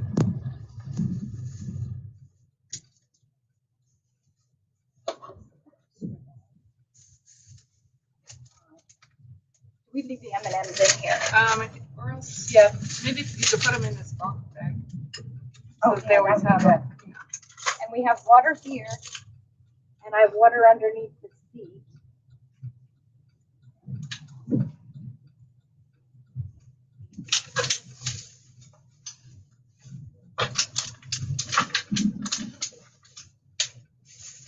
We just have to remember to give Brad his phone.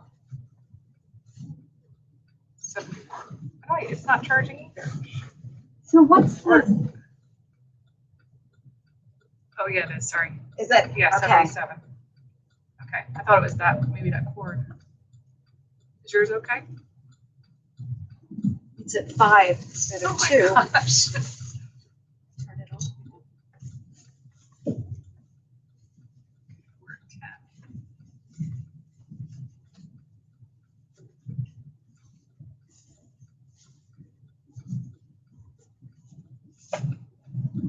Seems really humid, so I think Randy's not going to want his jacket when he starts. But I think I'm going to give him to them. Yeah, so we're not, and I'm gonna give this to, I'll let it plug in as long as possible.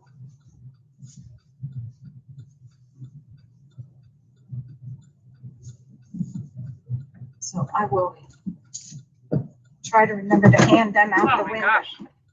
Hitting them all wrong.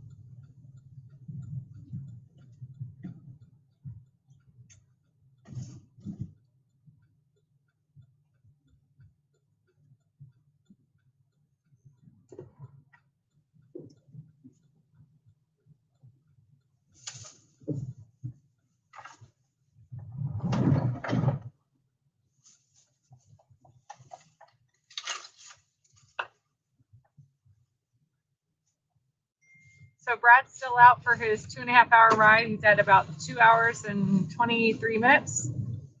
They're getting Randy set up. And I think we're going to meet up here in about 3 miles or 3 miles.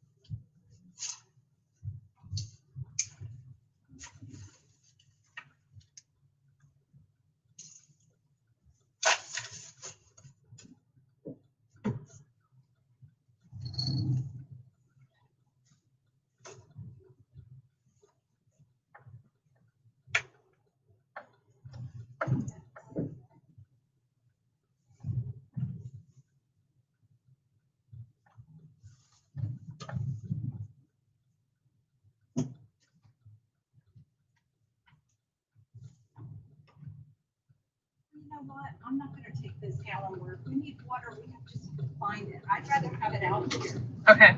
because that's when if we need it, we need it. Hopefully, I mean,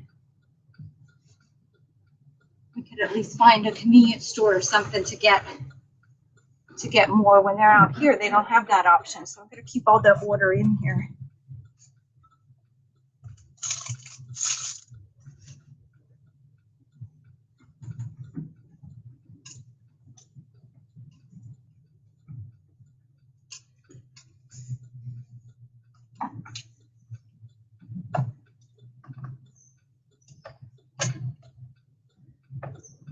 What was I going to tell my kids? Oh, yes. Without dropping the pin.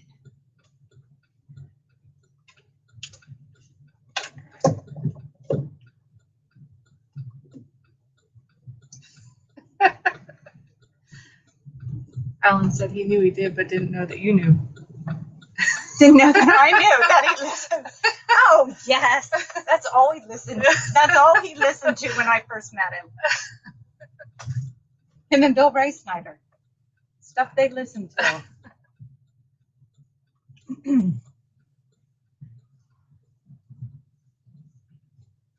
Hey, everybody's motivated by something different like that. Oops. Hang on.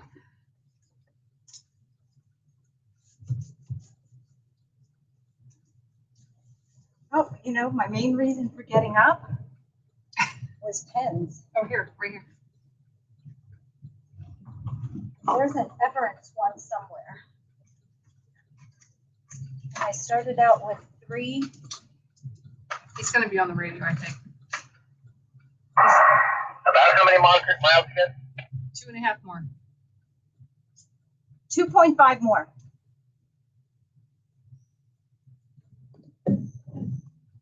You asked for it. Sorry, we were going by time, but it's hard to But that's exactly if it's going to be. We're going to be pretty it's close. exactly. It's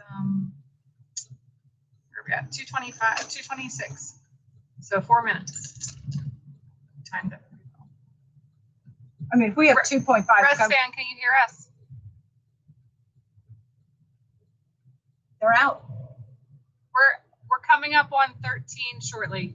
Can you hear me?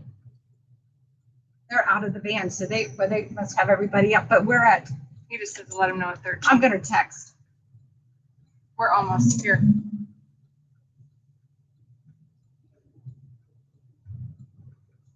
So I can't up the hill there. No, they're at 15. Are they at They're a 15? little bit before 15. So we're almost on 13. Yep.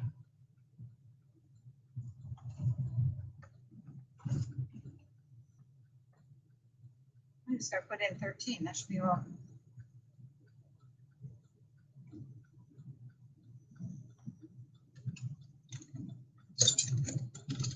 You have his jacket. I have the jacket right here. He's going to talk to you again. Location on the live stream, or does Zoe do that? Zoe does it. Zoe does. We don't have control of that. We'll let Christian know. Tell him we'll let him know. We'll take care of it. He was do a Discord. Here, I'll do it.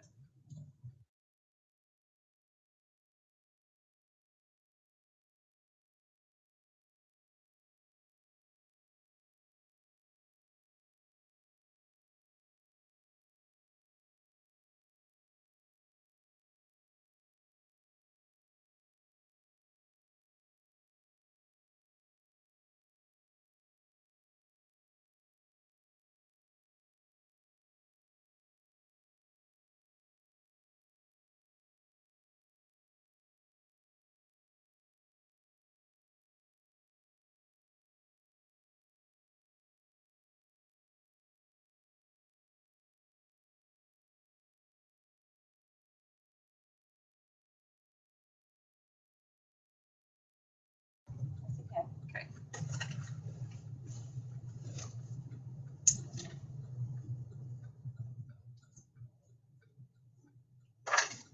Okay, so there's at least one in there. That's just that. Understand. I started with at least 3 pencils. How about up here? Do they fall in there? You're right in front of the live stream. Sorry, looking for writing apparatus that I go Find through. I Oh, did. good. Okay, so we're coming up on 14. So after the light. Oh, we're gonna get light, but I think it's gonna be changed by the time we get there.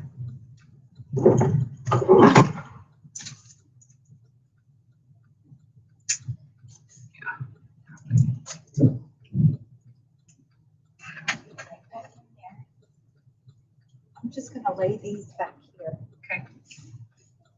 Because whatever he has now is working good. We think. I think we have everything else.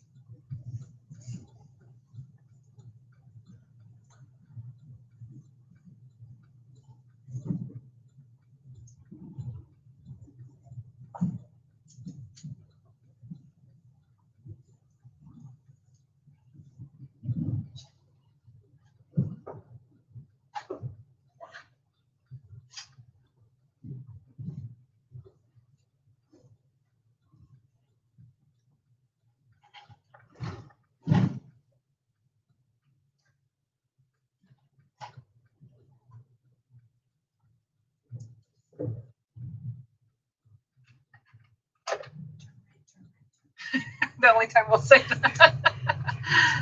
Too late.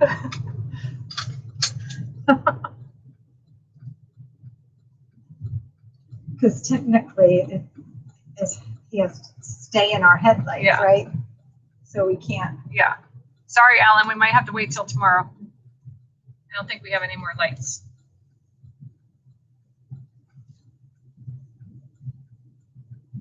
And we're both rule followers, so. This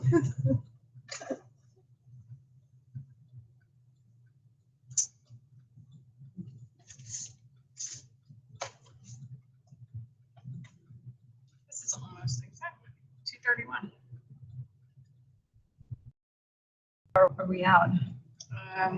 Mile almost at 14, but I think they're just before 15. So less than a mile. And of course, at the very end, he gets a little upgrade. And a little drizzle. Eastern Catalpa. I used to have one of them in my yard, and storm, they bloom like, and then they get like these big beans on them. Oh. Storm, and it blew over.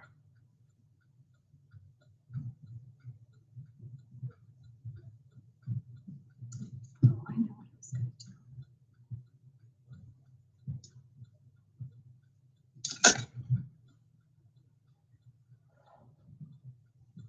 7. What's that? I got to 7. Oh, good. So maybe I'll keep it. If I get to 10, I can probably make it through the rest of the evening. You want to tell them less than a mile? can you see them? Less Less than than less than a mile. we're at 14. They said they're before 15. What is this thing? I don't know. Less than a mile, and he's been 2 hours 32 minutes. We did that pretty good. Just delete that.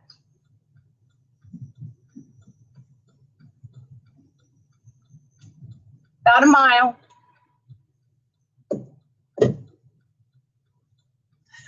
You don't trust it.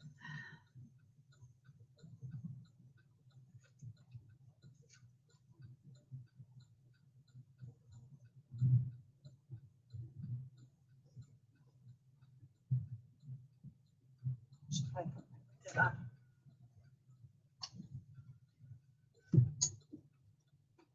I think I see lights up here. So it's Look at about that old not even a car. half mile. I think that's their lights. No idea what kind of car that is. Yeah, that's them right there.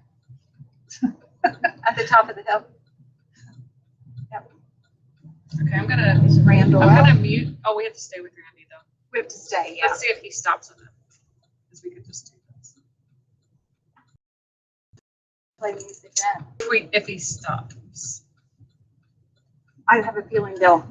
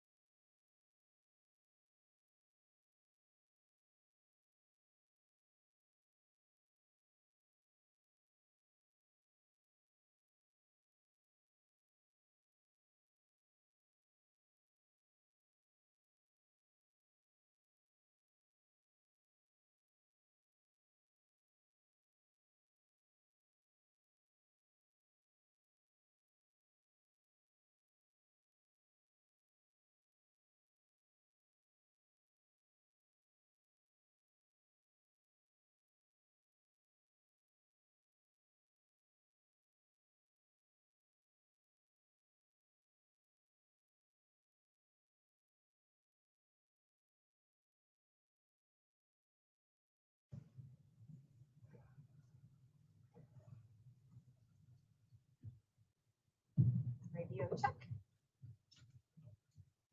Radio check.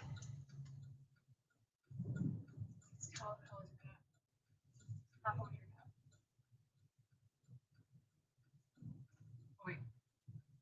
Okay. I'll let them get. Yeah, it's easier to do yes or no questions because then they can just.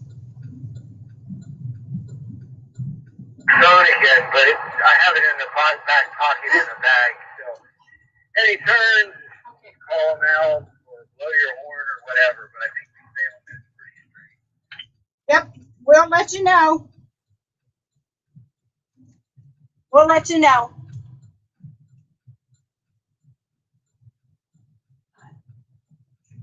I guess not.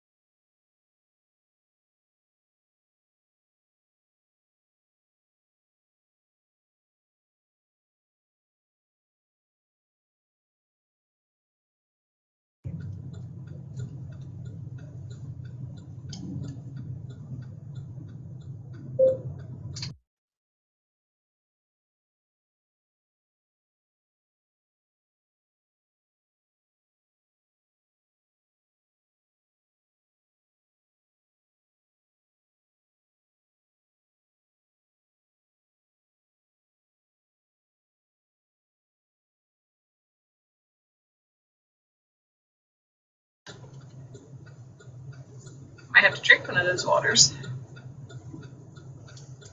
Here. Oh, no, that's mine. Here, you put it in here, right? Yeah, I put like 3 of them in there.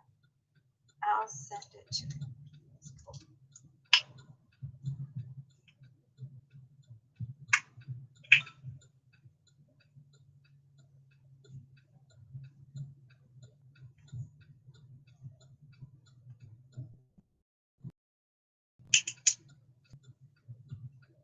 So Randy's wide awake, and he's also going to stay out for 2.5 hours.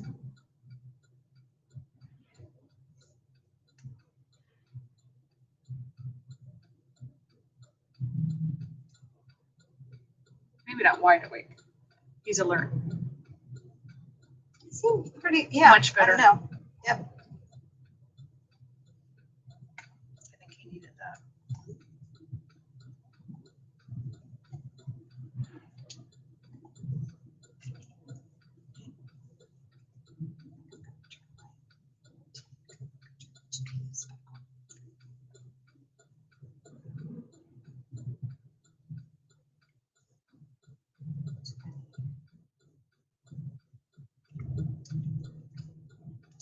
We might go through the next time station before we.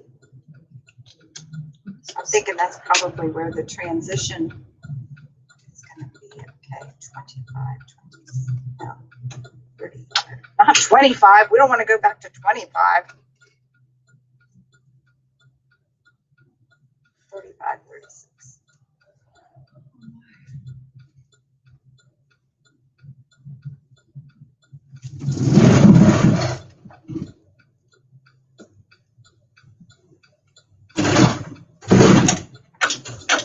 Can't see over the hill, I guess. Continue straight for the next 25 miles.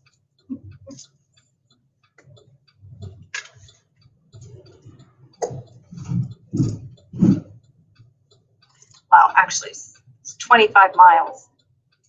And then when you actually do have anything, it just needs to continue straight. I think that's going to change shortly. Yeah, I saw somebody logged in. Yep. All right, thanks to Christian. We are now updated to Illinois.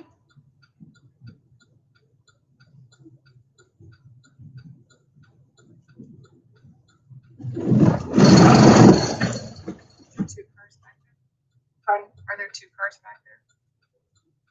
I see one. Like a fairly large vehicle. I don't think there's another one in between there.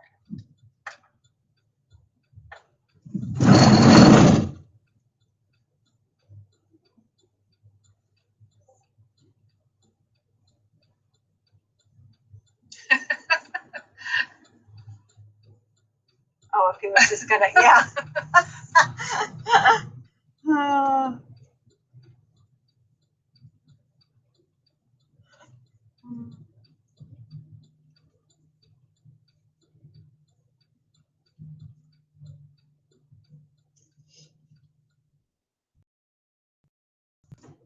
Now we have 2 minutes. Because now there's, oh yeah, there's a couple others.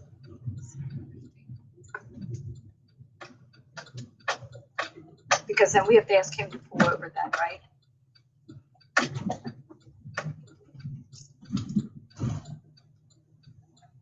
Good.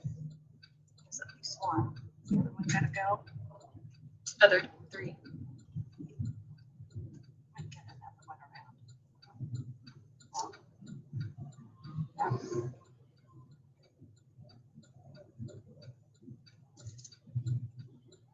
Ooh. Getting really great.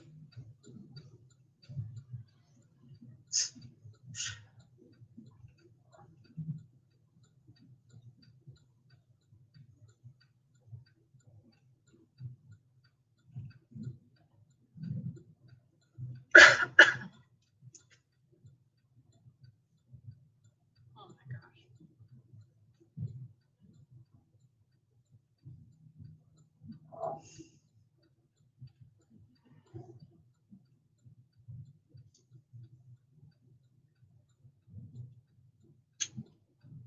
Brad's not going to be able to sleep through Illinois. He's going to be looking for deer.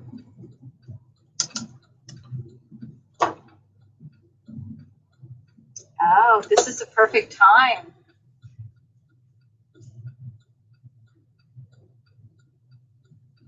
Be out here munching on all these. I think that's soybeans.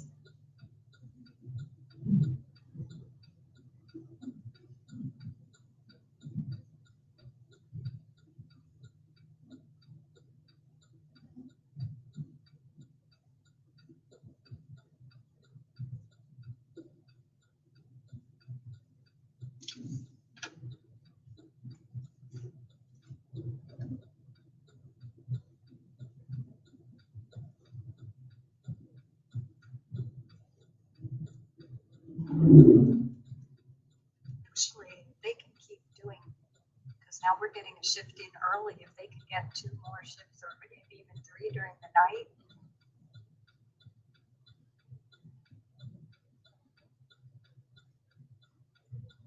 His cadence is the same as our 4-ways.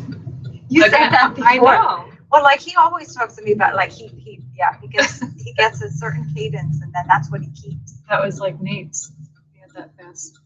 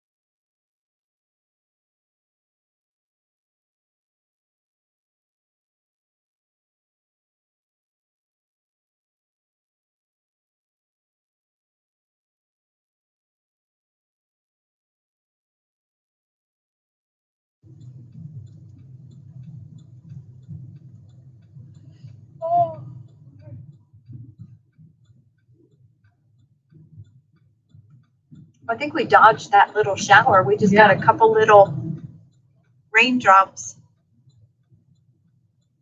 but it didn't amount to anything. So it'd be really nice if they could go through the night without any rain.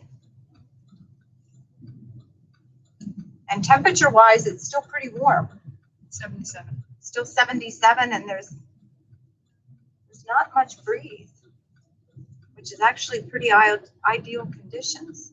Oh, they have it's a 8 o'clock, 70% chance, 9 o'clock, 60% chance. Is that for right here? Edwardsville. Current location. Yeah, does yours say starting around 9? 8.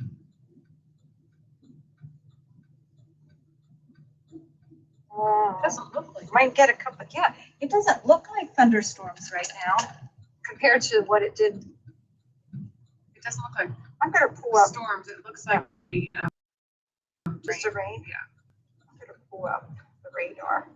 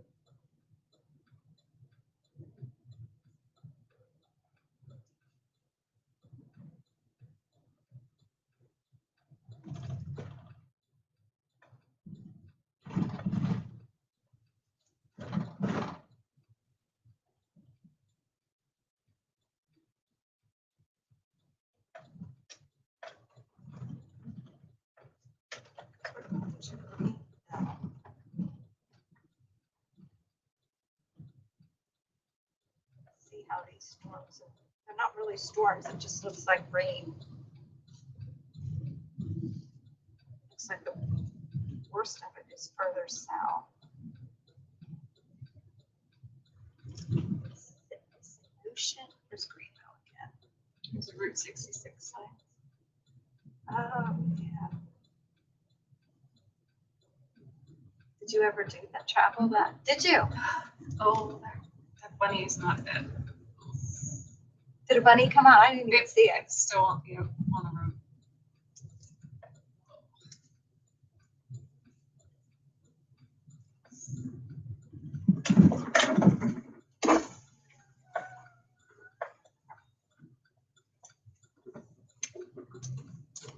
Sorry, I was getting ready for this. In case it says anything.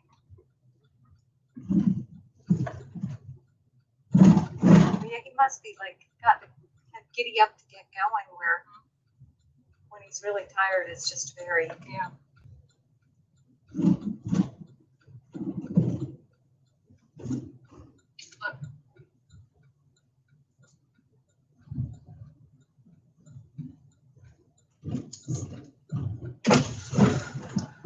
probably got a bathroom.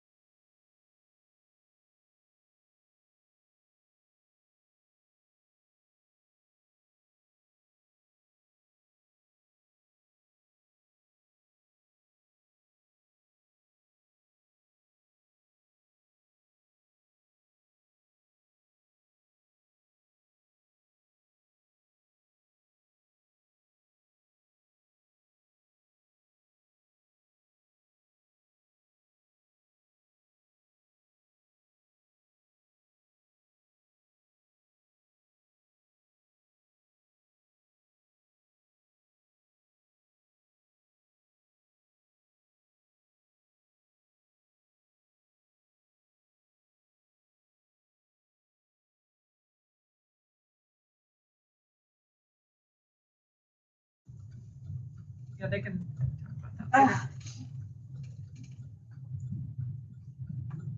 So we have an hour yet? Ish. 21, 20, probably an hour and a half. At least because Oh, they right, said right. 2200 and then 2230 till we meet up.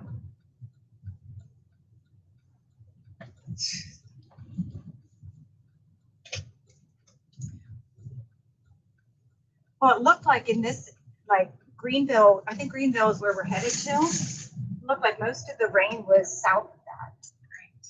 So Okay, now we're in Warden. now we're what? Warden, and it says 9 o'clock, 60%. I think we're gonna miss them.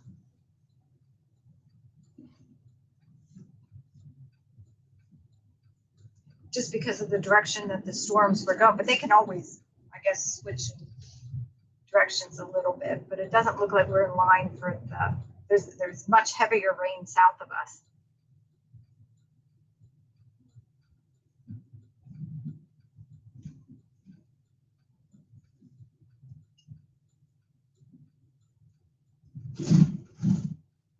I was like, oh, we're at 140. Well, at least that's not one because I don't think any of our routes go that high.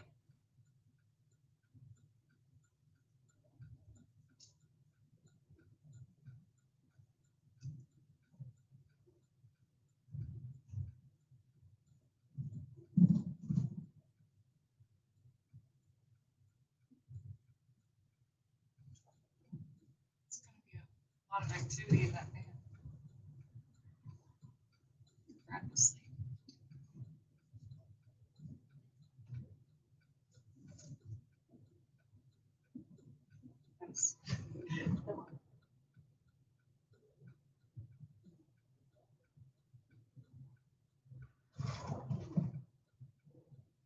I think he did have a good nap.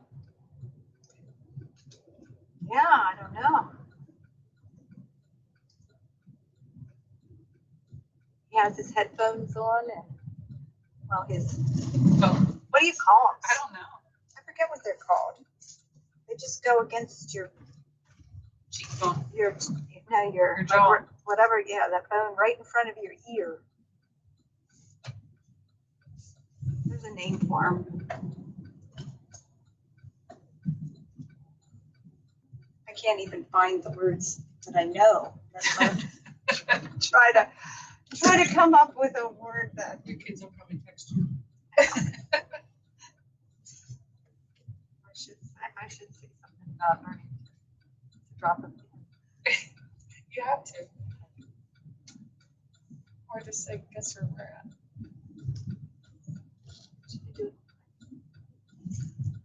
No, Maybe not. I'm just gonna text our family chat. Yeah. Because it's okay, 21. Oh, that's East Coast time.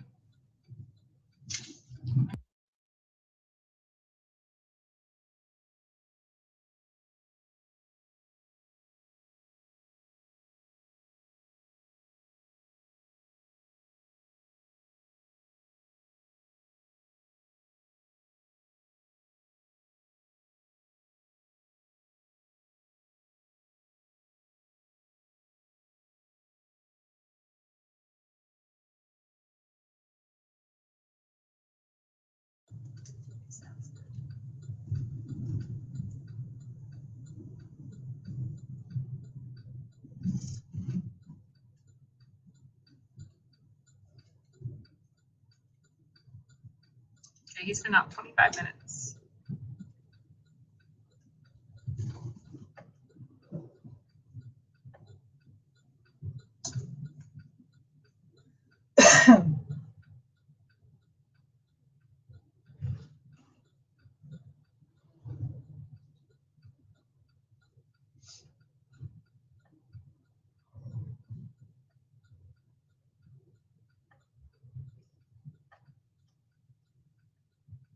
No, there's a couple of drops.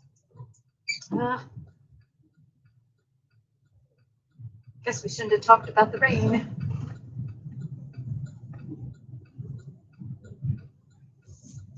do you think that thing is? Stop sign.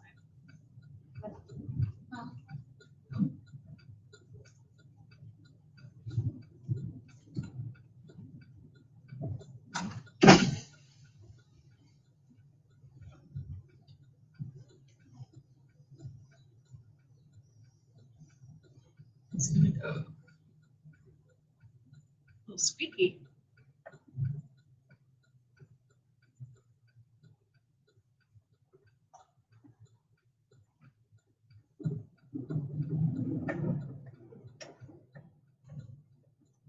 Oh, you did change. Good job. No, I actually remembered. Actually remembered it right at the transition. Actually feels nice out now. It does. Temperature wise, like, well, if he says anything. I mean, it's 77 still good. We have, is that still wet? You can hang it maybe back. Not really. I mean, I think once he gets going, he won't. Because his other, if he wants his other blue one, that's in the other band. At this point, well, it's good we kept them in here. Yeah. It does make sense. Oh, it'll make it, I mean, it'll at least, I think, block the wind. Smells like a campfire.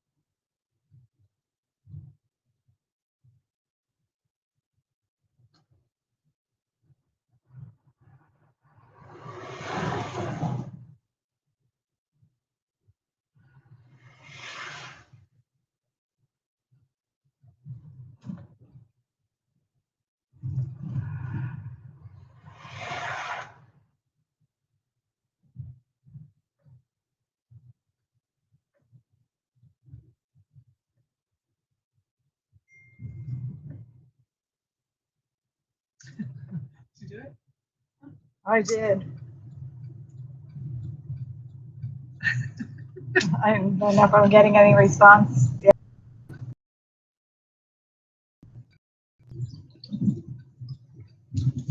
Well, hello, Marilyn. Thanks for joining in. Just got a text. Marilyn is one of our crew members. Bill Bryce Snyder's wife, Marilyn, is following us. Give you a shout out.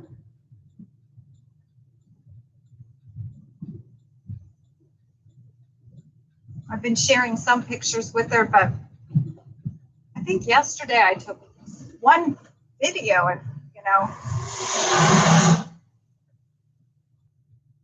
so I guess I'm not as techie as I think, going back and forth between all the stuff. I prefer just staying on my GPS so I don't miss anything.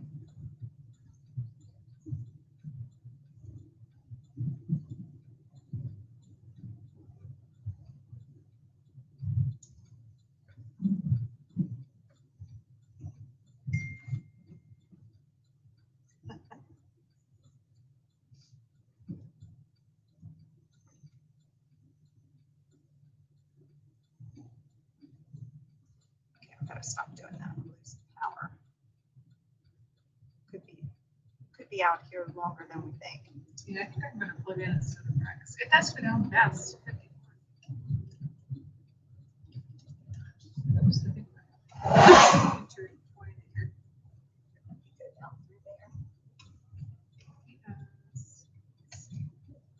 I get out of it? Or will that mess him up if I get out? I'm gonna get out. Yeah, he's 100% now.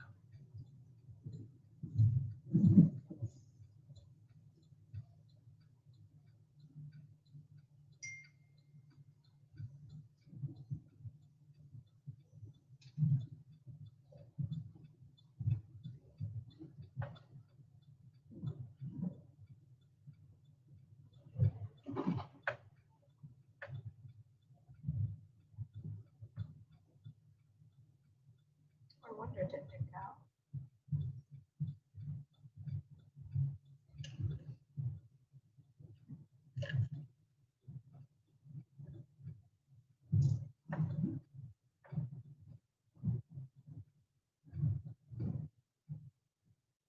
Wow.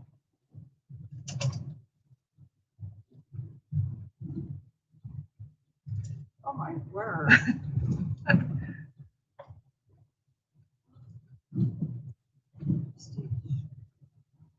Wow. 5 days. So they're fast.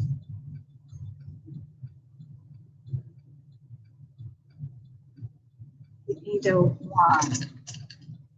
Of both the 8-man teams were German teams. I don't remember.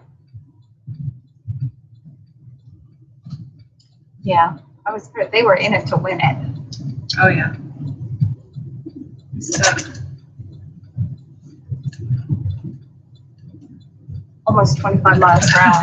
Oh my word. That's crazy. 5 days, 2 hours, 47 minutes.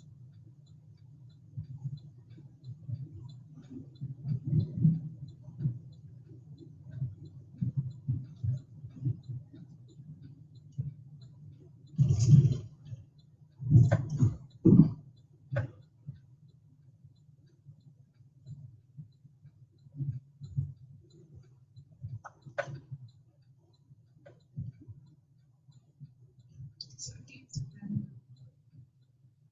33 minutes.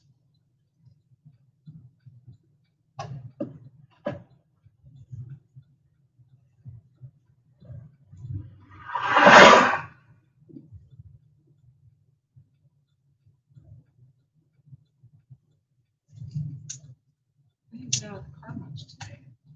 Pardon? We didn't get out of the car much today.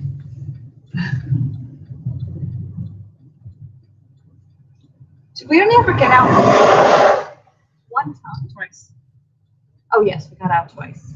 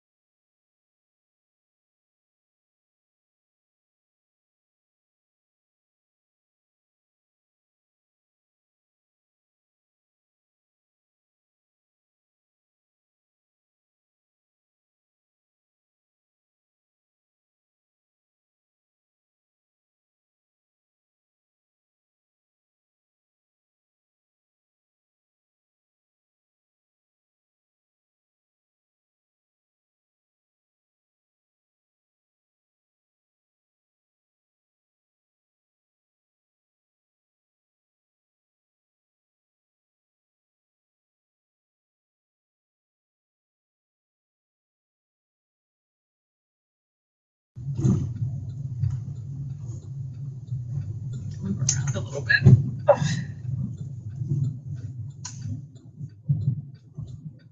Restless.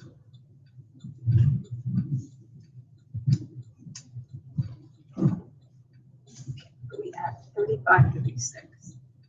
I got completely out because I thought maybe that'll help it. He's at 37 minutes. I don't think he's 35, 36.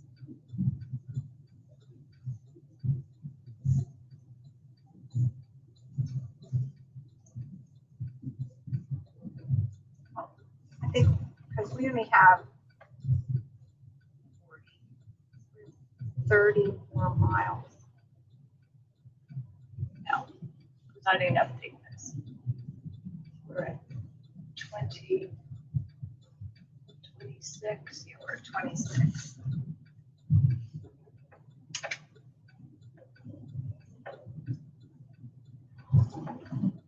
Six, 46.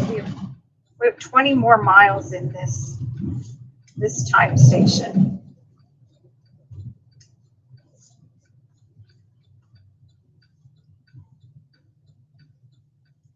6:25.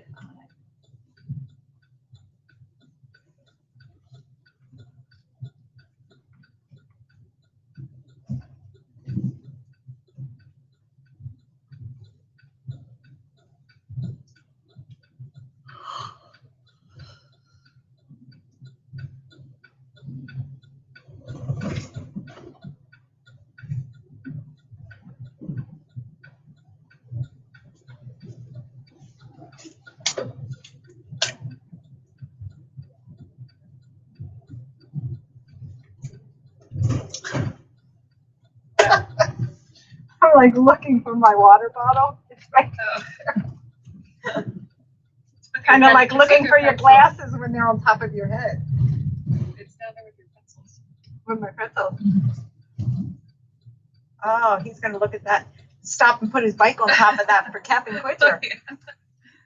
That maybe that's just sofas.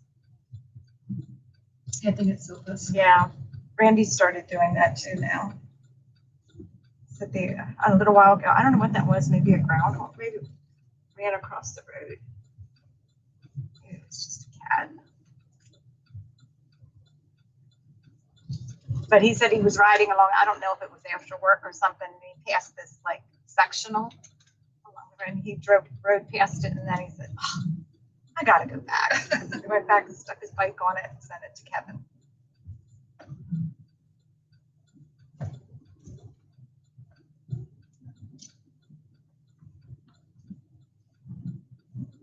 Oh, what kind of tree that almost looks like some sort of magnolia tree, but it was different. Yeah. Very pretty. Did you send any videos today to We didn't. as they were doing such quick shifts? Yeah, it was hard. So, thanks again for everybody who sent us a video. I've been showing them to Brad, and Lois has been showing them to Randy, and it's kept them encouraged. And I got so many that I'm trying to save them and not send too many in a row. So I still have a lot more to go until the end of the trip. Yeah. Same here. I'm always like, because kind of have to, because sometimes depending on what we're doing and where we're at, we aren't always, especially if they're doing shorter pulls, we're never exactly sure if they're in the van or if they're on their bike. And we don't really want to interrupt their GPS tracking because they use it on their phone if we send it. So We try to wait till they first get in the van, right before they eat and sleep. That seems to be a good time. Or right when they wake up and when we know kind of they're getting awake, ready, yeah. just to kind of motivate them to go out. So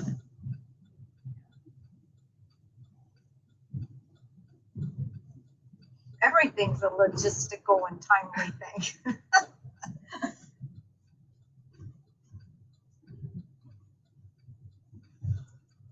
Oh no, that was a yawn. Sorry.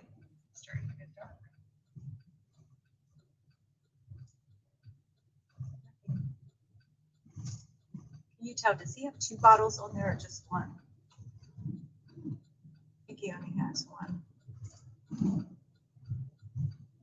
They've only been taken. Yeah, I think they have them 2. Well, I think we'll let them know that we have them. Like an actual Won't have to fill it. fill it. They can switch it out if they want, and we can fill it, and then if they need more, they can come by again. Oh no. I know. We're getting in trouble.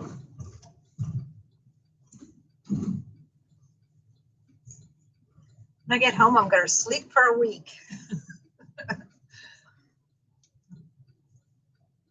Do you work? Oh, you don't work Monday. No, usually, and usually Mondays are my Mimi Monday. Keep grandkids. But I did say that coming Monday is not going to happen. Because I don't think they will want me watching their kids.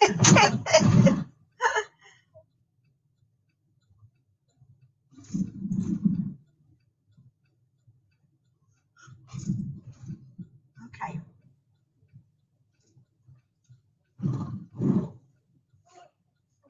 We made a decent amount, but I gave one crap. I think we need to start snacking.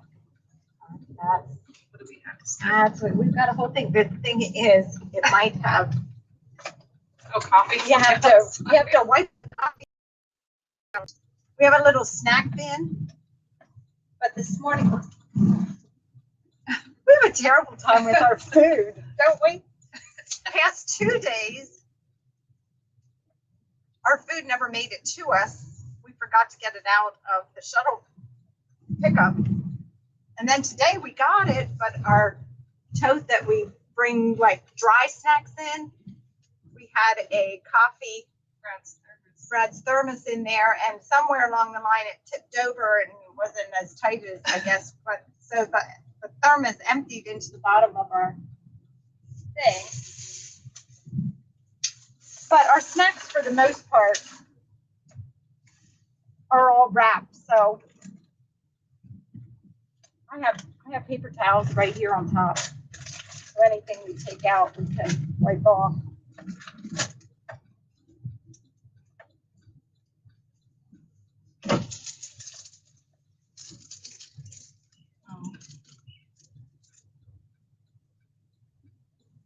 Oh, look at that. I wonder how far he's going. Wow.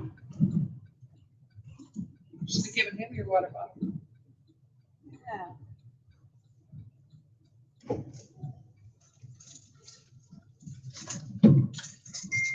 know what I'm having. What? I'm having these Twizzlers. Oh, we didn't have this yet. That'll be later on. I had one this morning for breakfast. One of those Zoe cookies. Yeah, that they Krista's. But I showed them. Yeah, you did. I showed him yesterday. You didn't see when we were in. Was that yesterday? Yeah. Yesterday we were in Pratt, Kansas. Randy's sister. I know there's a whole bunch of coffee down there. Randy's sister, Krista, lives in Pratt, so she actually met us in the Walmart parking lot, which I've slept in a Walmart parking lot past.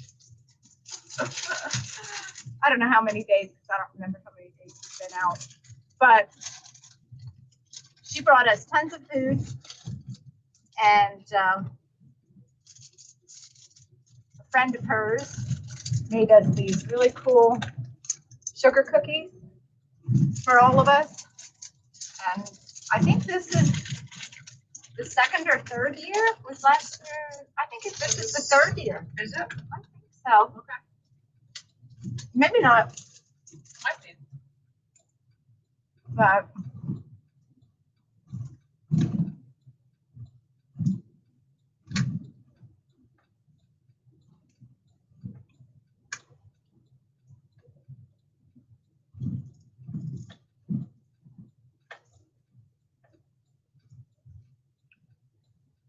eat a little bit of this red licorice.